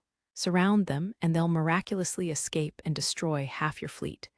Singular men like him can lead to worlds of trouble, causing empires to turn to dust. On the holo display, Captain Hero felled yet another new challenger. This one was an important noble who loved flexing their authority in the capital. Has this happened before? I asked. It sure has. The Graken Empire's history is long. Our current empire only exists at the end of many rises and falls. Whenever it flourishes or withers, always there is a person like him behind the scenes. Is that so? I'd never heard that, but perhaps there are some secrets you only learn when you get to be an emperor like my grandfather. Really, though, such men are typically benign unless you actively show them malice. Give them some meager support and their freedom, and things will typically work out. When possible, you build a connection with them. If you get into a fix later on, that connection just might save your life. Yes, grandfather. Either way, Captain Hero, Mimi, and Elma were truly interesting people. I'd already planned on socializing with them as much as possible, so building a connection with them wasn't disagreeable to me. As I watched Captain Hero defeat his final challenger, I racked my brain over just how to accomplish such a thing. To victory, cheers! Mimi and Elma raised their glasses. Cheers! Cheers! Even though I was the one saying cheers, I was drinking a carbonated beverage produced in the capital, while Mimi was drinking high-class 100% fruit juice. Only one of us was, well, two were actually drinking alcohol. Unfortunate that I'm forced to celebrate defeat, a certain pretty boy complained. The sullen look on his face did not fit the celebratory mood. This, of course, was Ernst, Elma's brother. Come on, bro-in-law, we're all on the same side once the battle's over. Again, please do not call me that. Ernst heaved a sigh of resignation. He was a lot like Elma in this regard. I guess those race siblings for you, right? Maybe Elma's habits had been influenced by him. Either way, I lost and you won. Elma seems to hold you in high esteem, and it doesn't look like you're using her debt to entrap her. You defeated famous knights and nobles alike, received the silver-winged sword assault badge and a gold star, and you're a platinum-rank mercenary. I have no choice but to acknowledge your abilities. I'd rather you not call me your brother, but I will deign to accept the rest of you. Say, Elma, is it just me, or does this guy always talk down to people? Don't give him a hard time. Elma flicked the tip of my nose. And in GH, what I say? He really is Elma's big brother. Holding her cup carefully in both hands, Mimi stared at Ernst's face. Mimi, don't. He may be as hot as Elma, but don't do it. The siblings looked to each other and shrugged at the same time. Meh, I guess we've got similar features, Elma said. Elma and I take after our father in that regard, Ernst agreed. That's not what I mean, actually, Mimi replied. It's more that you both have trouble being honest with your feelings. Mimi, Elma glared at Mimi, eyes glazed over from drunkenness, and pinched her soft cheeks. Wah, what a heartwarming sight. Not honest with their feelings, though, huh? I accidentally met Ernst's eyes. He made a rude face back at me. Hey, what the heck, man? Still, to think that I would get to enjoy dinner with Elma in the Imperial Palace's VIP lounge like old times, he mused. I wouldn't have dared to dream 5 years ago. I wouldn't have, either. I thought I'd never set foot in the capital again. That means Master Hero brought family back together. I'm not surprised one bit. That flattery is a bit of a stretch, I think, I rolled my eyes. It's true, though, Elma protested. If I hadn't come with you, Hero, I'd never have gone anywhere near the capital again. I'd say it isn't really a stretch. Ernst went wide-eyed with shock at Elma's remark. Maybe he hadn't really considered the possibility that she might never come home. Well, regardless of how it happened, I suppose I should be grateful to you for bringing Elma home, he grumbled. Wow, someone's suddenly Mr. Good Guy. How worried were you? It might not be my place to say this, but from my perspective, mercenaries are a bunch of ruffians with no loyalty to anyone but themselves. There isn't a world in which I wouldn't worry about my poor, frail, beautiful little sister jumping into their midst. Frail and beautiful. Well, she is beauty, ow, ow, arg. Elma pivoted from squishing Mimi's cheeks to pinching my thigh. I was complimenting you, but don't you remember, she said to Ernst. You helped me run away from home. Listen, Elma, an older brother would never overlook his beautiful little sister becoming bait for such unscrupulous garbage. But that is a different matter. There wasn't a single day when I didn't worry about my sister out there in distant, dangerous worlds. This guy's an out-and-out sister lover, I remarked. Elma, your brother is sweet, Mimi said. Overprotectiveness can be both good and bad. By the way, what happened to him? I disappeared, so they gave up on the engagement, right? Oh, yeah, that Alexander dude or whatever it was. Right, you've no need to worry there. Nobody would hold fast to an engagement once they learned you'd fled in a spaceship. Father took care of things and broke off the engagement cleanly. If only this man hadn't come back with you, things would have been so perfectly settled. Ernst cast an icy glare in my direction. Oh, what's up? You want to go? I'm not up for a real sword fight. No fist fighting either. I'm kind of a pacifist, actually. If you really want to go, then I'll take a mock battle in our ships, though. Nobody can tell if you're being bold or cowardly, and you're obviously trying to make him fight you in your best event. Elma rolled her eyes. You already defeated me in a sword fight once. That's different. I'm not into real, life-or-death sword duels. I mean, if I get hit, it'll hurt, I'll bleed, I might even die. But I'll never lose in my ship. That's some confidence you've got there, Ernst said sarcastically. Of course, I have a gold star after all, I smirked. Heh, that's right. I have a gold star and I'm platinum rank. I'm confident I'll never lose a one-on-one dogfight. I hadn't played much PvP because I didn't like it. But when you play as a mercenary, you naturally end up good at fighting other people. After all, there were space pirates and space pirate role players. I'd also had to fight tons of space beasts. The face-to-face fighting tournament is in 4 days, right? You'd best not shame yourself there. Hey, speaking of, what do you actually do in that tournament? You don't fight with power armor and laser guns, do you? The sword fighting tournament involved fighting with training swords, while the dogfighting tournament would basically be mock battles in our ships. But you couldn't exactly do normal face-to-face fighting in a tournament setting that easily. Most fighting in this style was done by boarding large craft and battleships, sending crew members on board, and seizing the enemy forces that way. You'd never fight one-on-one, and there would always be differences in equipment. How the heck were you exactly supposed to test people's skills like that? Oh, you really don't know. Then allow me to enlighten you. Ernst launched into a long lecture on face-to-face fighting competitions. To summarize it for you, these competitions were like extreme obstacle courses, kinda like that Ninja Warrior show. First off, it was assumed that everyone would compete using gear they'd prepared ahead of time. This naturally meant that the rich had an advantage.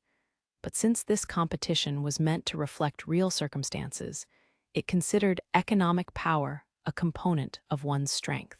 Fairness in equipment was abandoned from the jump. If the enemy had better gear than you, then it was your fault for not preparing better. That's extreme. Participants would then enter their own battlefields and begin fighting. The battlefields were devised with various scenarios in mind. For example, there were some that simulated an enemy charge into your ship, some that simulated fights in colony cities, and some that simulated fighting in thick terrestrial forests. The Imperial Fleet Training Ground combined holograms and replicators to create these environments in no time, which was what allowed this tournament to work. Now that is a wild waste of tech, I mused. Oh yeah, and battle bots and prototypes made by robot manufacturers with factories in the capital will play the role of your enemy, Ernst added. They'll collect battle data as well. Never miss an opportunity to profit, huh? There had to be some problems with data confidentiality or something, right? But okay, your equipment is up to you. Makes sense. I'll have to read the rules carefully later. Oh, and I'd better have all the weapons sent from the Black Lotus. I have the ones I moved from the Krishna, too. But should I buy the consumables here? My most used weapons and the power armor are on the Krishna, so maybe I just need to have them get grenades and ammo for me. Master Hero's got an evil look on his face right now. He's planning something devious, for sure, Elma agreed.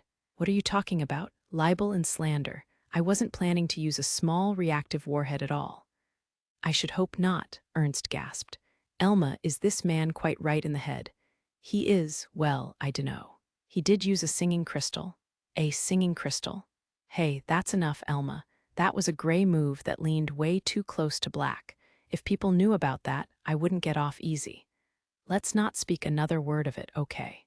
I mean, I'm just planning to use my equipment efficiently. What's wrong with that? Don't worry about it. More importantly, I'm a little curious about this engagement Elma mentioned, I said. Hey, that guy isn't gonna come and make a pass at you, is he? I doubt it, but if he does, I promise it won't cause any trouble. Elma poked out her lip in a pout. I poked her forehead in response. Silly. I'm not worried about that kind of trouble. I was just thinking of how we could be prepared for it if you thought it was likely. Would you please stop flirting with my sister right in front of me? Ernst groaned. Nope. So what's that guy like? I can tell Elma didn't like him, obviously, but you don't seem to either, all bro-in-law of mine. Again, please, forget it. Elma's former fiancé is the second son of Marquis Delzar. He is trash that loves women more than anything. While that in itself could be fine, he has a way of, using his family's authority to get what he wants. He sounds like a cliché scumbag noble, but why do they let him get away with that? I mean, even if the guy is a marquis's son, can they really just force Elma to marry the guy? Marquises were obviously higher on the ladder of nobility than viscounts, but that couldn't be reason enough for someone to force their adorable daughter to marry a man with such a nasty reputation. The Marquis himself begged father to have Elma wed to his son. His constant debauchery was such an issue that they were trying to shackle him down using Elma. But why? Beyond Elma's beauty, she was known to have a firmness and determination worthy of the Wilrose name. But of course, that only resulted in her fleeing the capital. She was so firm that she could hold down a debauched son of a noble, Yumigaa. I was interrupted by Elma seizing my arm and twisting my joint, trapping and tormenting me. But it's the truth, it is. Well, is there any chance that this son of Delzar will try to contact Elma again? Mimi asked. His Majesty has already decreed that no one may lay a hand on that man's hero's friends. You and my sister are off limits per the tournament guidelines, and that extends to the 2 mechanics who accompany you. That decree may lapse once the tournament is over, but nobles will still hesitate to make a move against you. They fear provoking His Majesty's wrath, and I should think that there is no good reason to fear. I rubbed my arm, now released from Elma's vice grip, and said, So you're saying there's a chance, but it's small. Ernst nodded. I can't refute the possibility entirely. Of course, there are men who don't know the meaning of restraint. However, I would say that Miss Mimi is in more danger than Elma in that regard. Mimi reeled back theatrically. I wasn't surprised. Mimi would be the easier one to go after, especially for this deluser guy. Elma was a viscount's daughter. If this scumbag laid a hand on her, he could make an enemy of Viscount Wilrose. Meanwhile, in the public eye at least, Mimi was just an ordinary citizen. A noble willing to use his power for his own selfish whims would see her as an easy target who would cause no trouble for him. Princess Luciata would be too lofty a goal for a marquis's second son. Hell, he probably would never even get the chance to meet her face to face. But what if there was a commoner out there who looked like her twin? A woman-obsessed sleazeball like him would probably be squirming at the opportunity. Regardless, you do think it's pretty unlikely, right? I confirmed. She might not have seemed like it compared to Princess Luciata, but as a member of my crew, Mimi was in point of fact an untouchable being for imperial nobles. I'd already demonstrated my strength with a sword, and I planned to do more of the same in the coming tournaments. No normal person would do something to make me, the incarnation of physical power, angry. Well, yes, normally. But he is no normal man. Right, he's not normal, I sighed. Seems like we still can't rest easy. What a pain. For now, I'll focus on preparing for the tournament 4 days from now. No matter what, I still need to handle the objectives right in front of me. 3 days passed, and the morning of the tournament came. Those 3 days were not at all peaceful. My name is Shunji Gaiden. I wish to challenge you to a sparring match. Know me as White Rose. I challenge you to a duel or a mock battle. I'm fine with either. Sir Hero, let's train. The royal knights await. A sword supremacist who hadn't entered the tournament, a weirdo with a white mask and white robes with a rose motif, a shameless yet beautiful royal knight. These people would not shut up about duels, challenges, training, on and on and on. Can't you see I'm preparing for the next portion of the tournament? And you, knight, royal knight, whatever, get rid of that white weirdo. What are you doing? Well, actually, we know Mikkel's, Sir White Rose's identity. Dude, you can't even keep your secret identity a secret?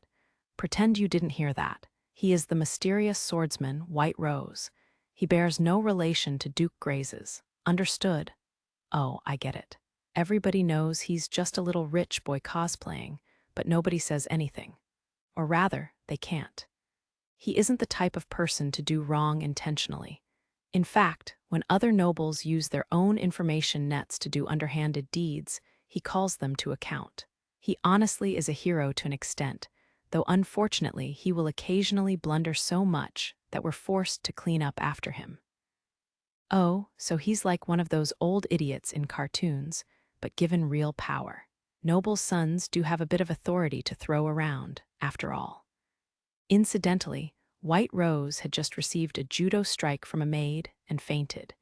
He was in the process of being hauled off as we spoke. That was another calm and cool maid, though not quite in the same way as May. I think White Rose and I could get along.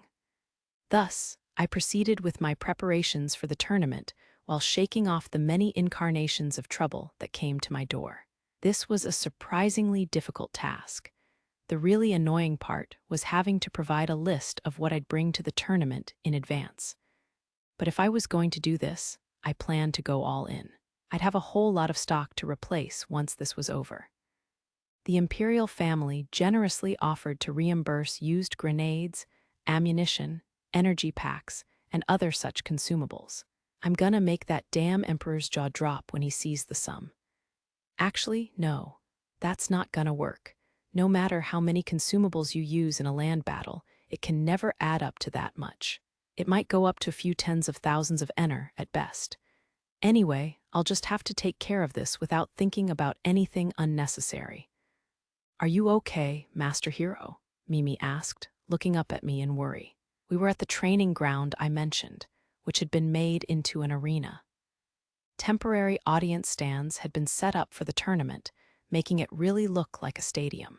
They normally didn't have events at military training grounds, so naturally, there was no permanent audience seating. The fact that they had used the training ground's battlefield generation function to make temporary seating was proof of the incredible scale of the Empire's activities. Yeah, I'm fine, just reflecting on the past 3 days. Ah ha ha, it was rough, wasn't it? Mimi said with a tired grin. Princess Luciata had been inviting her to tea parties daily, so she had it rough in her own way. Preparing for today and dealing with the idiots challenging me kept me hopping, so I didn't get to check in with Mimi much. But it seemed like they were getting on well. Among the 3 of us, Elma had been the one who got to relax the most. She would quietly drink tea, read books on her tablet, join Mimi at Luciata's tea parties, and stuff like that. Be extra careful today, got it? She warned me. Got it, I'll stay focused. I was up against battle bots after all.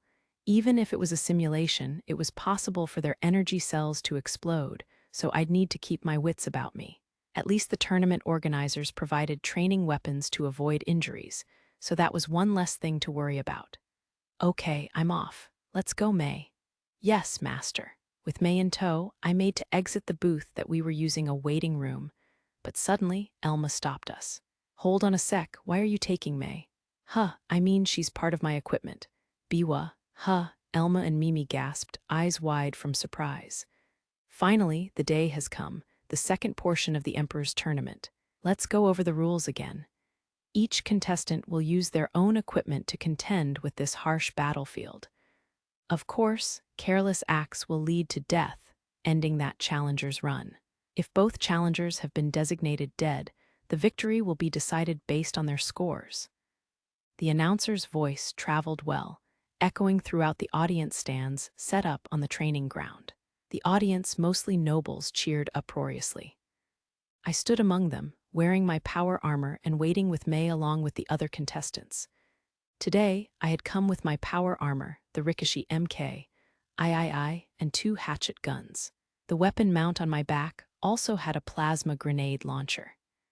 It was an auto grenade launcher that used the power armor's targeting system, and it was loaded with plasma grenades that whipped up super high temperature explosions. I could destroy most obstacles with this baby. The Ricochet also had shoulder-mounted laser guns and more, and my 2 hatchet guns were laser shotguns that could handle close-range battle with ease. The star of the show, Captain Hero, seems to be wearing an intimidating power armor.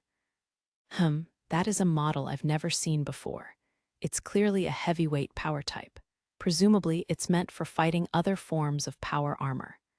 Interesting. And for some reason, he seems to have a Maydroid by his side. According to the documents I've received, Tournament Management received an inquiry 3 days ago regarding whether a Maydroid could be registered as equipment. The organizers accepted it, stating that there was no particular reason to deny that request. I see, but Maydroids aren't typically built to fight, are they? Though the little lady down there is holding quite the weapon. May was holding a laser launcher that the mechanic twins had graciously modified for us. Specifically, they'd added a pretty gruesome-looking exterior layer to the weapon, so May could smack enemies with it and keep it intact. It was double its previous weight now, but that was no problem for May. And of course, the organizers had removed her limiter for the tournament. So it seems. I've heard that Captain Hero has many female crew members, so perhaps she's been customized to perform bodyguard duties as well. I see, but if she is allowed, then I have to wonder if some contestants may be interested in bringing their own battle bots. Battle bots are forbidden by the rules. It seems Captain Hero has successfully threaded his way through a loophole, the analyst said with a sardonic grin. Thanks to May's customizations, her main body alone cost 470,000 ener, and the options and equipment were even more expensive. If people were to buy battle bots with the same sum, they'd be able to get more than just one. In terms of stats, they might even be able to get one that outstripped May herself. Maydroids were typically bought for service and companionship, so spending as much money as I had on her was kind of insane. Not that I regret it for a minute, I muttered. Master, oh, nothing. Show off your strength as much as you want. Of course, please leave it to me. Haya, I fired both hatchet guns madly, mopping up the battle bots blocking our path with diffused laser beams. Take the eyes. When battle bots leapt out from both sides of the path, I smashed them with the hatchet guns. May also swung her modified laser launcher around, literally crushing the poor things. Man, is that launcher okay? I hope it's not broken inside now. May, where's our target? Behind 2 walls. Got it. I blew the walls away with my plasma grenade launcher, and we charged in. Between my 2 hatchet guns and shoulder-mounted lasers, along with May's laser launcher, the battle bots in the room were mowed down in a blink. Due to our entry from an unexpected angle, they reacted too late. That short delay decided the battle. Captain Hero has reached the goal. His opponent is still only midway through stage 2. Whoops, they've surrendered. Seems like they saw no chance of a comeback. I'd say so. These rules greatly advantage those who can complete the objective quickly rather than rack up their score along the way. One may be more likely to die carelessly if they focus too much on hurrying through. But clearing at an overwhelming speed makes it nigh impossible for one's opponent to make up the difference.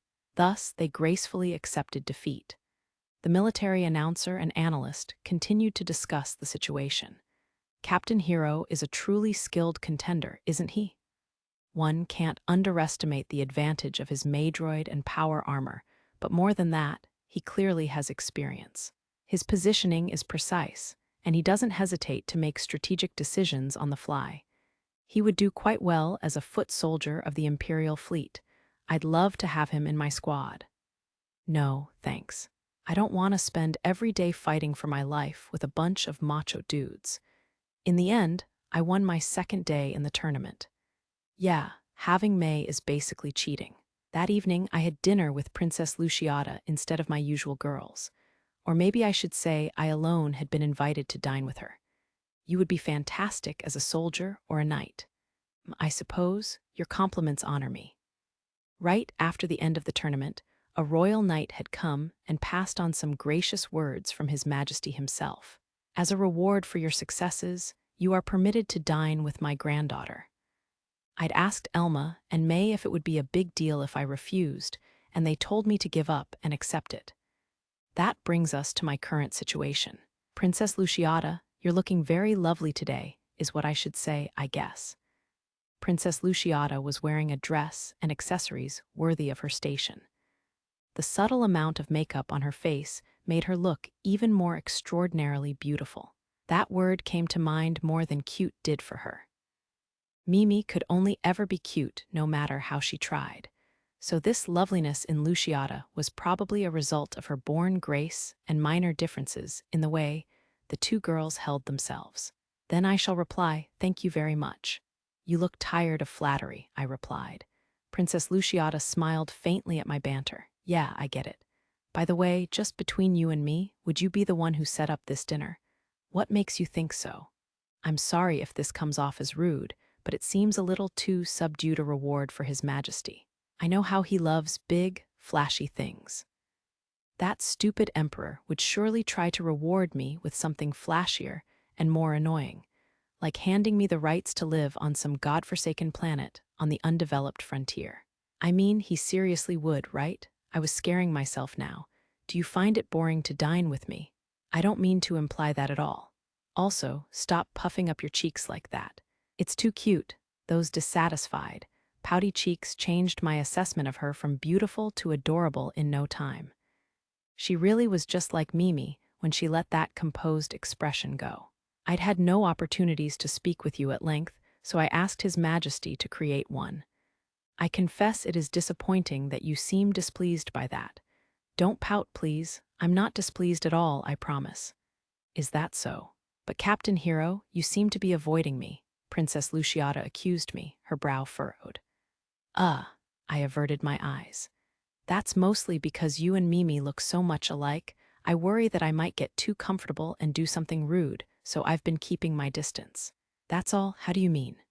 Basically, when you furrow your brow like you're doing right now, I just want to apologize over and over and tousle your hair. Also, I'm bad at speaking politely. Sorry, of course, I could be as polite as any other person. Sure. But I was too uncomfortable dealing with an imperial princess. I didn't want a single mistake causing a royal knight to whip out their sword, so I just avoided approaching her entirely. But I would like to speak with you, she insisted. Don't worry about how polite your language is. Nobles are one thing, but I won't force mercenaries like you or normal girls like Mimi to use such formal language.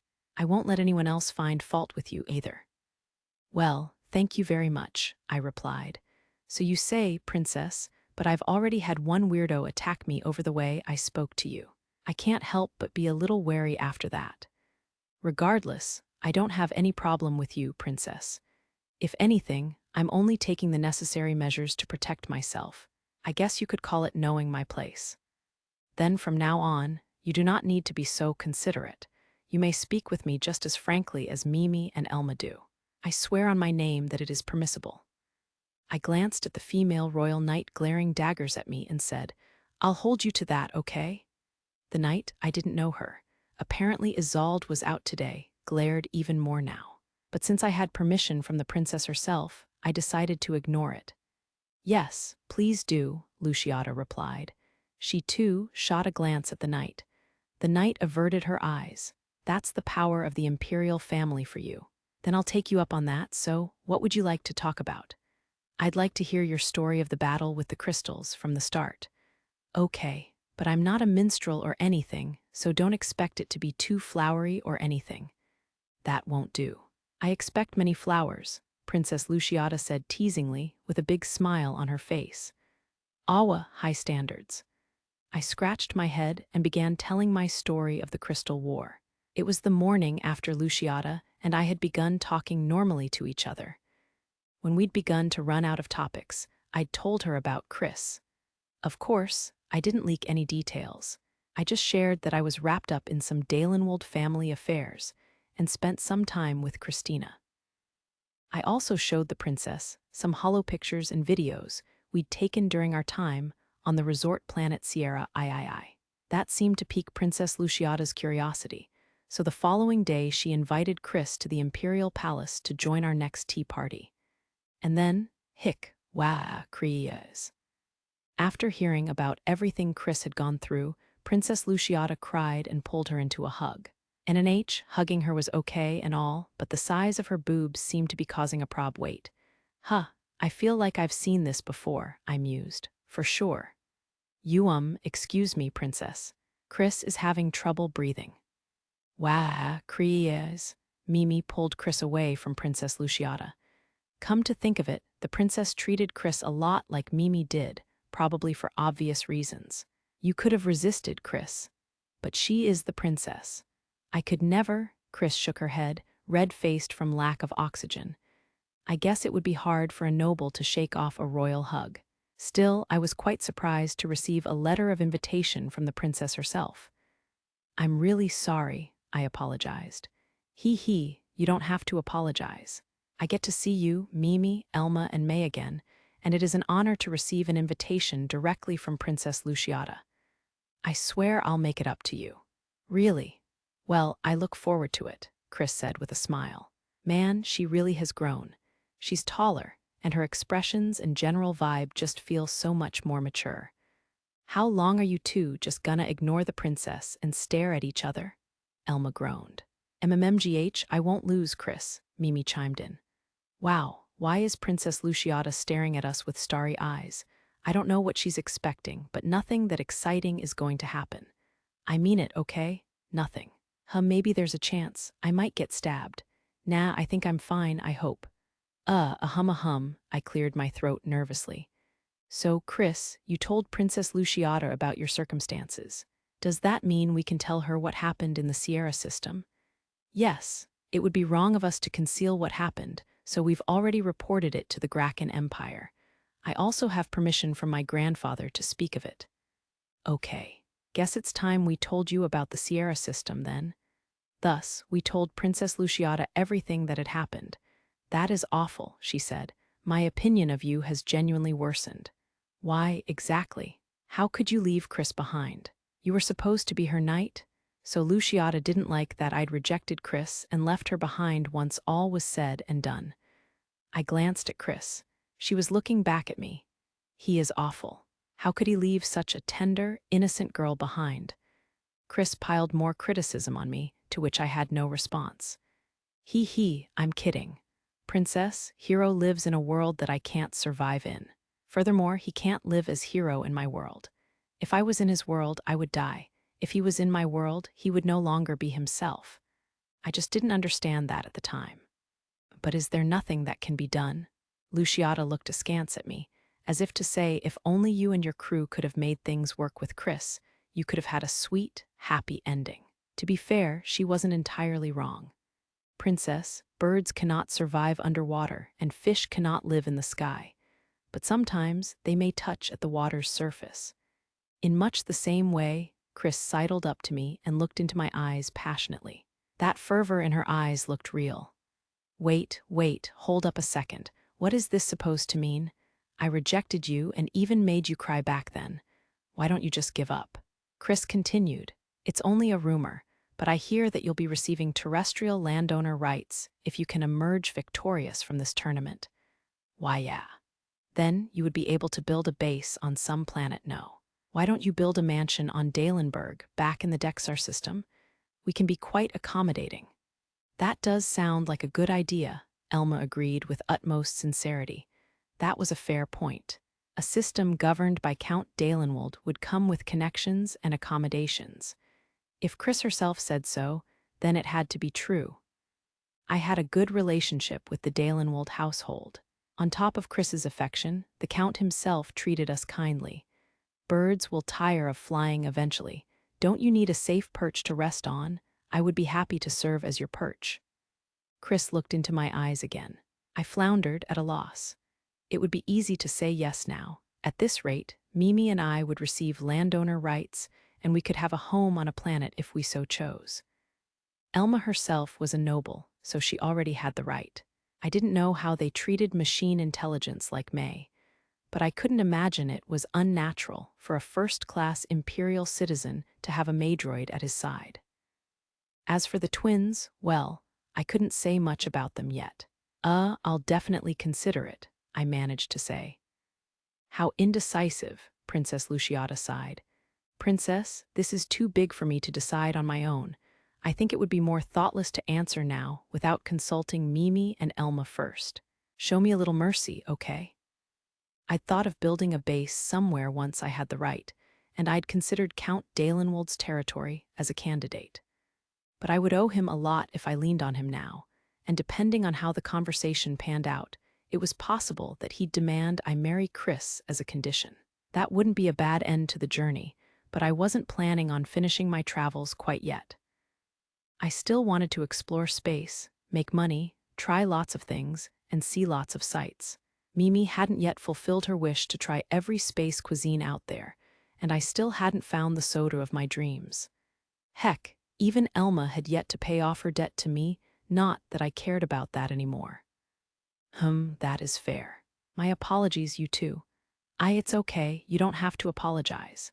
Mimi was flustered by the princess saying sorry to her. Don't worry about it, please. But it seems like Hero and Christina's story resonated with you, did it not, princess? Elma asked curiously. Of course, it's like a holonovel, isn't it? An uncle who covets a noble title robs her of her parents, but after a long journey through space, she's saved by a mercenary just before space pirates have her in their clutches. Then he protects her and avenges her parents. But how could it all end in unrequited love? Princess, I don't think the story is over yet, Chris said. Perhaps not.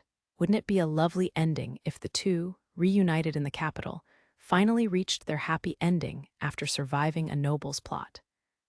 Princess Luciata smiled and indulged herself in fantasy. But it was then that Mimi had to object. MRGH, Princess, I'll have you know that I lost my parents and was saved by the same mercenary before I could fall into the depths of despair. Now I'm finding happiness with him. And you have the added twist that you look just like the Imperial Princess. Elma sided with Mimi. Okay, this is my chance to change the subject. I have to jump at this once-in-a-lifetime opportunity. Nice try, Elma.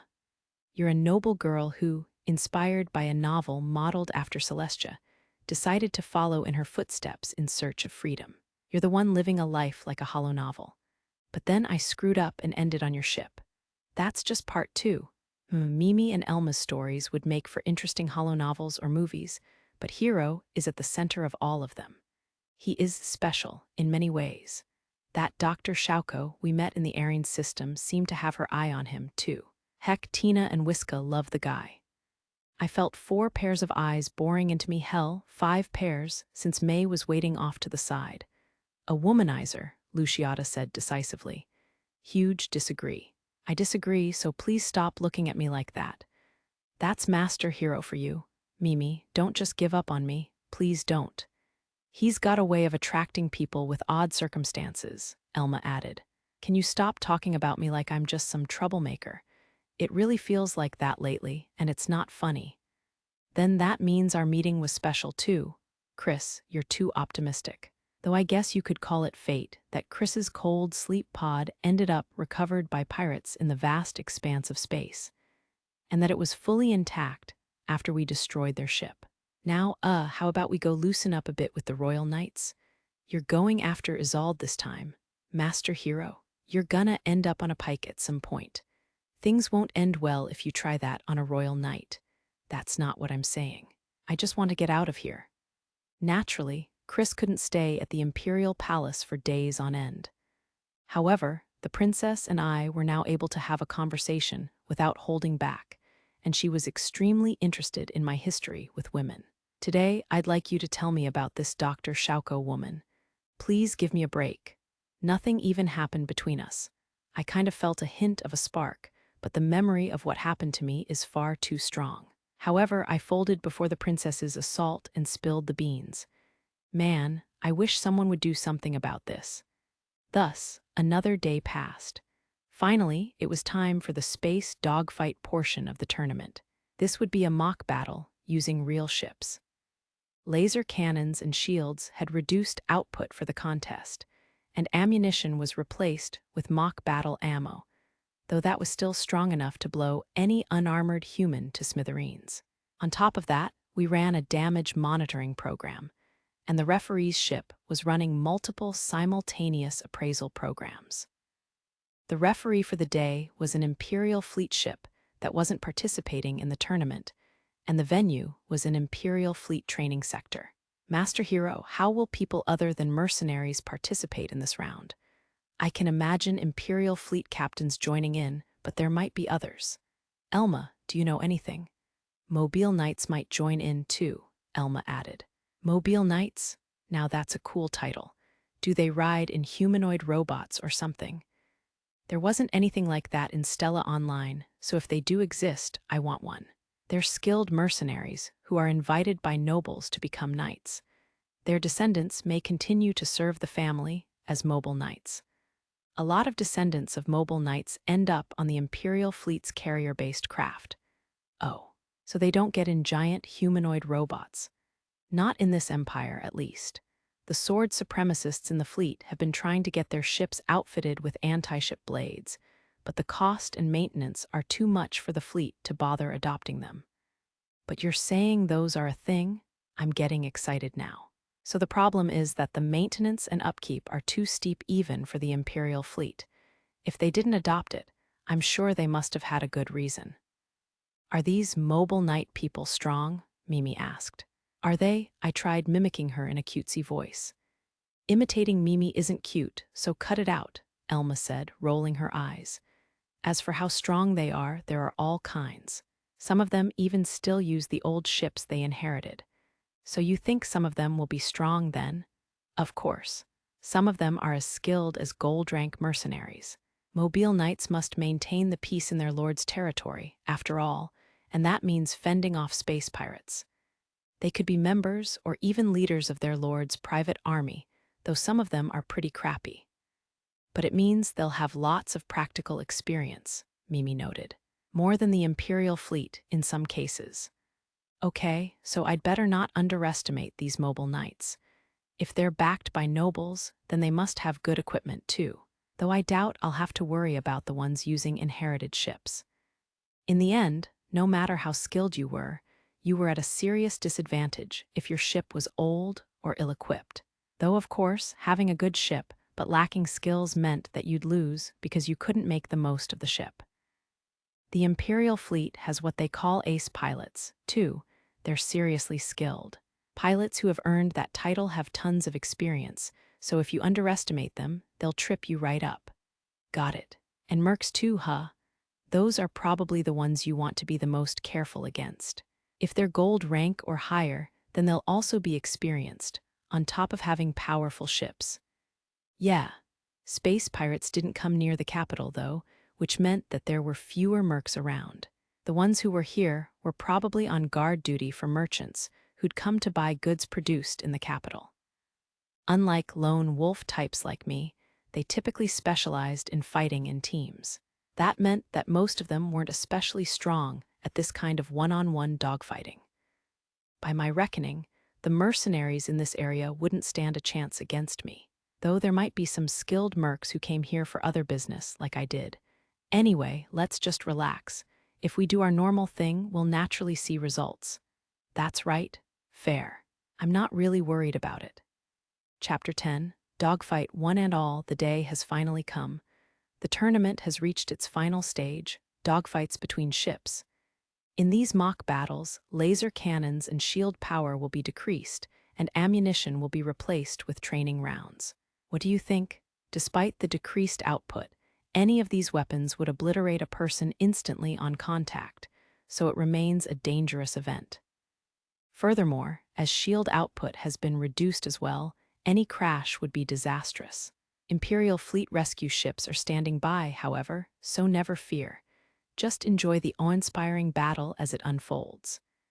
Today's analyst was a woman. Could it be the lieutenant commander? Or, well, I believe she's a lieutenant colonel now.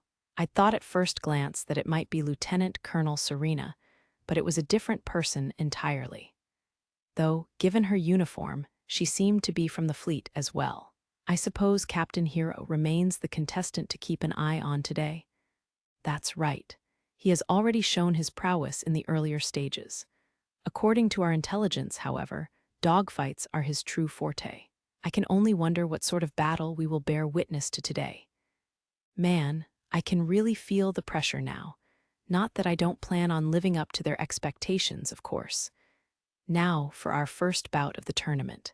This will be a match between Captain Rex, Gold Ranker, and member of the mercenary group Arrow of Light, versus 2nd Lieutenant Nielsen of the Imperial Fleet's 28th Defensive Force.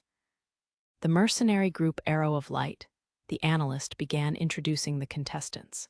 The mercenary group called Arrow of Light mainly did bodyguard work for merchant convoys, and this Rex guy was kind of like their captain, with the most kills of all of them. Meanwhile, 2nd Lieutenant Nielsen was an Imperial Fleet soldier who piloted a carrier-based craft. He was apparently an ace pilot who had downed many enemies in the battle with the neighboring Bellbellum Federation. "What do you think?" Mimi asked me. I won't be able to say much until the battle begins, but based on their ships alone, Rex seems like the one to watch." That Rex Merc ship was basically like a high-speed missile platform. Those ships toyed with enemies using their swiftness, then fired seeker missiles when the time was ripe. And if they used their ample generator output to attack, they could even fight at close range. You couldn't let your guard down around those things.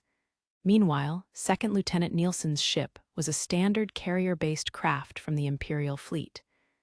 No quirks, simple controls, nothing it excelled or failed at. It was a multi-role fighter with lasers, multi-cannons, and seeker missile pods. Despite being a very average ship, it was most definitely a military one. Each component was a step above those your average mercenaries used. Depending on his skill, Nielsen could be an extremely tough opponent. "It all rides on Nielsen's skill," Elma added. "Agreed, though I think he would be the easier one to go up against." "It would be awful to be pelted with seeker missiles," Mimi agreed. "Exactly. Seeker missile saturation attacks were pretty frightening. The Krishna could shake them off with its maneuverability, but I wouldn't want to have my attacking and evasive capabilities limited in the meantime. Flares and chaff could cover you to an extent, but the enemy would know that and devise a strategy around it. Ho ho, that's a gold rank for you. Not bad." Yep. The battle was progressing in gold rank mercenary Rex's favor. His long-ranged seeker missile saturation attacks were cornering his helpless opponent. Nielsen was using his flares and other diversions well, but he couldn't make an effective counterattack. "Will the mercenary win this one?" Mimi asked me. "If he can press this attack, yeah." Rex used his seeker missiles cleverly. Instead of aiming them directly, he would place them in the direction his enemy was moving ahead of time, activating them with a delayed timing to help him corner Nielsen. However, all loadouts that mainly relied on missiles had one particular weakness. He got away. Yup. Rex had Nielsen on the ropes for a while, but his missile volley finally ended.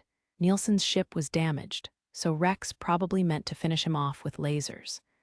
However, Nielsen flipped right onto the offensive. The two ships flew at each other rapidly, and rays of light tore through the blackness of space. "Thoughts, Hero? I'd go for a close-quarters battle before I ran out of missiles. That probably means he has missiles to spare, right?" "For sure." Immediately on the heels of my assessment, the two ships crossed paths once more, and there was an explosion. It seemed I was right about Rex still keeping seeker missiles in reserve. He must have used the momentum of their charge to fire them off at point-blank range. But the battle wasn't over just yet. "That's a military-grade ship for you. It's not down even after that," I mused. "That thing is tough." The intense dogfight raged on, but this time, Rex was in a tight spot without his missiles. Nielsen gradually cornered him and finally shot him down. In the end, the reason for Rex's defeat was his inability to press that advantage. I'd say Nielsen's calm decision-making and focusing on his own safety and baiting the enemy's missiles was what decided it, Elma added. "I see, Master Hero. How would you have fought that battle?" "If I was up against Rex, I'd throw flares and chaffs while using flak cannons to fight off his seeker missiles, charge in, and down him before he even knew what hit him. If I was against Nielsen, I'm confident I could handle him in a straight fight. Worst case, I'd just kite him with my 4 heavy laser cannons and win that way. We discussed the fight while we awaited our turn. We were up pretty late that day, even though I hadn't gotten a special seed this time around. Are you sure you don't want to give me special treatment for my top event? I could see that a-hole Emperor smirking in my mind's eye. Ha ha ha, surely not. No, he totally did this on purpose. I'm certain of it. The announcer and female analyst's voices came through wide-field communications. Now, it's time for the man who started it all. Captain Hero is about to take the field. I've had a peek at his battle data, and his maneuvers in battle, frankly, must be seen to be believed. I'm excited to witness this today. Master Hero, they expect a lot of us. I wish they didn't. I'm not exactly here to do stunt flying or anything. Just do what you normally do, bud, Elma said with a shrug. Meh, she's right. No point in worrying about it. His opponent will be Sir Visor, a mobile knight working under Count Ledrin. He is normally charged with keeping the peace in the Ledrin territory, so he has ample experience fighting space pirates. I've never seen a ship like Captain Hero's before, but Sir Visor's ship is a small combat ship adopted even by the Imperial fleet. Larger than carrier-based craft, it is equipped with a much more powerful generator. It is quite similar in quality to the combat ships used by mercenaries. Interesting. Which ship would you say comes out on top in terms of specs alone? Captain Hero's Krishna is a wholly unprecedented ship, so I can't appraise it yet. However, the data shows that it seems to be an offensive ship with high maneuverability and firepower. Sir Visor's small ship, the Sabre IV, is another high-spec ship that excels in both regards. It seems the skills of the pilots will be the deciding factor in this battle. I see. Then this will be a fierce battle indeed. Let us begin the countdown. The countdown to the duel began. I activated weapons systems and deployed all 4 heavy laser cannons and 2 flak cannons. Got a strategy? Elma asked me. Charge in and blow 'em away. The countdown ended, and I fired the Krishna's thrusters at maximum power. Apparently not expecting my immediate all-out charge, the Sabre IV's reaction was delayed by an instant. But it really was only an instant. He promptly accelerated toward us, too. It seemed he was ready to play along with this head-on slugfest. His firepower isn't bad. The Sabre IV's main weapons looked to be 2 high-output laser cannons. They were weaker than the Krishna's heavy laser cannons, but they were on the stronger end of small craft equipment. Either those were military-grade goods, or they were new models from his weapons manufacturer. Space pirates don't even come close, Elma agreed. However, when 2 ships charge at each other head-on, they cover the distance between them in the blink of an eye. We fired our laser cannons at each other as we closed in, but just before I was in flak range, the Sabre IV changed course and backed off. This guy must have looked into my loadout. Seems like someone's scared of my flak cannons, as he should be. That makes things easier for us, though. Since he'd changed directions, I patiently followed. Flak cannons could be instantly fatal to enemies who didn't know about them. But even if they did know, they were extremely helpful in getting you behind an enemy like this. Battles between ships without shield technology would end in 1 missile or a few shots of flak. But that wasn't true when the ships had thick shields. It became a game of neutralizing the other side's shield and dealing damage to the ship itself. Normally, you would slowly deplete their shields with lasers, seeker missiles, and whatever else. After that, you'd be able to deal damage to the ship proper. However, some weapons could skip that process entirely and deal fatal damage to the shield and ship at once. Flak cannons were one such weapon. Their effective range was extremely short, but the shrapnel would pierce through and greatly damage shields, going on to smash into the ship's hull. The cannons themselves apparently had a special construction to them, but their effects weakened greatly at even a moderate distance, turning their output into laughably weak shrapnel. Despite this, They were a convenient defensive option when seeker missiles and other projectiles were coming your way. Ha ha ha, where are you going, friend? Master Hero is very excited. He must be in a good mood now that he gets to pilot his ship again. That's right. I've been locked up in the Imperial Palace all this time. How can I not be excited now that I can feel my ship around me again?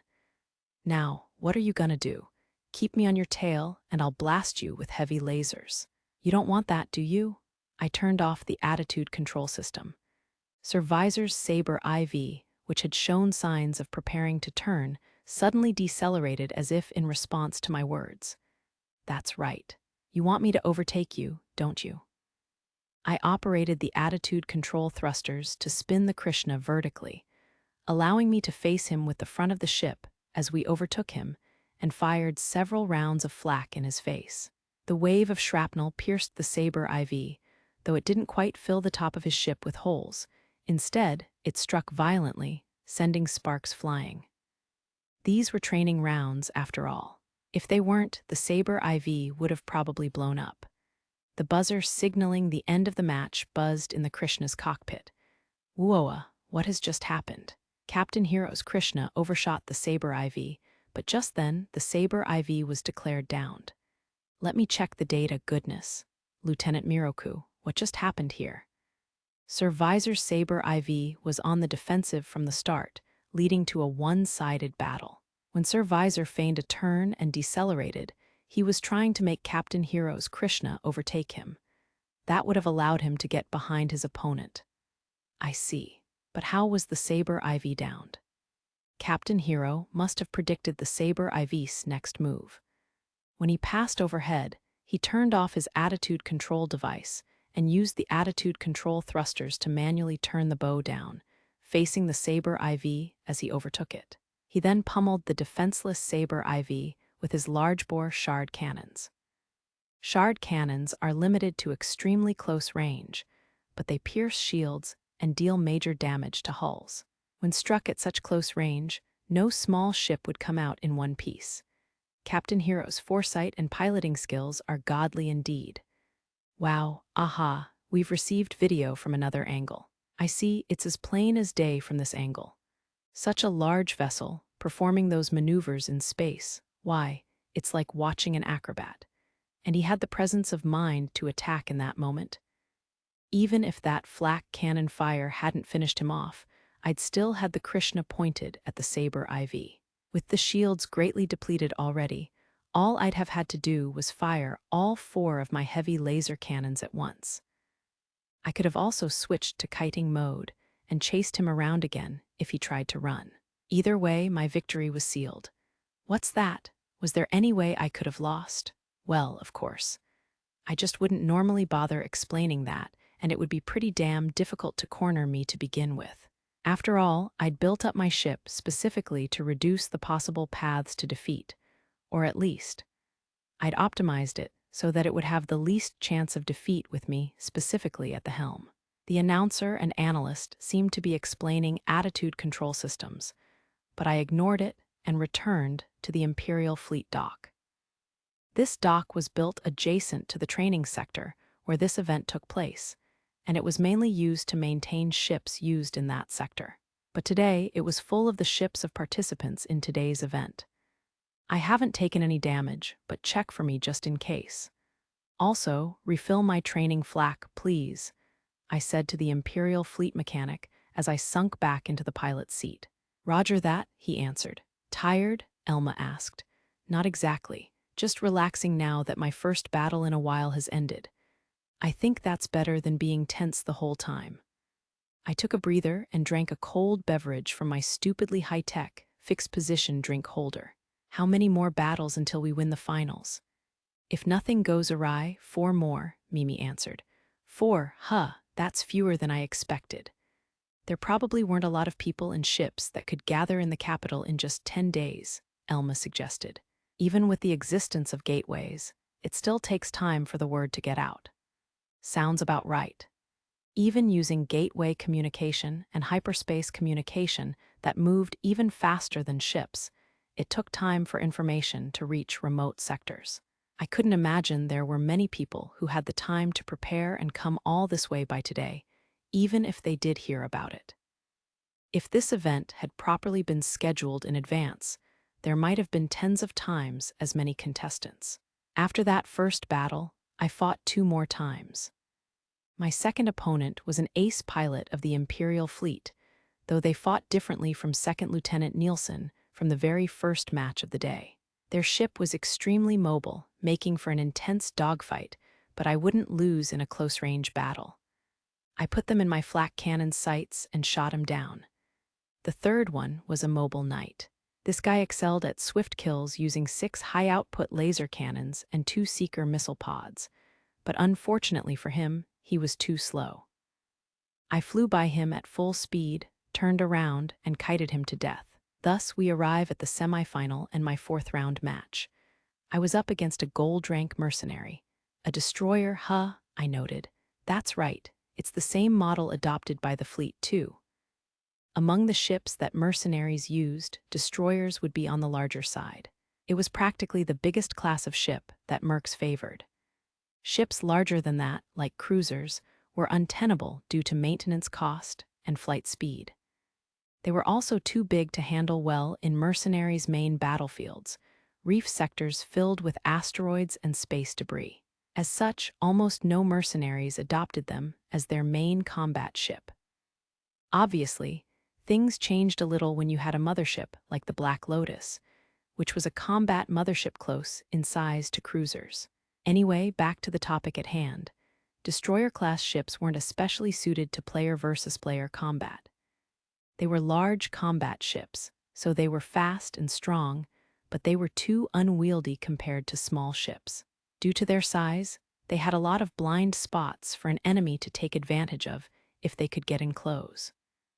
This made them poor choices for combat in reef sectors where there were a lot of obstacles, so they were usually adopted by mercenaries who protected merchants and the like, since they wouldn't go into those types of environments to begin with. We've got an annoying one here. There aren't many obstacles out here, are there? Mimi said. The training sector where this event took place had almost nothing that qualified as an obstacle. After all, the Imperial fleet didn't fight in reef sectors for the most part, so they had no need to train on them. So why was fighting a cruiser here such a pain? That would be because, thanks to their size, they packed a hell of a punch. They could fit a lot of cannons, and they could hold a lot of ammunition. Naturally, they also had a powerful generator on board, so their shields were stronger than those of small or medium ships. No problem. As long as we can get in there, it's our win. Most likely, this Merc's opponents so far had all been destroyed by the ship's overwhelming power before they could get in close. High firepower, strong shields, and thick plating really were the way to go. The Krishna was so strong because I'd pursued these same objectives in its customization. What do we do? Elma asked. Get right up to it. You're not even a middling fighter until you learn how to win against big ships in situations like this.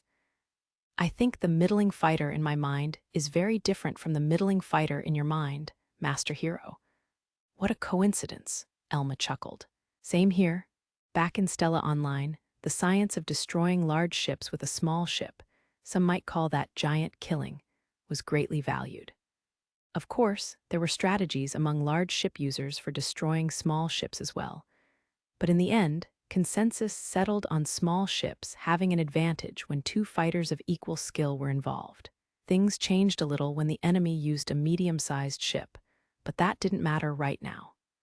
Still, large ships had an advantage against NPCs, and they had far more space for carrying and recovering cargo. That led to a lot of players preferring them for daily use. Basically, they were more convenient as long as you weren't fighting other players. Some of them could even use self-operating carrier-based craft, a lot like funnels or bits. We're up against a gold rank, so let's stay on our toes, ladies. I guided the Krishna over to starting position to get ready for the match.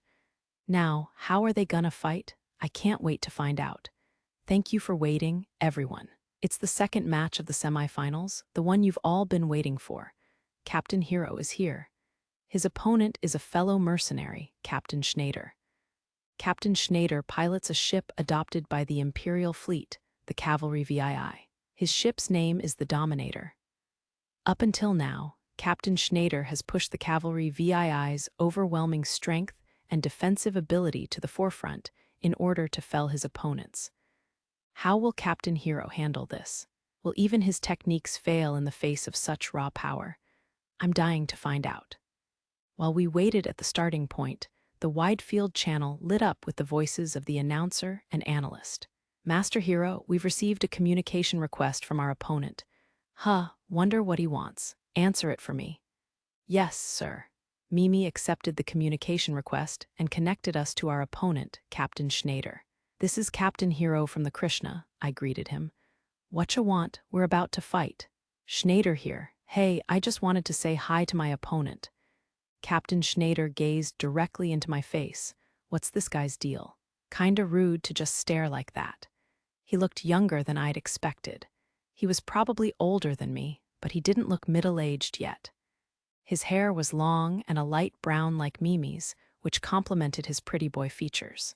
His eyes, however, looked just a little too sharp. I thought you might have just been some uppity kid, but that's not how you look at all. I suppose this'll be a tough battle, he mused. It's an honor to hear that.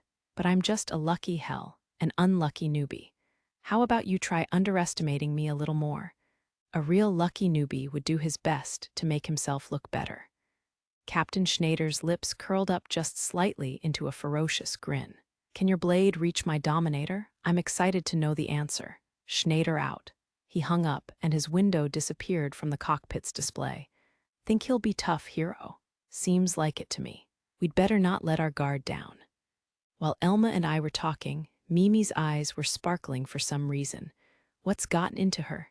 That conversation was so cool. It was just like one of the holonovels Princess Luciata let me read. Oh, yeah. What the heck is that princess making Mimi read? Seriously, don't influence my poor, innocent girl. It probably wasn't anything too spicy, but maybe I'd better keep an eye out in the future. Elma, I'm counting on you. You mean in this fight, or do you mean watching Mimi?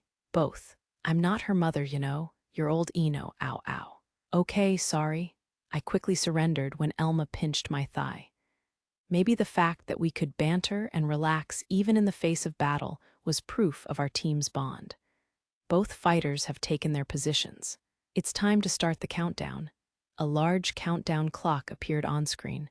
What's the plan? We go in hard at the start. After that, we adapt to the situation. But basically, we want to be in his blind spot. Mimi, when the battle starts, scan his ship and mark where his main modules are. Understood. As soon as the countdown ended, I fired the Krishna's thrusters at maximum power to close in on the Dominator. Meanwhile, the Dominator pointed its upper front at us, and therefore most of its cannons, and fired off its anti-aircraft cannons like a hedgehog, throwing up its spines. Isn't it weird that they still call it anti-aircraft even in space? Deploying chaff and ECM. Elma did so, greatly reducing the accuracy of the anti-aircraft fire coming at us. This chaff was entirely unlike the kind used on Earth. Chaff as I knew it back, there was basically just tossing out aluminum and other metal foil in order to trick radar. But the type used in this universe was much more advanced. The effect of it was kind of like making electronic shadow clones that messed with enemy targeting systems. Its effect was limited, but at least for a short time, it greatly reduced the accuracy of enemy auto-targeting systems. The technology was more advanced, but the concept was the same. That was why it was still called chaff to this day. Man, that's a thick hail of bullets, I mused. Even when we concealed our ship to try to reduce the number of bullets that could hit us, our shields were being cut to ribbons. The Dominator was backing off while pointing its upper front toward us, keeping him out of our range. It seemed like his plan was to just keep battering away. Okay, here goes. Be ready to deploy shield cells at any time. Roger. I raised the Krishna's bow and charged toward the upper front of the Dominator. Of course, he didn't want me going overhead and circling around him, so he raised his own bow to follow. In other words, the Dominator was beginning to tilt upward. Containment, containment. I rolled my own ship to point at the Dominator, firing all 4 heavy lasers to hold it in place. My weapons were unbelievably powerful for a small ship, but I was always going to be at a disadvantage in a head-on shootout. While the Krishna did have strong shields and plating, it was still a small craft. A larger ship was just more durable. We're losing at this rate, you know. Just a little longer now. Once the Dominator had built up enough rotation speed, I pulled on the controls again and shot in a zigzag path toward the larger craft. I was aiming for its bow.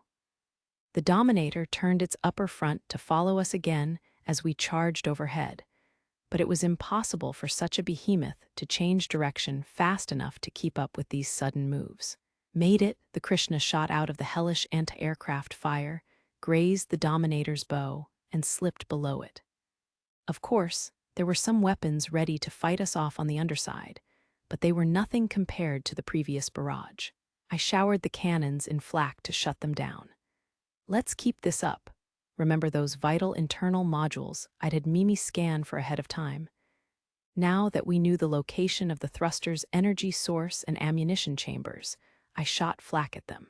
I also fired the heavy laser cannons to exhaust my opponent's shields, focusing my attacks on where the generator would be. Eventually, the end of battle buzzer sounded, and our victory was announced. It seemed the system had registered that as a destroyed generator. The battle is over. Captain Hero has successfully felled the Goliath before him. Incredible. I thought Captain Schneider had this in the bag. It was the zigzagging motion that Captain Hero performed. Ships as large as cruisers struggle to keep up with such quick turns. However, it takes real guts to try a strategy like that in a one-on-one battle. It means charging straight into anti-aircraft fire, after all. One misstep would have meant defeat. Interesting, I listened to the announcer and analyst as I returned to the fleet's dock. See, that's all it takes, I told the girls. I was frightened the whole time. Yeah, we had to use 3 shield cells. Hey, why didn't you use anti-ship torpedoes? Elma's question was quite reasonable. It's not like I went easy on him, I just fought like I normally do. You don't need to waste one of those bad boys on a single large ship. If there were other ships around, and I didn't have time to waste on the Dominator, I'd clean it right up with an anti-ship reactive torpedo. But the Dominator alone wasn't worth it. I mean, those things are expensive, but we're using training ammo here. It doesn't cost money, does it? All the more reason. I'm not going to die if I lose, so why take the easy and flashy way out?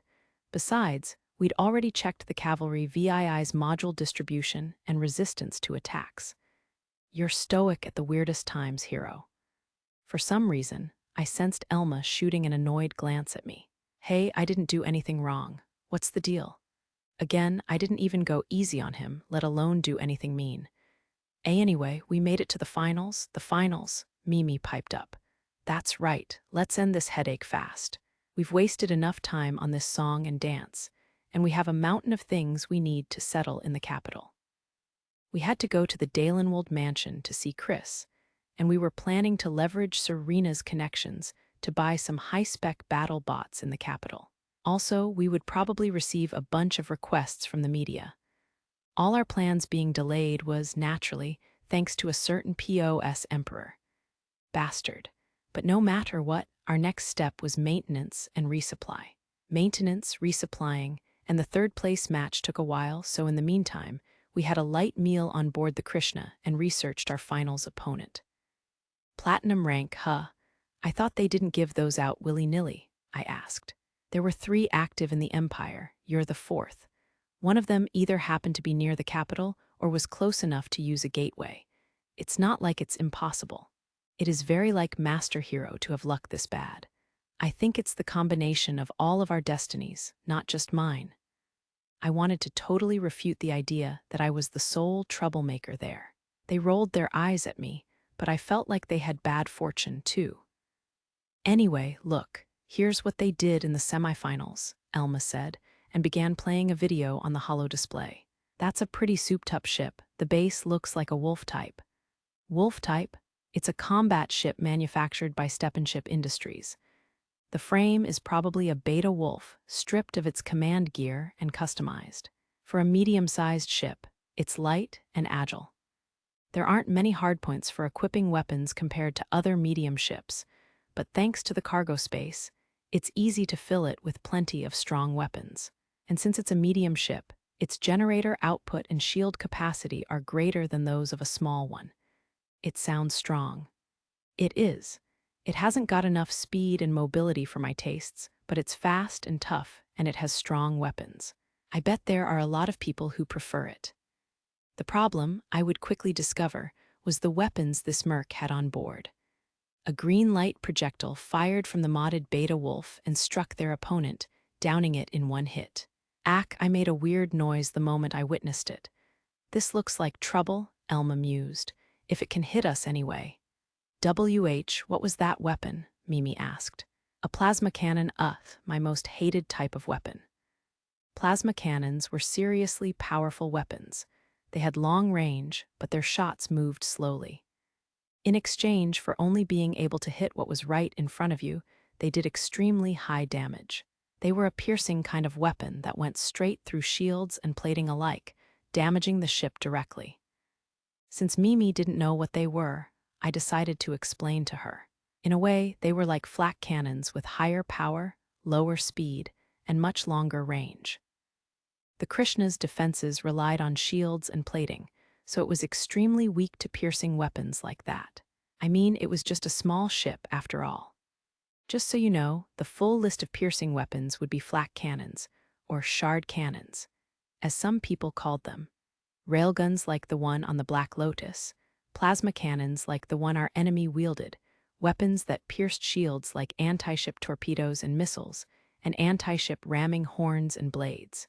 Basically anyway, I couldn't speak to any newly developed or special weapons. I see, but you can dodge it, can't you, Master Hero?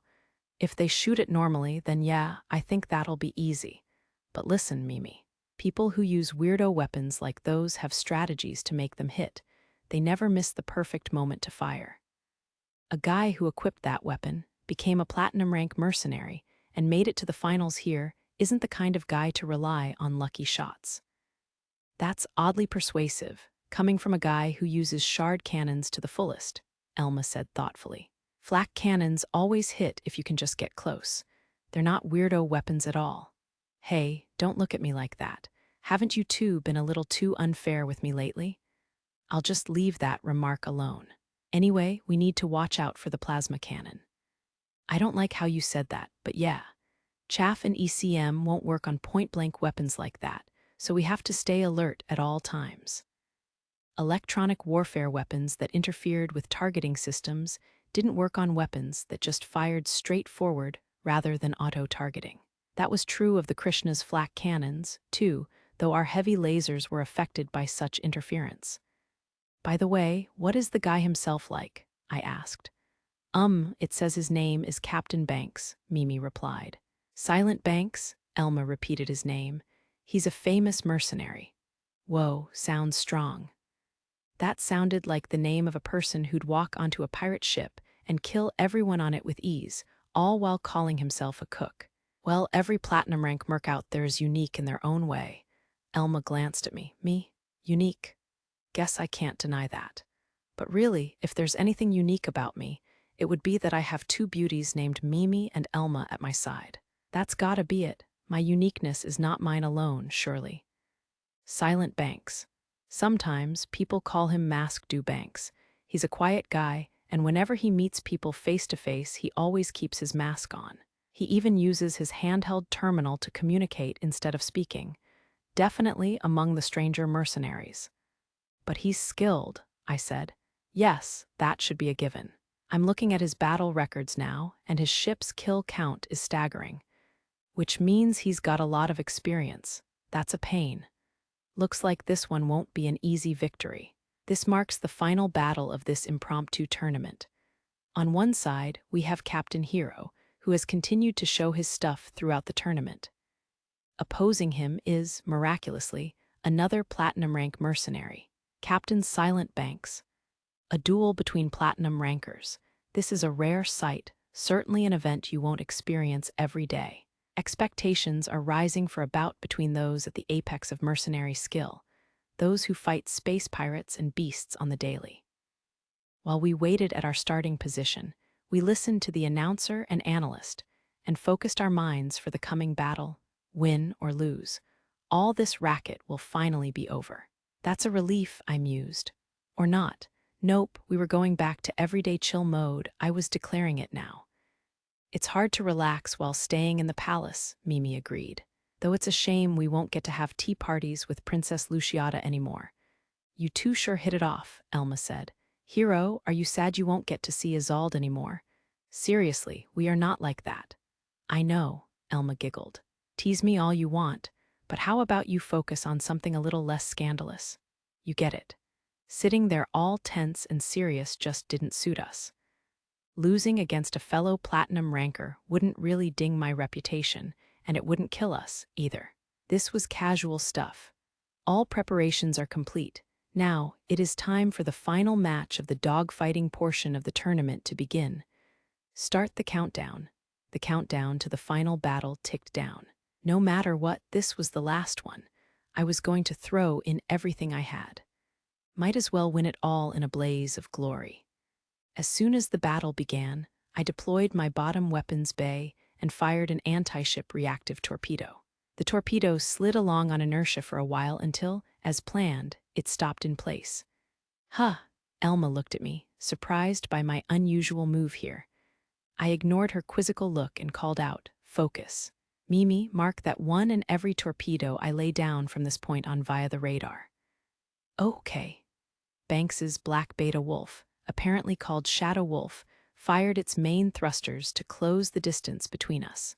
It seemed like he wanted to engage us from a short to medium distance so he could make full use of his plasma cannon. Like hell, I'll let you do that. I used the Krishna's reverse thrusters to maneuver away from him. His weapons were 2 plasma cannons, 2 seeker missile pods, and 3 high-output laser cannons. Though his ship had few hard points compared to others of its size, every one held a powerful weapon. Even so, only his seeker missile pods and laser cannons could contend with the Krishna at long range. I only had 4 heavy laser cannons, but if I could deal with his seeker missiles, I would be at an advantage in the DPS race. The question was whether my ship was sturdy enough to keep up. What do you think, Elma? I think we'd lose in a battle of attrition. Got it. Well, we just need to buy time. I fired a second torpedo, changed the direction of my ship, and gunned it at full speed to circle around to the Shadow Wolf's side. Compared to turning up or down, spaceships had a harder time reacting to left and right turns. They were made so that if you wanted to turn left or right, you might as well just roll the ship and adjust your aim by raising the front up or down. Of course, Banks and Shadow Wolf did just that, aiming his bow perfectly at my ship, and I mean perfectly at us. He's firing his plasma cannon. Whoops. At Mimi's warning, I swiftly took evasive maneuvers.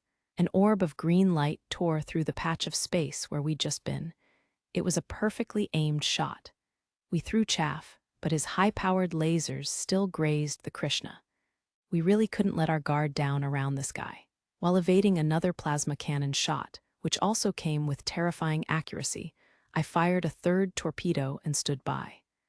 Apparently growing impatient, Elma demanded, "Hey, what exactly are you doing here?" "It's all preparation. Now we just have to make the finishing touches. We're about to do some intense maneuvering, so get ready."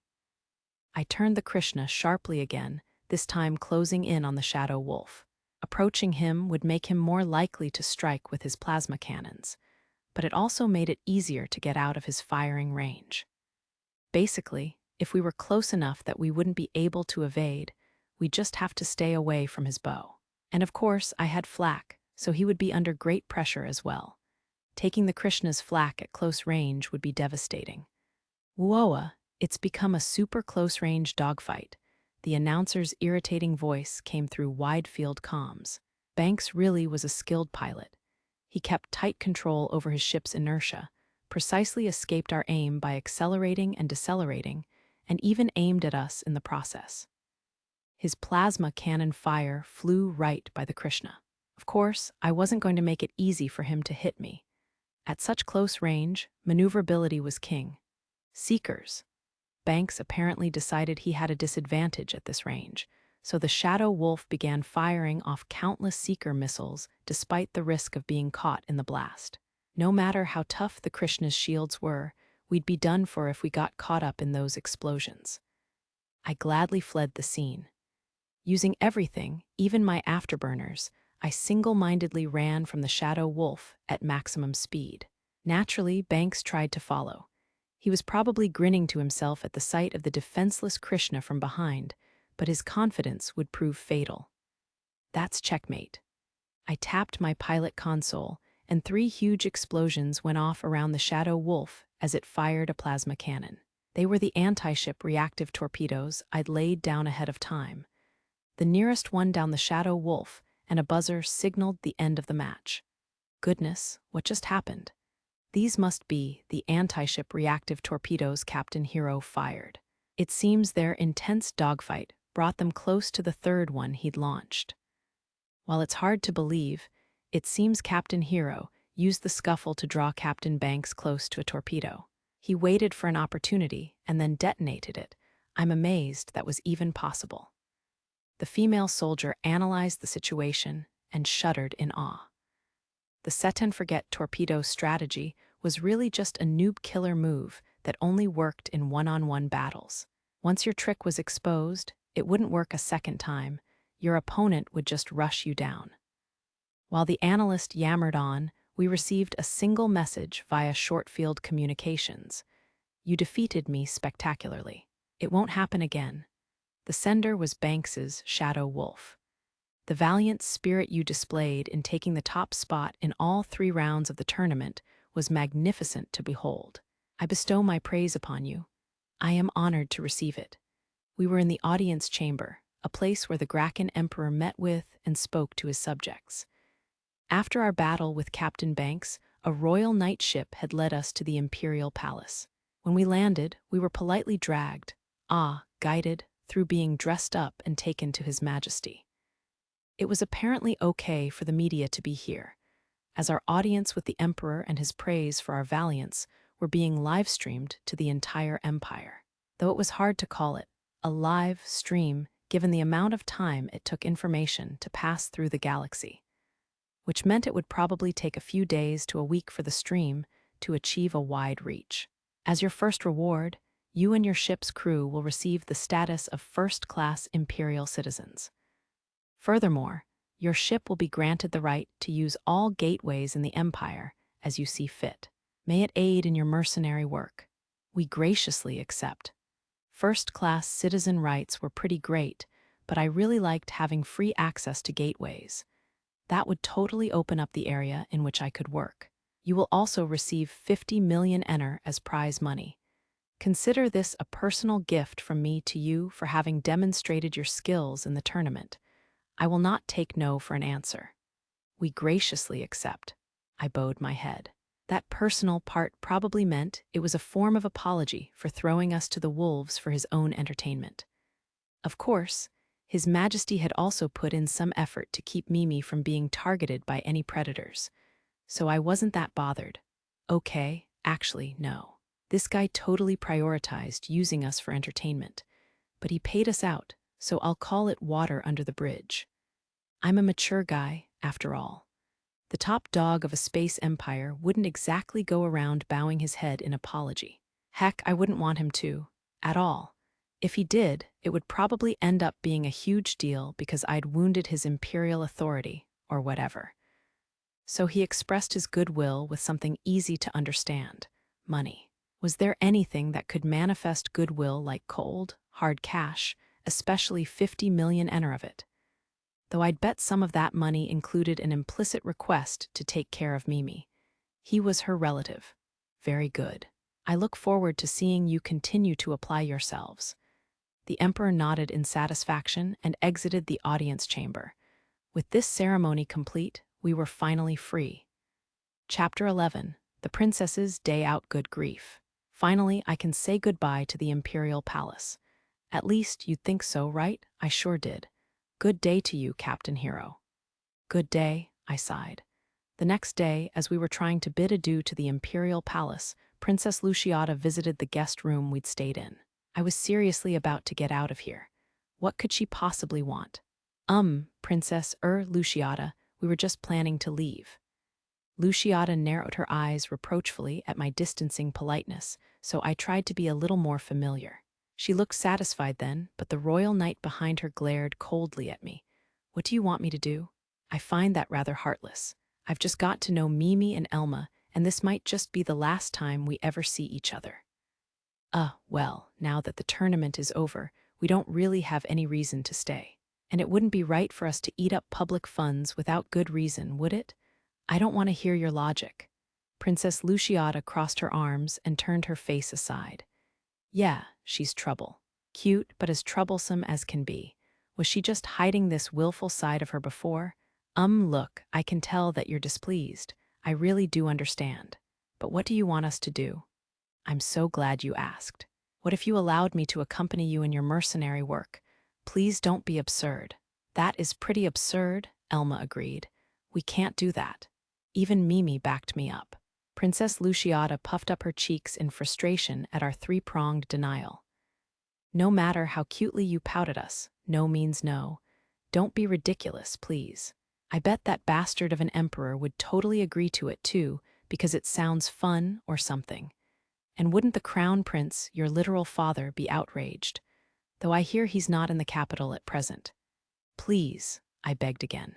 The knights behind you look ready to put their swords against my neck at any moment, so I'd really appreciate if you could cool it. Isn't this the part where you're supposed to break through the palace's defenses to aid me on my journey to freedom? What you're saying is deeply troubling. Your demands are too much, and I have no reason to do any of it. Help me please, royal knights. Yet they flagrantly ignored my desperate pleas. Girls, don't you hear your charge making these ludicrous demands? At least advise her against it. Don't you have any sense of loyalty?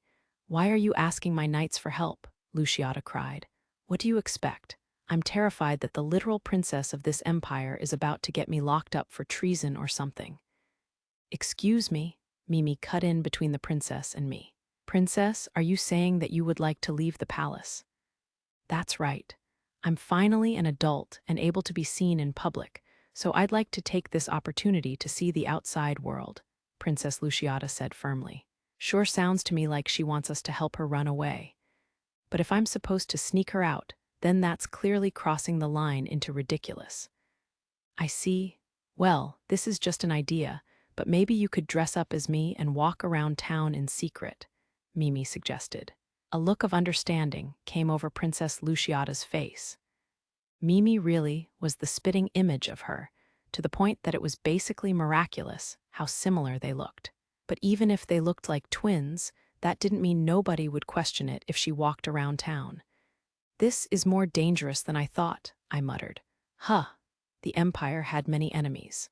It wasn't beyond the realm of possibility that someone might kidnap Mimi and use her for propaganda. Maybe I'd better keep an even closer eye on her from now on. Nothing, sorry. So what are you going to do? Well, I think it's an intriguing idea. Rachel? Yes, princess, right away. The knight beside her, Rachel, apparently looked off in a seemingly random direction. I wondered what she was doing, maybe contacting someone. I'd heard you could have cybernetic implants put in your brain that would give you special abilities. Maybe she was some kind of RoboCop or Robic Knight, I guess. His Majesty has given his permission. However, Miss Mimi must remain within the Imperial Palace. We can't have people seeing two Mimis at once, yeah? I agreed. That said, we couldn't just leave Mimi here alone. I doubted the Empire would choose this of all times to make a move against me. But it would be a lie to say I wasn't worried just a little. Who knew what might happen to Mimi if I left her undefended in such an advanced universe? Like, what if someone brainwashed her? While I didn't want to be overly suspicious, I still couldn't put my full faith in the Empire, so I made a decision. May, stay here and guard Mimi. Understood. You may entrust her to me. Knowing May, she knew what I was thinking. I could leave everything to her without worry. What should I do? Elma asked. You know the capital, right? I'd say it'll look most natural if you come with us, I answered. Elma promptly agreed. Yeah, this is definitely the best way. Ideally, we would have May with us as well, but I just don't feel right about leaving Mimi alone. Yep. Okay, so me, Hero, and Mimi, or the princess disguised as her anyway, we three will go together. How wonderful. I'm getting so excited. Princess Luciata chirped eagerly. But when she looked over at Mimi, her expression suddenly turned serious. Mimi was in her usual mercenary gear, which left her shoulders and thighs pretty exposed. Also, the design showed kind of a lot of cleavage. So does this mean I'll be wearing the same clothes as Mimi? If you want to impersonate her, then yeah. You can't exactly go in a ball gown. Princess Luciata flushed beet red and squealed. I have to wear that shameless clothing. Shameless, Mimi cried, stunned by the princess's reaction. Hey, it's a bit revealing, but it's going a little far to call it shameless. Isn't there anything we can do about this? Princess Luciata, having donned Mimi's clothing, pulled down on the hem of her top. Her face was bright red. Now that's a sight for sore eyes. I'm afraid not, Mimi said flatly, hiding her rage behind a smile. You two really do look like twins now that you're in her clothes. For sure. In the end, Mimi relented and allowed Luciata to add black shorts. She covered her shoulders and décolletage with a jacket. Yeah, now Mimi's revealing clothes look a lot more normal. All that's left is your hairstyle, Mimi said.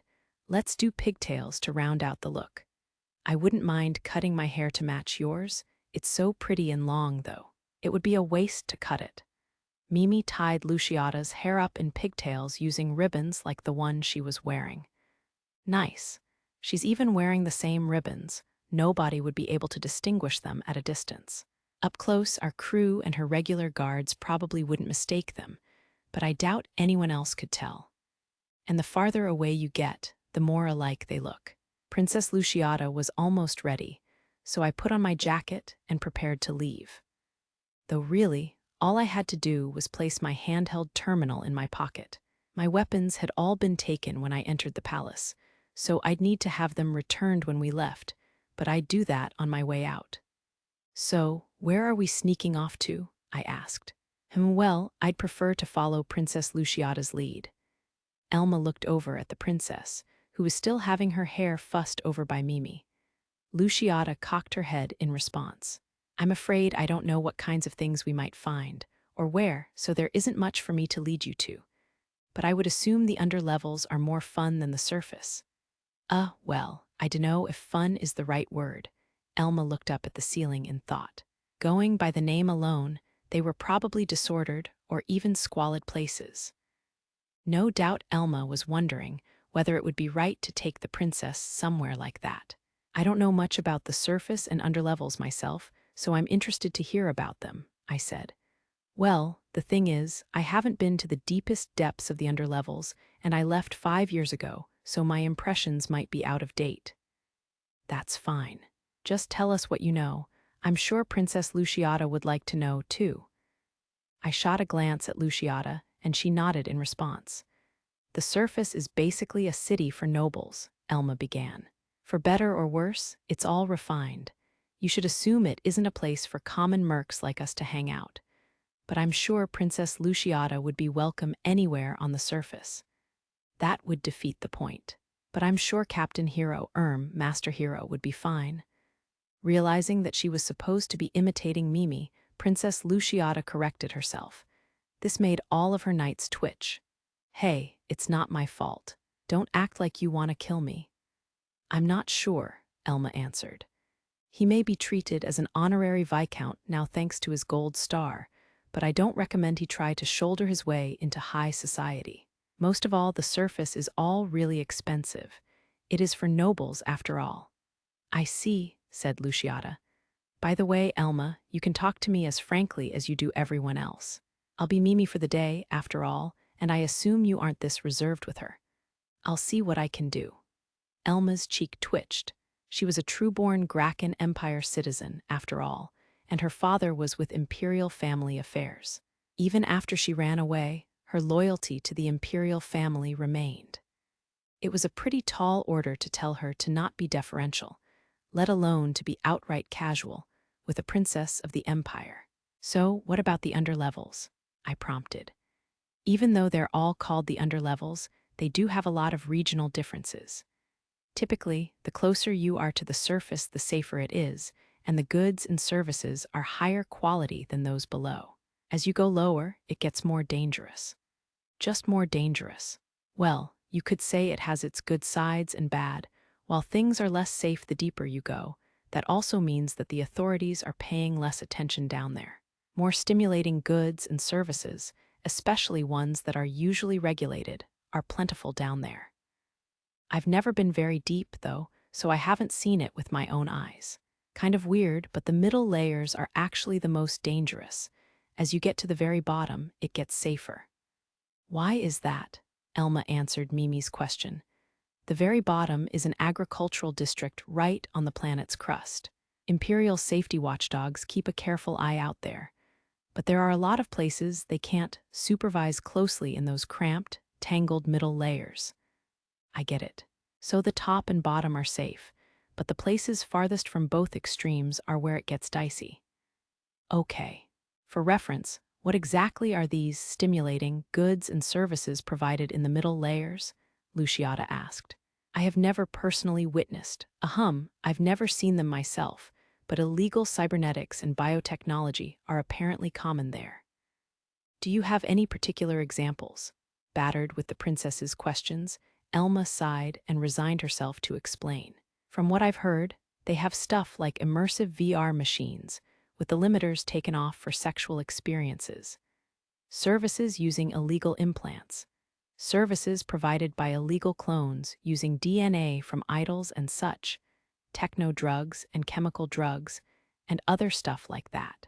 There are also back-alley cybernetics and biotech doctors who will install stuff straight into your body. Sexual experiences, illegal services. I won't offer any opinions on that kind of business, but let's say the sex stuff is the least concerning of what they're doing down there. That's the least of it. If you put it that way, it sounds pretty scary. If people dabbling in that kind of business are running the place, I can see why it's dangerous, I agreed. But the levels closer to the surface aren't as bad, right? Right. So if we're going to see the underlevels, I think we should stay near the surface. Maybe 3 levels down at most. No reason to take unnecessary risks. Let's make that 2. I looked over at Princess Luciata for approval. After a moment's thought, she gave her assent. I am curious about these experiences, stimulating and otherwise, but one mustn't be too demanding. You don't have to be interested in them. I'd bet any detailed knowledge would just gross you out without offering much benefit anyway. Really. If you say so, Master Hero, I will accept that as truth. She was surprisingly obedient. Maybe she would be less of a handful than I'd thought. I did feel bad for leaving Mimi out, but I'd use this opportunity to get in some good capital underlevel sightseeing. Take me next time, okay? Mimi said. I promise you too, May. Yes, I look forward to it. I wish I could bring Tina and Whiska too. But if it's only a matter of annoying paperwork, I'm sure May can take care of it just fine. We'll find a way. Well, shall we be off? Luciata asked. Yeah, I guess. Should we really be your only guards, though? I looked to the royal knights, who all nodded in unison. Worry not, we will do what we can. I see. In other words, they'll be there in the shadows to protect her. How much should we rely on you? Or to be more direct, how cautious should we be? Please remain at maximum caution, just as you normally do for Mimi. Wow, I'm surprised you could tell. That was an easy order to follow. Just keep an eye on Mimi, or Luciata rather, like I always had. Okay, let's get going. Do you have a route planned, Elma? I asked. More or less. It seems like I can go the same way I used to. All right, let's do this then. Mimi, wait patiently for us. May, take good care of her. Okay, be careful and have fun. Yes. Leave it to me. We left Mimi and May at the Imperial Palace, had our gear returned to us, and left well we attempted to leave. Hey, what the hell is that? I cried. This would be my sword. Why do you ask? Princess Luciata seemed to say with her eyes, as she held a sword that was as long as she was tall. It might as well have been called a greatsword. Serena had an impressive sword on her hip, but Princess Luciata's was even bigger. Mimi doesn't know how to fight with a sword. Besides, how are you supposed to carry a thing like that around? It's enormous, it's bound to stand out. Well, you carry a special scabbard across your back. Denied, denied. If you're going to imitate Mimi, then that would absolutely ruin the disguise. After having a royal knight bring Mimi's gun belt and laser gun, I forced Luciata to equip them. Just take these. Otherwise, this whole disguise is a waste of time. I'm supposed to protect myself with this toy. We're not visiting a battlefield, so this is enough. Normal people can't evade laser gun death beams. If I'm up against an augmented noble, this won't be enough to protect myself. We don't plan to go up against any nobles.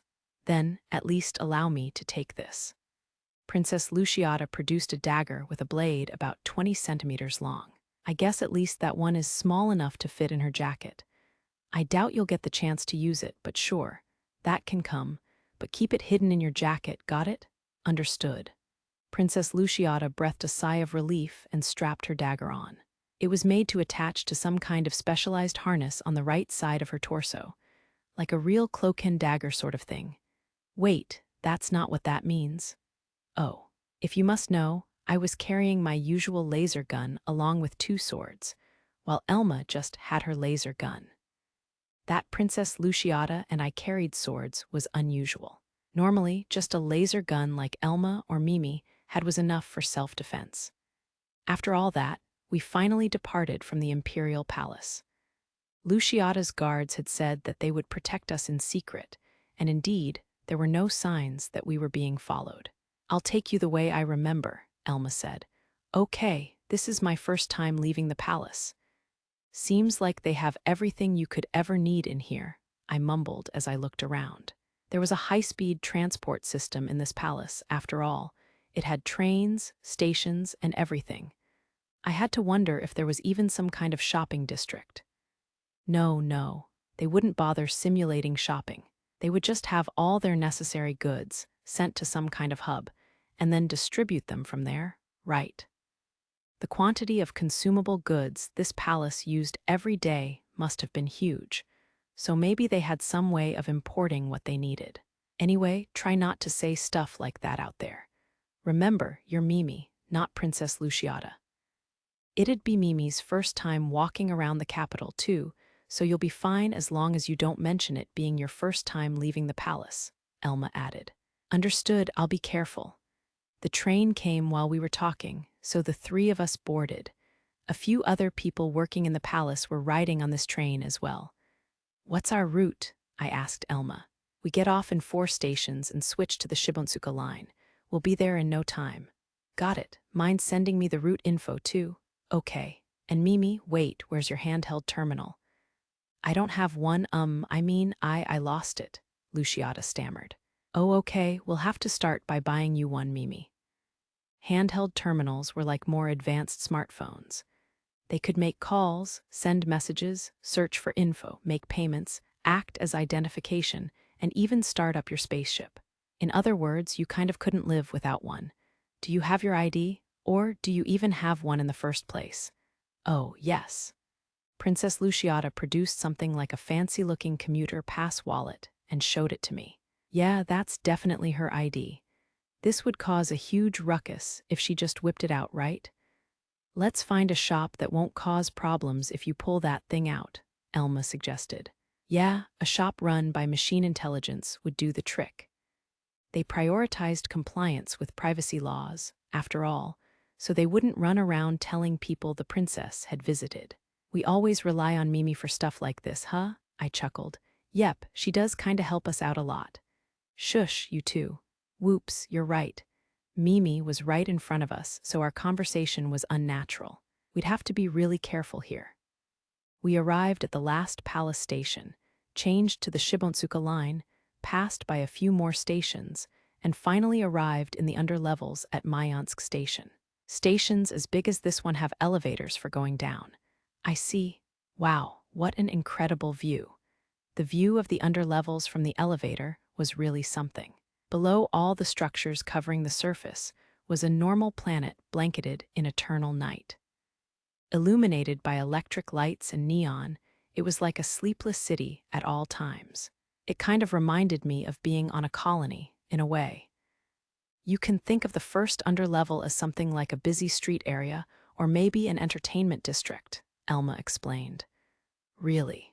But it's close to the surface, so it must serve classy clientele, right? That's right. There are a lot of nicer shops that aren't too pretentious, and there are others for both commoners and wealthy customers, too.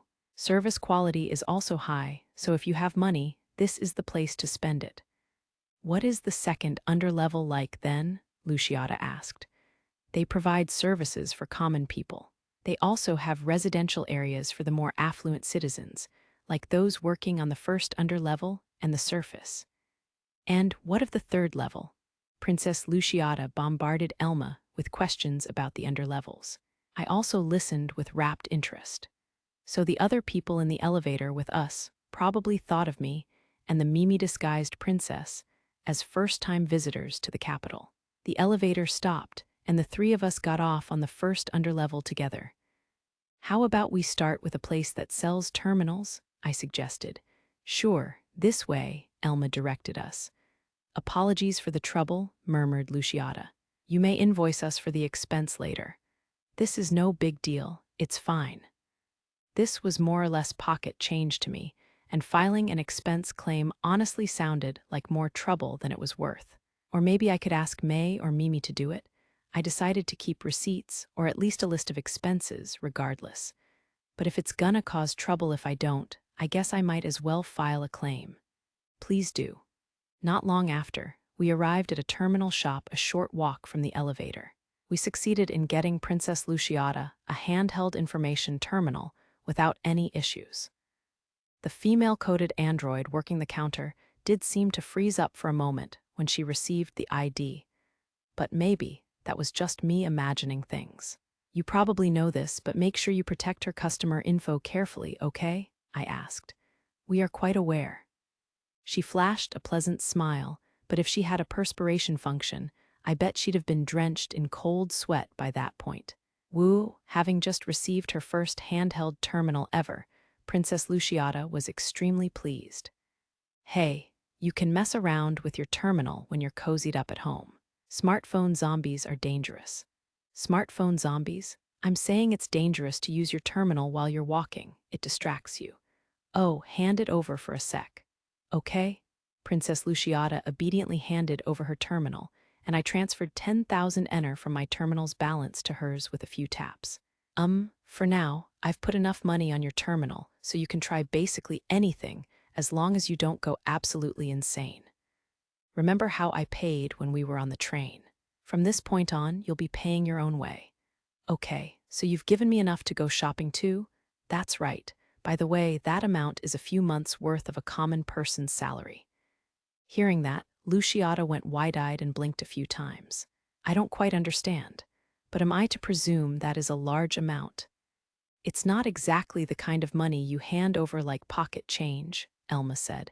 Don't worry too much about the number. It just might come in handy, is all. I brushed off their gazes with a shrug. To be honest, there were a lot of problems in this universe that could be instantly solved with the right amount of money. If Luciata happened to get separated from us, 10,000 ener ought to be enough to get her out of whatever trouble she was in and return her to the palace. Now, we've got what we needed. What should we do next? Wanna eat? Elma suggested. It's about lunchtime. Lunch, I would love something hot and fresh. The princess's eyes sparkled in anticipation. That look on her face was so much like Mimi. I've heard stories about royalty and high-class nobles only eating cold food because people have to test for poison, I said. Do you actually do that? That can't be necessary in this day and age, right? You are correct.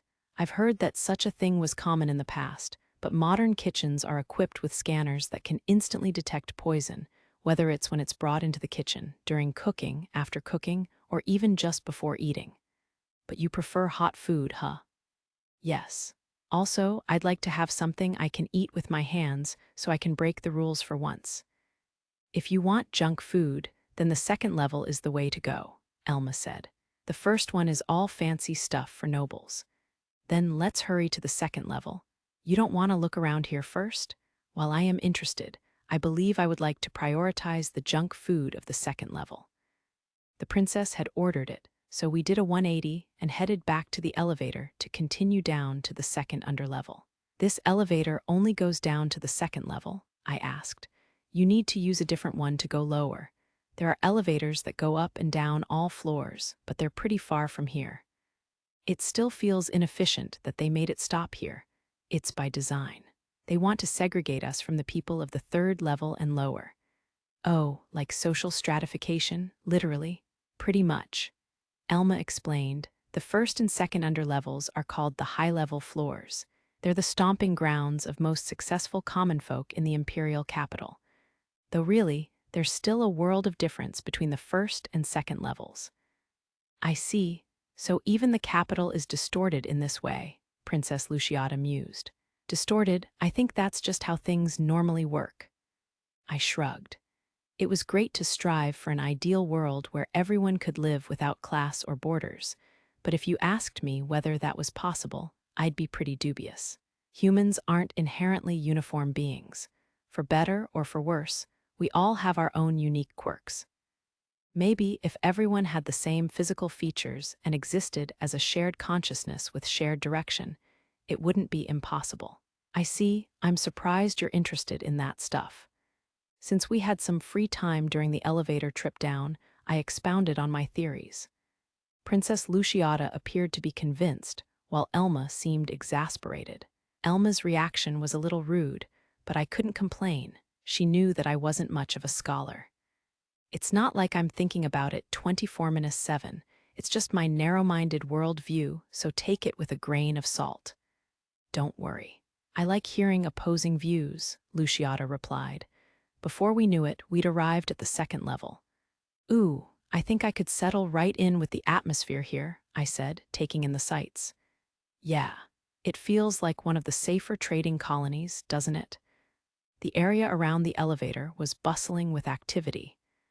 Elma had nailed it. It was reminiscent of a busy trading colony. Most large colonies that didn't use a lighting system to replicate a night sky were like this. Despite the inherent darkness of being underground, it was brightly lit by streetlights, lamps, shops' neon signs, and more. Still, it was more subdued than the first level, which had been beyond dazzling. Okay, I don't know this place at all. What's the plan? It's not like I know it either, Elma shrugged. I basically never came to the underlevels when I was a kid. Okay, then how about we just stroll around? See Mimi. Yes. Princess Luciata cocked her head at my outstretched hand. You'll be in trouble if we get separated, so hold my hand. Okay. She took my hand timidly, so I took hers in a firm grasp and began walking. We could not lose her. It would be a whole huge thing if we did. Heads would roll, mine in particular. Elma hold hands with us too. Elma can take care of herself. I'd half expected her to protest that she wasn't a child and could take care of herself. The fact that she didn't showed that Princess Luciata was a wise one. Most people have trouble seeing things from an unbiased perspective, and they can't, except that they'll sometimes cause trouble or hold others back. Food sounds good, but how about we get drinks first? Elma pointed at a nearby booth. Yeah, why not? I'm pretty thirsty. What kind of drinks do they sell? There were a few customers milling around the stall, though not enough to form a line. It must have been a reasonably popular booth. At least, nobody seemed to be having any negative reactions to the drinks they served, so it surely couldn't be that bad. We'll come. What would you like? Asked the shopkeeper. He was a lizard person whose voice came out in a long hiss. One of those reptilian types, I guess. This might have been my first time speaking with one face-to-face. What do you recommend? I asked. Humans tend to like the SS soy protein SS shake. The name doesn't tell me much. Is it good? It is, and it's full of nutrients. Then we'll take 3. Also, do you know any places around with good food? Nothing fancy, we just want to fill our stomachs. I do. By the way, I have assessed something that you can mix into this to make it tastier. Okay, we'll take 3 of those too. Thank you. Put it in SS soy milk or SS synth milk to make it good. I bought drinks and mysterious packaged powder from the reptilian shopkeeper, and he recommended a place to eat. The soy milk here was the same as the kind I knew, but synth milk was basically artificial milk, synthesized through chemistry. Real milk obtained from livestock was an extremely expensive commodity in this universe, so most of the milk available anywhere was either soy or synth. Soy protein shakes, huh? Elma raised an eyebrow. Let's just drink 'em and see how they are. Okay, the three of us took an experimental sip. The drink bottles came with thicker straws than usual, and there was something more than liquid inside. Whoa, what? They put tapioca pearls in this stuff? I asked. Tapioca? They're little balls of starch, though I guess I don't know if this is literally tapioca or not. Tapioca was made from the starch of a root called cassava, so if the base of whatever was in this drink wasn't cassava, it couldn't technically be called tapioca. That was just me splitting hairs, though. This was totally a boba drink. These were popular in my old universe, but what about the here and now? Fads like that tended to be trendy for a while before disappearing off the face of the planet. They're fun to chew, Luciata chirped. Yeah, Elma agreed. They're like smooth and chewy, and it tastes better than I expected. It tastes like soybean flour, I mused. So it's a soy milk drink with boba, huh? It did taste pretty cheap, but the soy flavor worked its magic well, so it was still good. They didn't skimp on the sweetener either. They apparently made this stuff at the booth, but where did they get the ingredients from? Food in the Graken Empire was mostly synthesized via food cartridges or shipped out in retort pouches or cans, so I didn't think ingredients for these drinks would be plentiful, unless maybe they used the same ingredients that were used in food cartridges. I didn't know if food cartridges used soybeans, but they packed a lot of plant protein, so soy was probably cultivated widely enough for such a thing to be possible. Starch was a good organic macromolecular compound, too, with lots of industrial uses in addition to food, so I had to assume they cultivated it here. Maybe combining that with the right products or materials was what led to this boba soy drink. As we tossed our empty drink bottles into a trash bin, Princess Luciata and Elma shared their reviews. That was tasty. I've never tried something like that before. It wasn't as bad as I expected. Seems like a good post-workout drink. It seemed like the drinks were a hit. So, should we go to that restaurant he recommended? I suggested. Sure, all right. Wanna hold hands with me this time? Elma offered her hand to Luciata. MMGH, I feel like I'm a child again. It's dangerous in places with a lot of people, I warned. Hang on to your gun and terminal so nobody can steal them from you. You too, hero. I will. Although, given how openly I carried my swords, the people there mostly avoided us. I was wearing my usual clothes with the swords added in, so I might not have looked the part of a real noble, but people still kept their distance. The citizens of the capital really had sword equals noble drilled into their brains, probably because they knew that messing with a noble could end up with them getting sliced in half. Now that I thought about it, the guy at the drink booth probably hadn't seen the swords since he was behind a counter. He might have panicked when he saw them as I walked away, though. As we made our way to the restaurant recommended by the reptilian, Princess Luciata abruptly asked an incomprehensible question. Have you not found anyone yet? Sorry, what? When you walk around these places, don't you usually tend to find some girl being abducted or end up attacked by a strange monster, leading to a thrilling chain of dangerous events? Can you stop acting like I'm just a trouble singularity? See how you like it when you're given no time to mentally recover from being in constant danger. Also, stop saying stuff like that. Every time someone does that lately, it's like a jinx. But before I could even finish, multiple figures stepped out to block our path. The leader, that is, the one standing in the middle wearing an evil grin, was a man who looked like a noble. He had two burly-looking men on either side of him. They weren't just burly, either. Artificial chrome bodies bestowed via the intervention of cybernetics made them even more intimidating. They'd flatten me in no time in a brawl. Apologize, I muttered, looking up to the sky in surrender. I'm sorry, Princess Luciata apologized sincerely. When he saw our exchange, the noble with the nasty smile suddenly piped up in irritation. Hey, what could possibly be so important as to be worthy of ignoring me? Man, who cares? Who even are you? The man, clearly a noble from the way he dressed, was obviously displeased by my response. He had naturally pleasing features, but given his snobby attitude, I couldn't imagine he was a popular figure. Add in the dark circles beneath his eyes and the gauntness of his cheeks, yeah, this guy did not look healthy at all. Well, aren't you a rude fellow? It's good manners to introduce yourself before demanding someone else's name. Funny you should say that. Isn't it rude to stand in people's way and sneer at them? How dare you? The well-dressed man roared, red-faced. Why do guys like him always have such bad tempers? They say people with low self-esteem are quicker to anger. That must be it. Hey now, calm down. I hear people can get angry due to vitamin D deficiency too. Try eating some mushrooms, fish, or eggs. You're the one making me angry. Are you trying to taunt me? Me of all people? Okay, but really, who are you? You keep acting like I'm supposed to know. My name is Alexander Delzar, and I am the second son of Marquis Delzar. The red-faced noble, Alexander Delzar, thrust a finger at me and shouted, "Remember the name well, commoner, Delzar." Delzar, huh? That kinda sounds familiar, I thought to myself as I looked over at Elma. She was massaging her temples, as if trying to stave off a headache. She let out a deep sigh. Ah, right. Delzar is the guy who Elma used to be engaged to. Loves women, can't restrain himself, and uses his noble authority to do whatever the hell he wants. Basically, a spoiled noble brat. So this guy was Elma's betrothed, was he?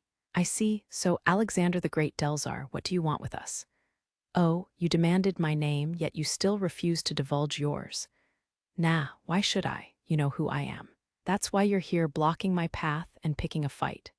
HMPH. Pointless to expect manners from a commoner, I suppose. Alexander averted his eyes and grinned smugly to himself. I won't refute that. How did he track us, anyway? There's no way he could have eavesdropped on us in the palace. Did he just watch the door until we left? If so, he's a real model stalker. I have a feeling I know why, but how about you explain what you're after here? We were just on our way to grab a bite, so I'd prefer you let us pass. How dare you speak to me like that, you common filth? Don't you find your tones disrespectful? I have no reason to respect someone who doesn't respect me, I replied.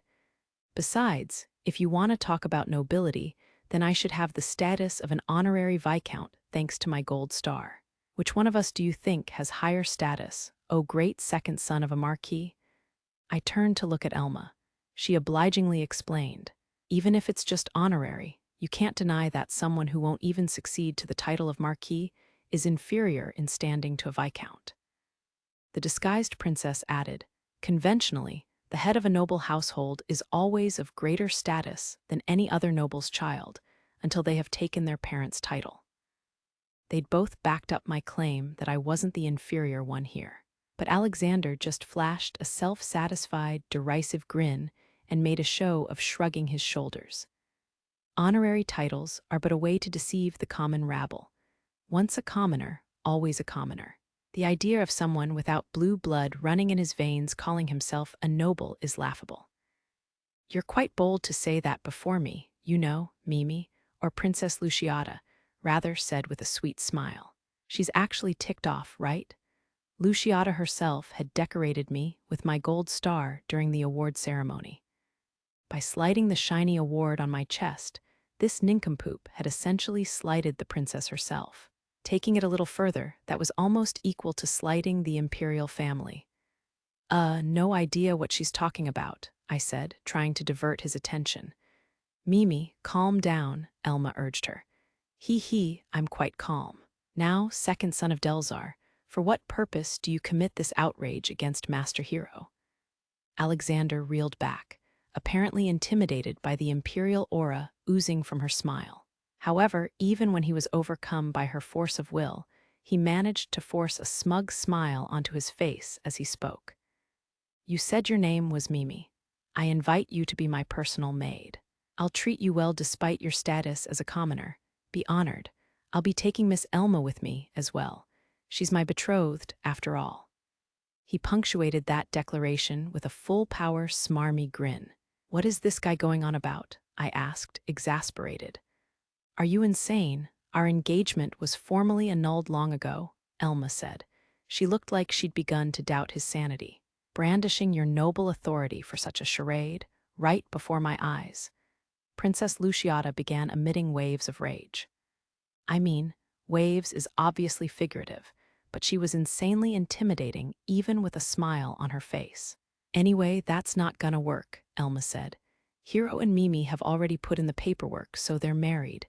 She's the spouse of a noble, honorary or otherwise, so you can't just use your authority to snatch her." Yeah, huh, I asked. "Marriage paperwork, spouse. This is the first I've heard of this."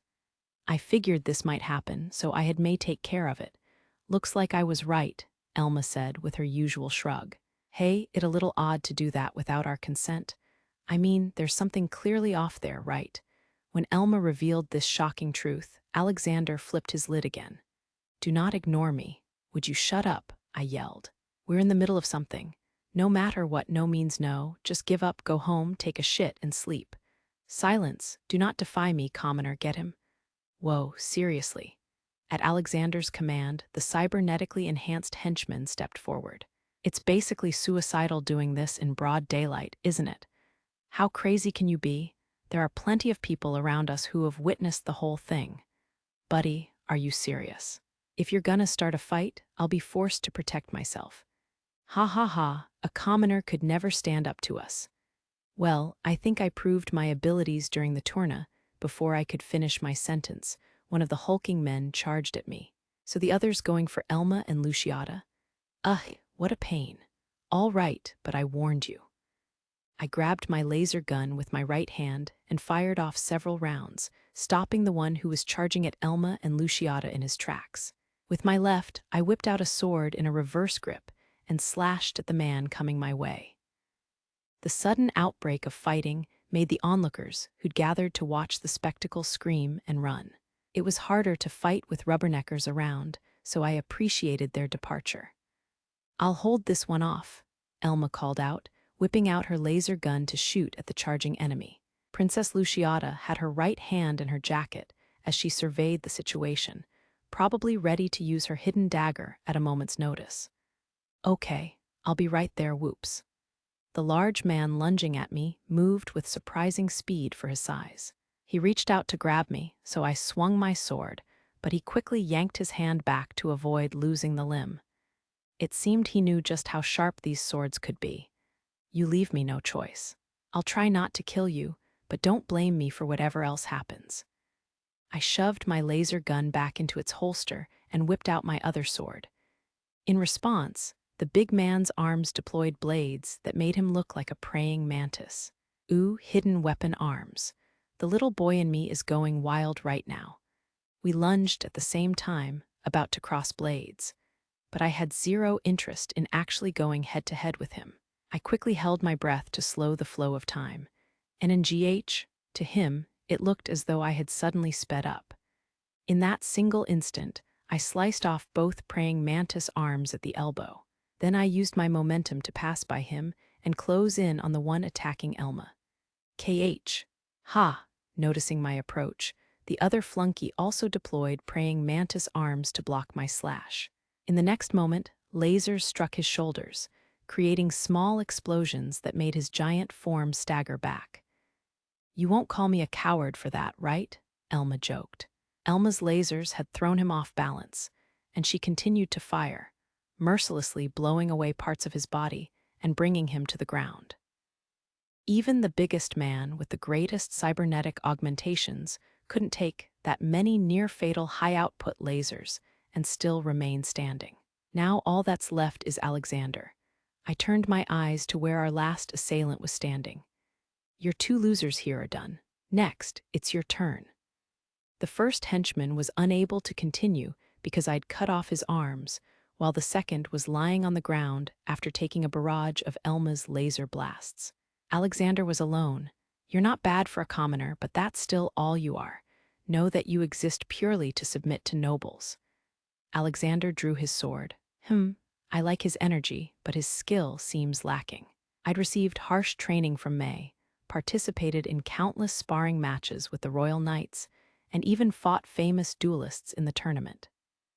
After so much experience, you kinda learn to estimate someone's skill just by the way they first unsheathe their sword. "Hey, I don't think you want to do this," I warned him. "Give it up, you're not gonna beat me." "How dare you make light of me?" Alexander charged, raising his sword overhead. He went straight for a diagonal downward slash. His attack was even faster than those of his flunkies. Normally, it might be difficult to react to it in time. But I'd seen this same style of swordplay hundreds, even thousands of times. I effortlessly leaned my upper body back to evade the strike. "I've got you." Well, not really. After his first miss, he performed a lightning-fast reversal. It was almost cliché noble swordplay. "Sorry to do this while you're so confident of your victory, but I've already got my sword waiting for you." I lifted my right-hand sword rather gently into the arc of his reversal. His wrist flew right into the edge of my blade. Aag, the swords used by nobles, and by extension me, had blade edges only a molecule wide, making them theoretically the sharpest possible swords. If you wanted to cut through battleship plating, they could do it. The only things that could stand up to their edge were highly condensed metal alloys manufactured via a special process or other molecule-thick blades. In other words, no matter how augmented you were, just a touch was enough to slice your hand off. And thus, as the natural consequence of his actions, Alexander's hand went flying off, sword and all, at the speed at which he'd swung it. Blood trailed behind his limb as the sword point stabbed into the ground, and his severed hand landed a short distance away.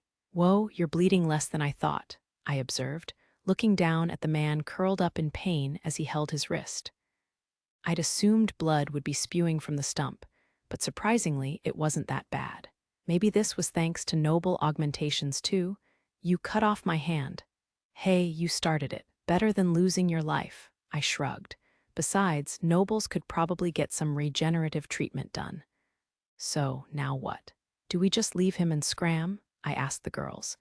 "That would be a bad idea. We should call the authorities and see this through to the end."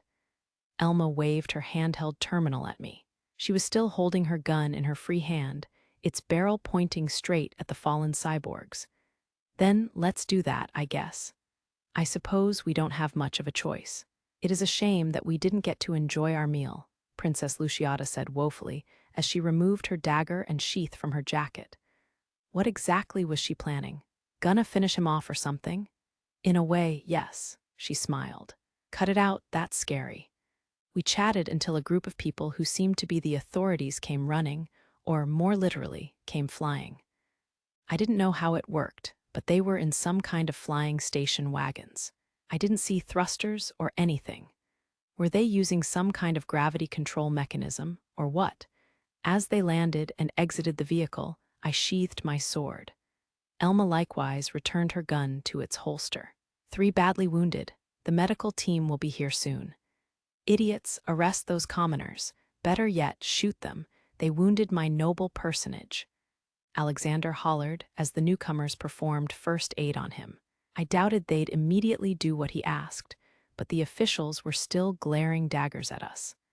I might have had a sword at my hip, but I looked like a common mercenary. I couldn't blame them for being suspicious. The officials surrounded the 3 of us. "You'd best explain what happened here. For now, I'd better just tell them the facts. First off, my name is Captain Hero.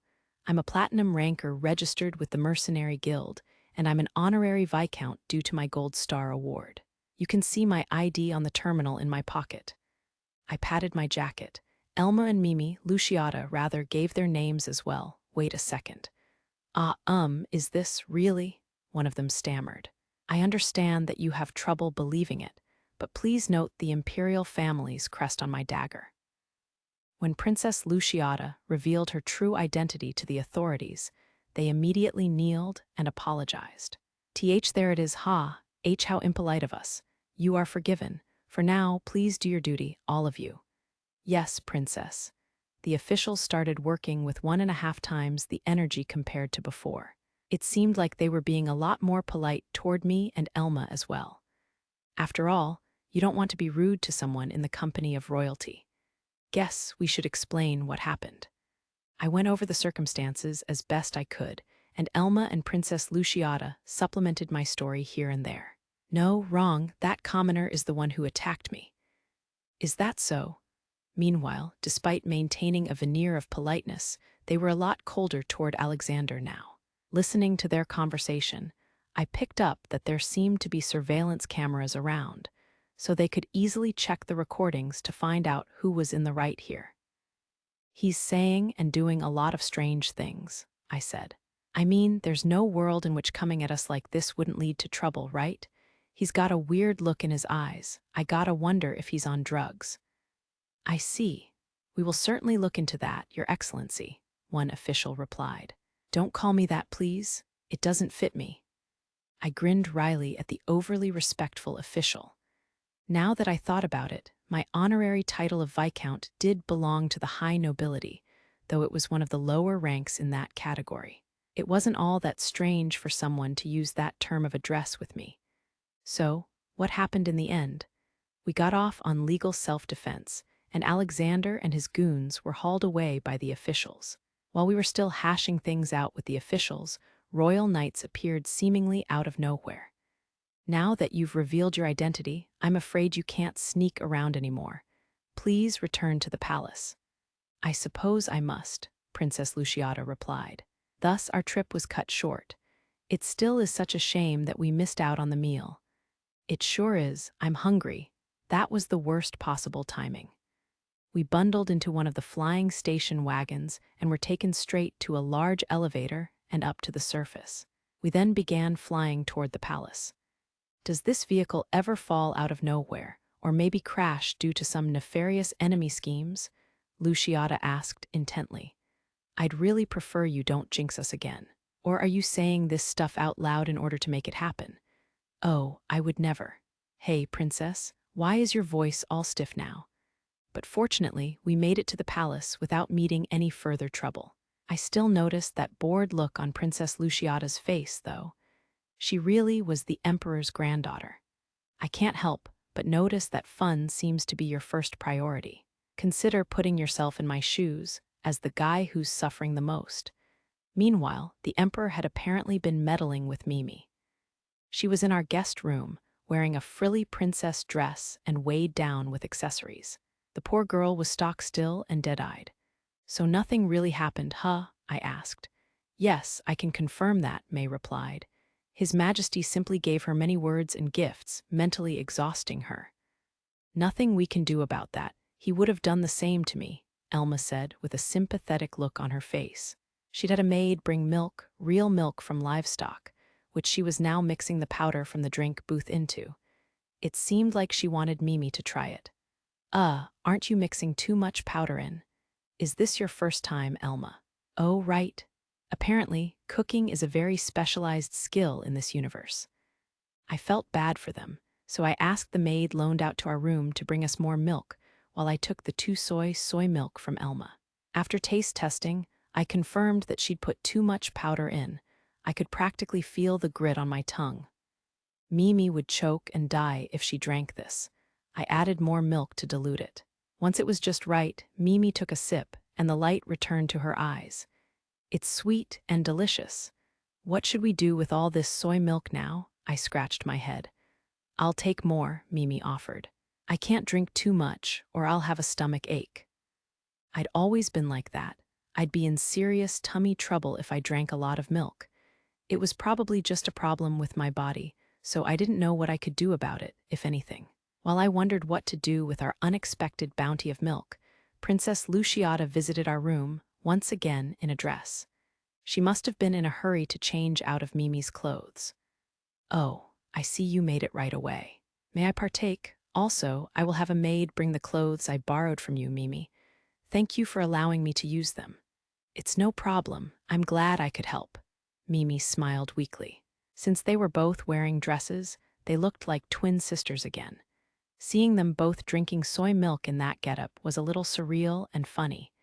Did your jaunt through the city satisfy you? I think so. While I wish we could have had lunch, it was a worthwhile experience to walk through the city not as a princess, but simply as a person. I've also seen firsthand how Captain Hero has that spark. It might be fun to watch from the sidelines, but as the guy going through it, I really would appreciate it if you calmed down a little. It is not fun. I meant it sincerely, but Princess Luciata just giggled at me. I look forward to witnessing your future endeavors, Captain Hero. I sighed, shrugged my shoulders, and replied, thanks, I guess. It seemed like Princess Luciata and the Emperor would be keeping their eyes on me for a while. I wouldn't be surprised if I heard from them from time to time, so I'd have to be wary of that. Whenever that happened, no doubt it would bloom into trouble the likes of which I'd never seen. Epilogue: the day after our trip to the city with Luciata, we left the Imperial Palace for good. We had only been allowed to stay there in the first place because of the tournament, so once that was over, we thought it'd be best to vacate ASAP. Though of course, Princess Luciata's selfish desires had kept us there one extra day. After we returned from the city, she chatted with Mimi all day before finally deciding that she was satisfied. We tied up some loose ends and were ready to depart at last. First, we would have to stop by Gracchus Secundus to pick up the twins. We'd been confined to the palace due to the surprise tournament, leaving them utterly neglected. Of course, we did keep in touch via our messaging app, and they weren't kids, even if they looked like it, so I was never truly worried about them. Anyway, once we're back on the ship, let's take it easy while we do the paperwork to land in the capital again. Okay, Mimi agreed. We promised to stop by Chris's mansion, after all, so we can't leave for good just yet. You might want to work on getting those battle bots in the meantime, Elma reminded me. That means a call to Serena. Right. We gotta make her keep her promises, after all. The media might contact us too, so we'll have to deal with them. Man, that too. Guess there's no way we can get out of it this time, huh? Given Tina and Whiska's situation, that wasn't an option. Man, what a pain. We've got a lot to do, Elma said. Let's just pray everything goes smoothly, okay? I dunno about that. It does seem unlikely. Don't give up at the starting line, we all sighed in unison. No matter what happens, I am certain you all can overcome it, May reassured us. Just as you always have. I hope you're right, May. If trouble kept piling on like this, we might eventually crack under the weight of it. Master Hero, we've been given permission to launch. All right, let's go. Everyone ready? Yes, yup. Anytime, Master. All right, full speed ahead, I announced, to Gracchus Secundus. Okay. Setting our course now, Mimi replied. Raising generator output to cruise mode, Elma declared. Route is clear. Docking released. Moving the Krishna now. The Krishna floated up with the power of its attitude control thrusters. Then the main thrusters kicked in to power its acceleration. With its nose pointed toward the stars, the Krishna rapidly accelerated and rose in altitude. Thanks to our inertial control system, we were surprisingly comfortable in the cockpit.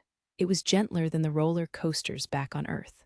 Finally, the Krishna left the planet's atmosphere and arrived in space proper. I never thought I'd feel more grounded outside of a planet's gravitational field. Ah ha ha, Mimi laughed. I feel much more at ease in space than in the capital, too. Same, Elma agreed. That just means we're all really mercs at heart now. How about you, May? May blinked once, cocked her head for a moment in thought, and finally spoke. I'm not sure, but I do know that being with you all, yes, it calms my heart. Calms your heart? Totally the same for me. Agreed. Wearing a cute dress and drinking tea with the princess was fun, but this is where I really belong, said Mimi. Now shall we go home? Yeah, all right, let's fly. I hit the afterburners and shot off into space, leaving a trail of light behind the Krishna.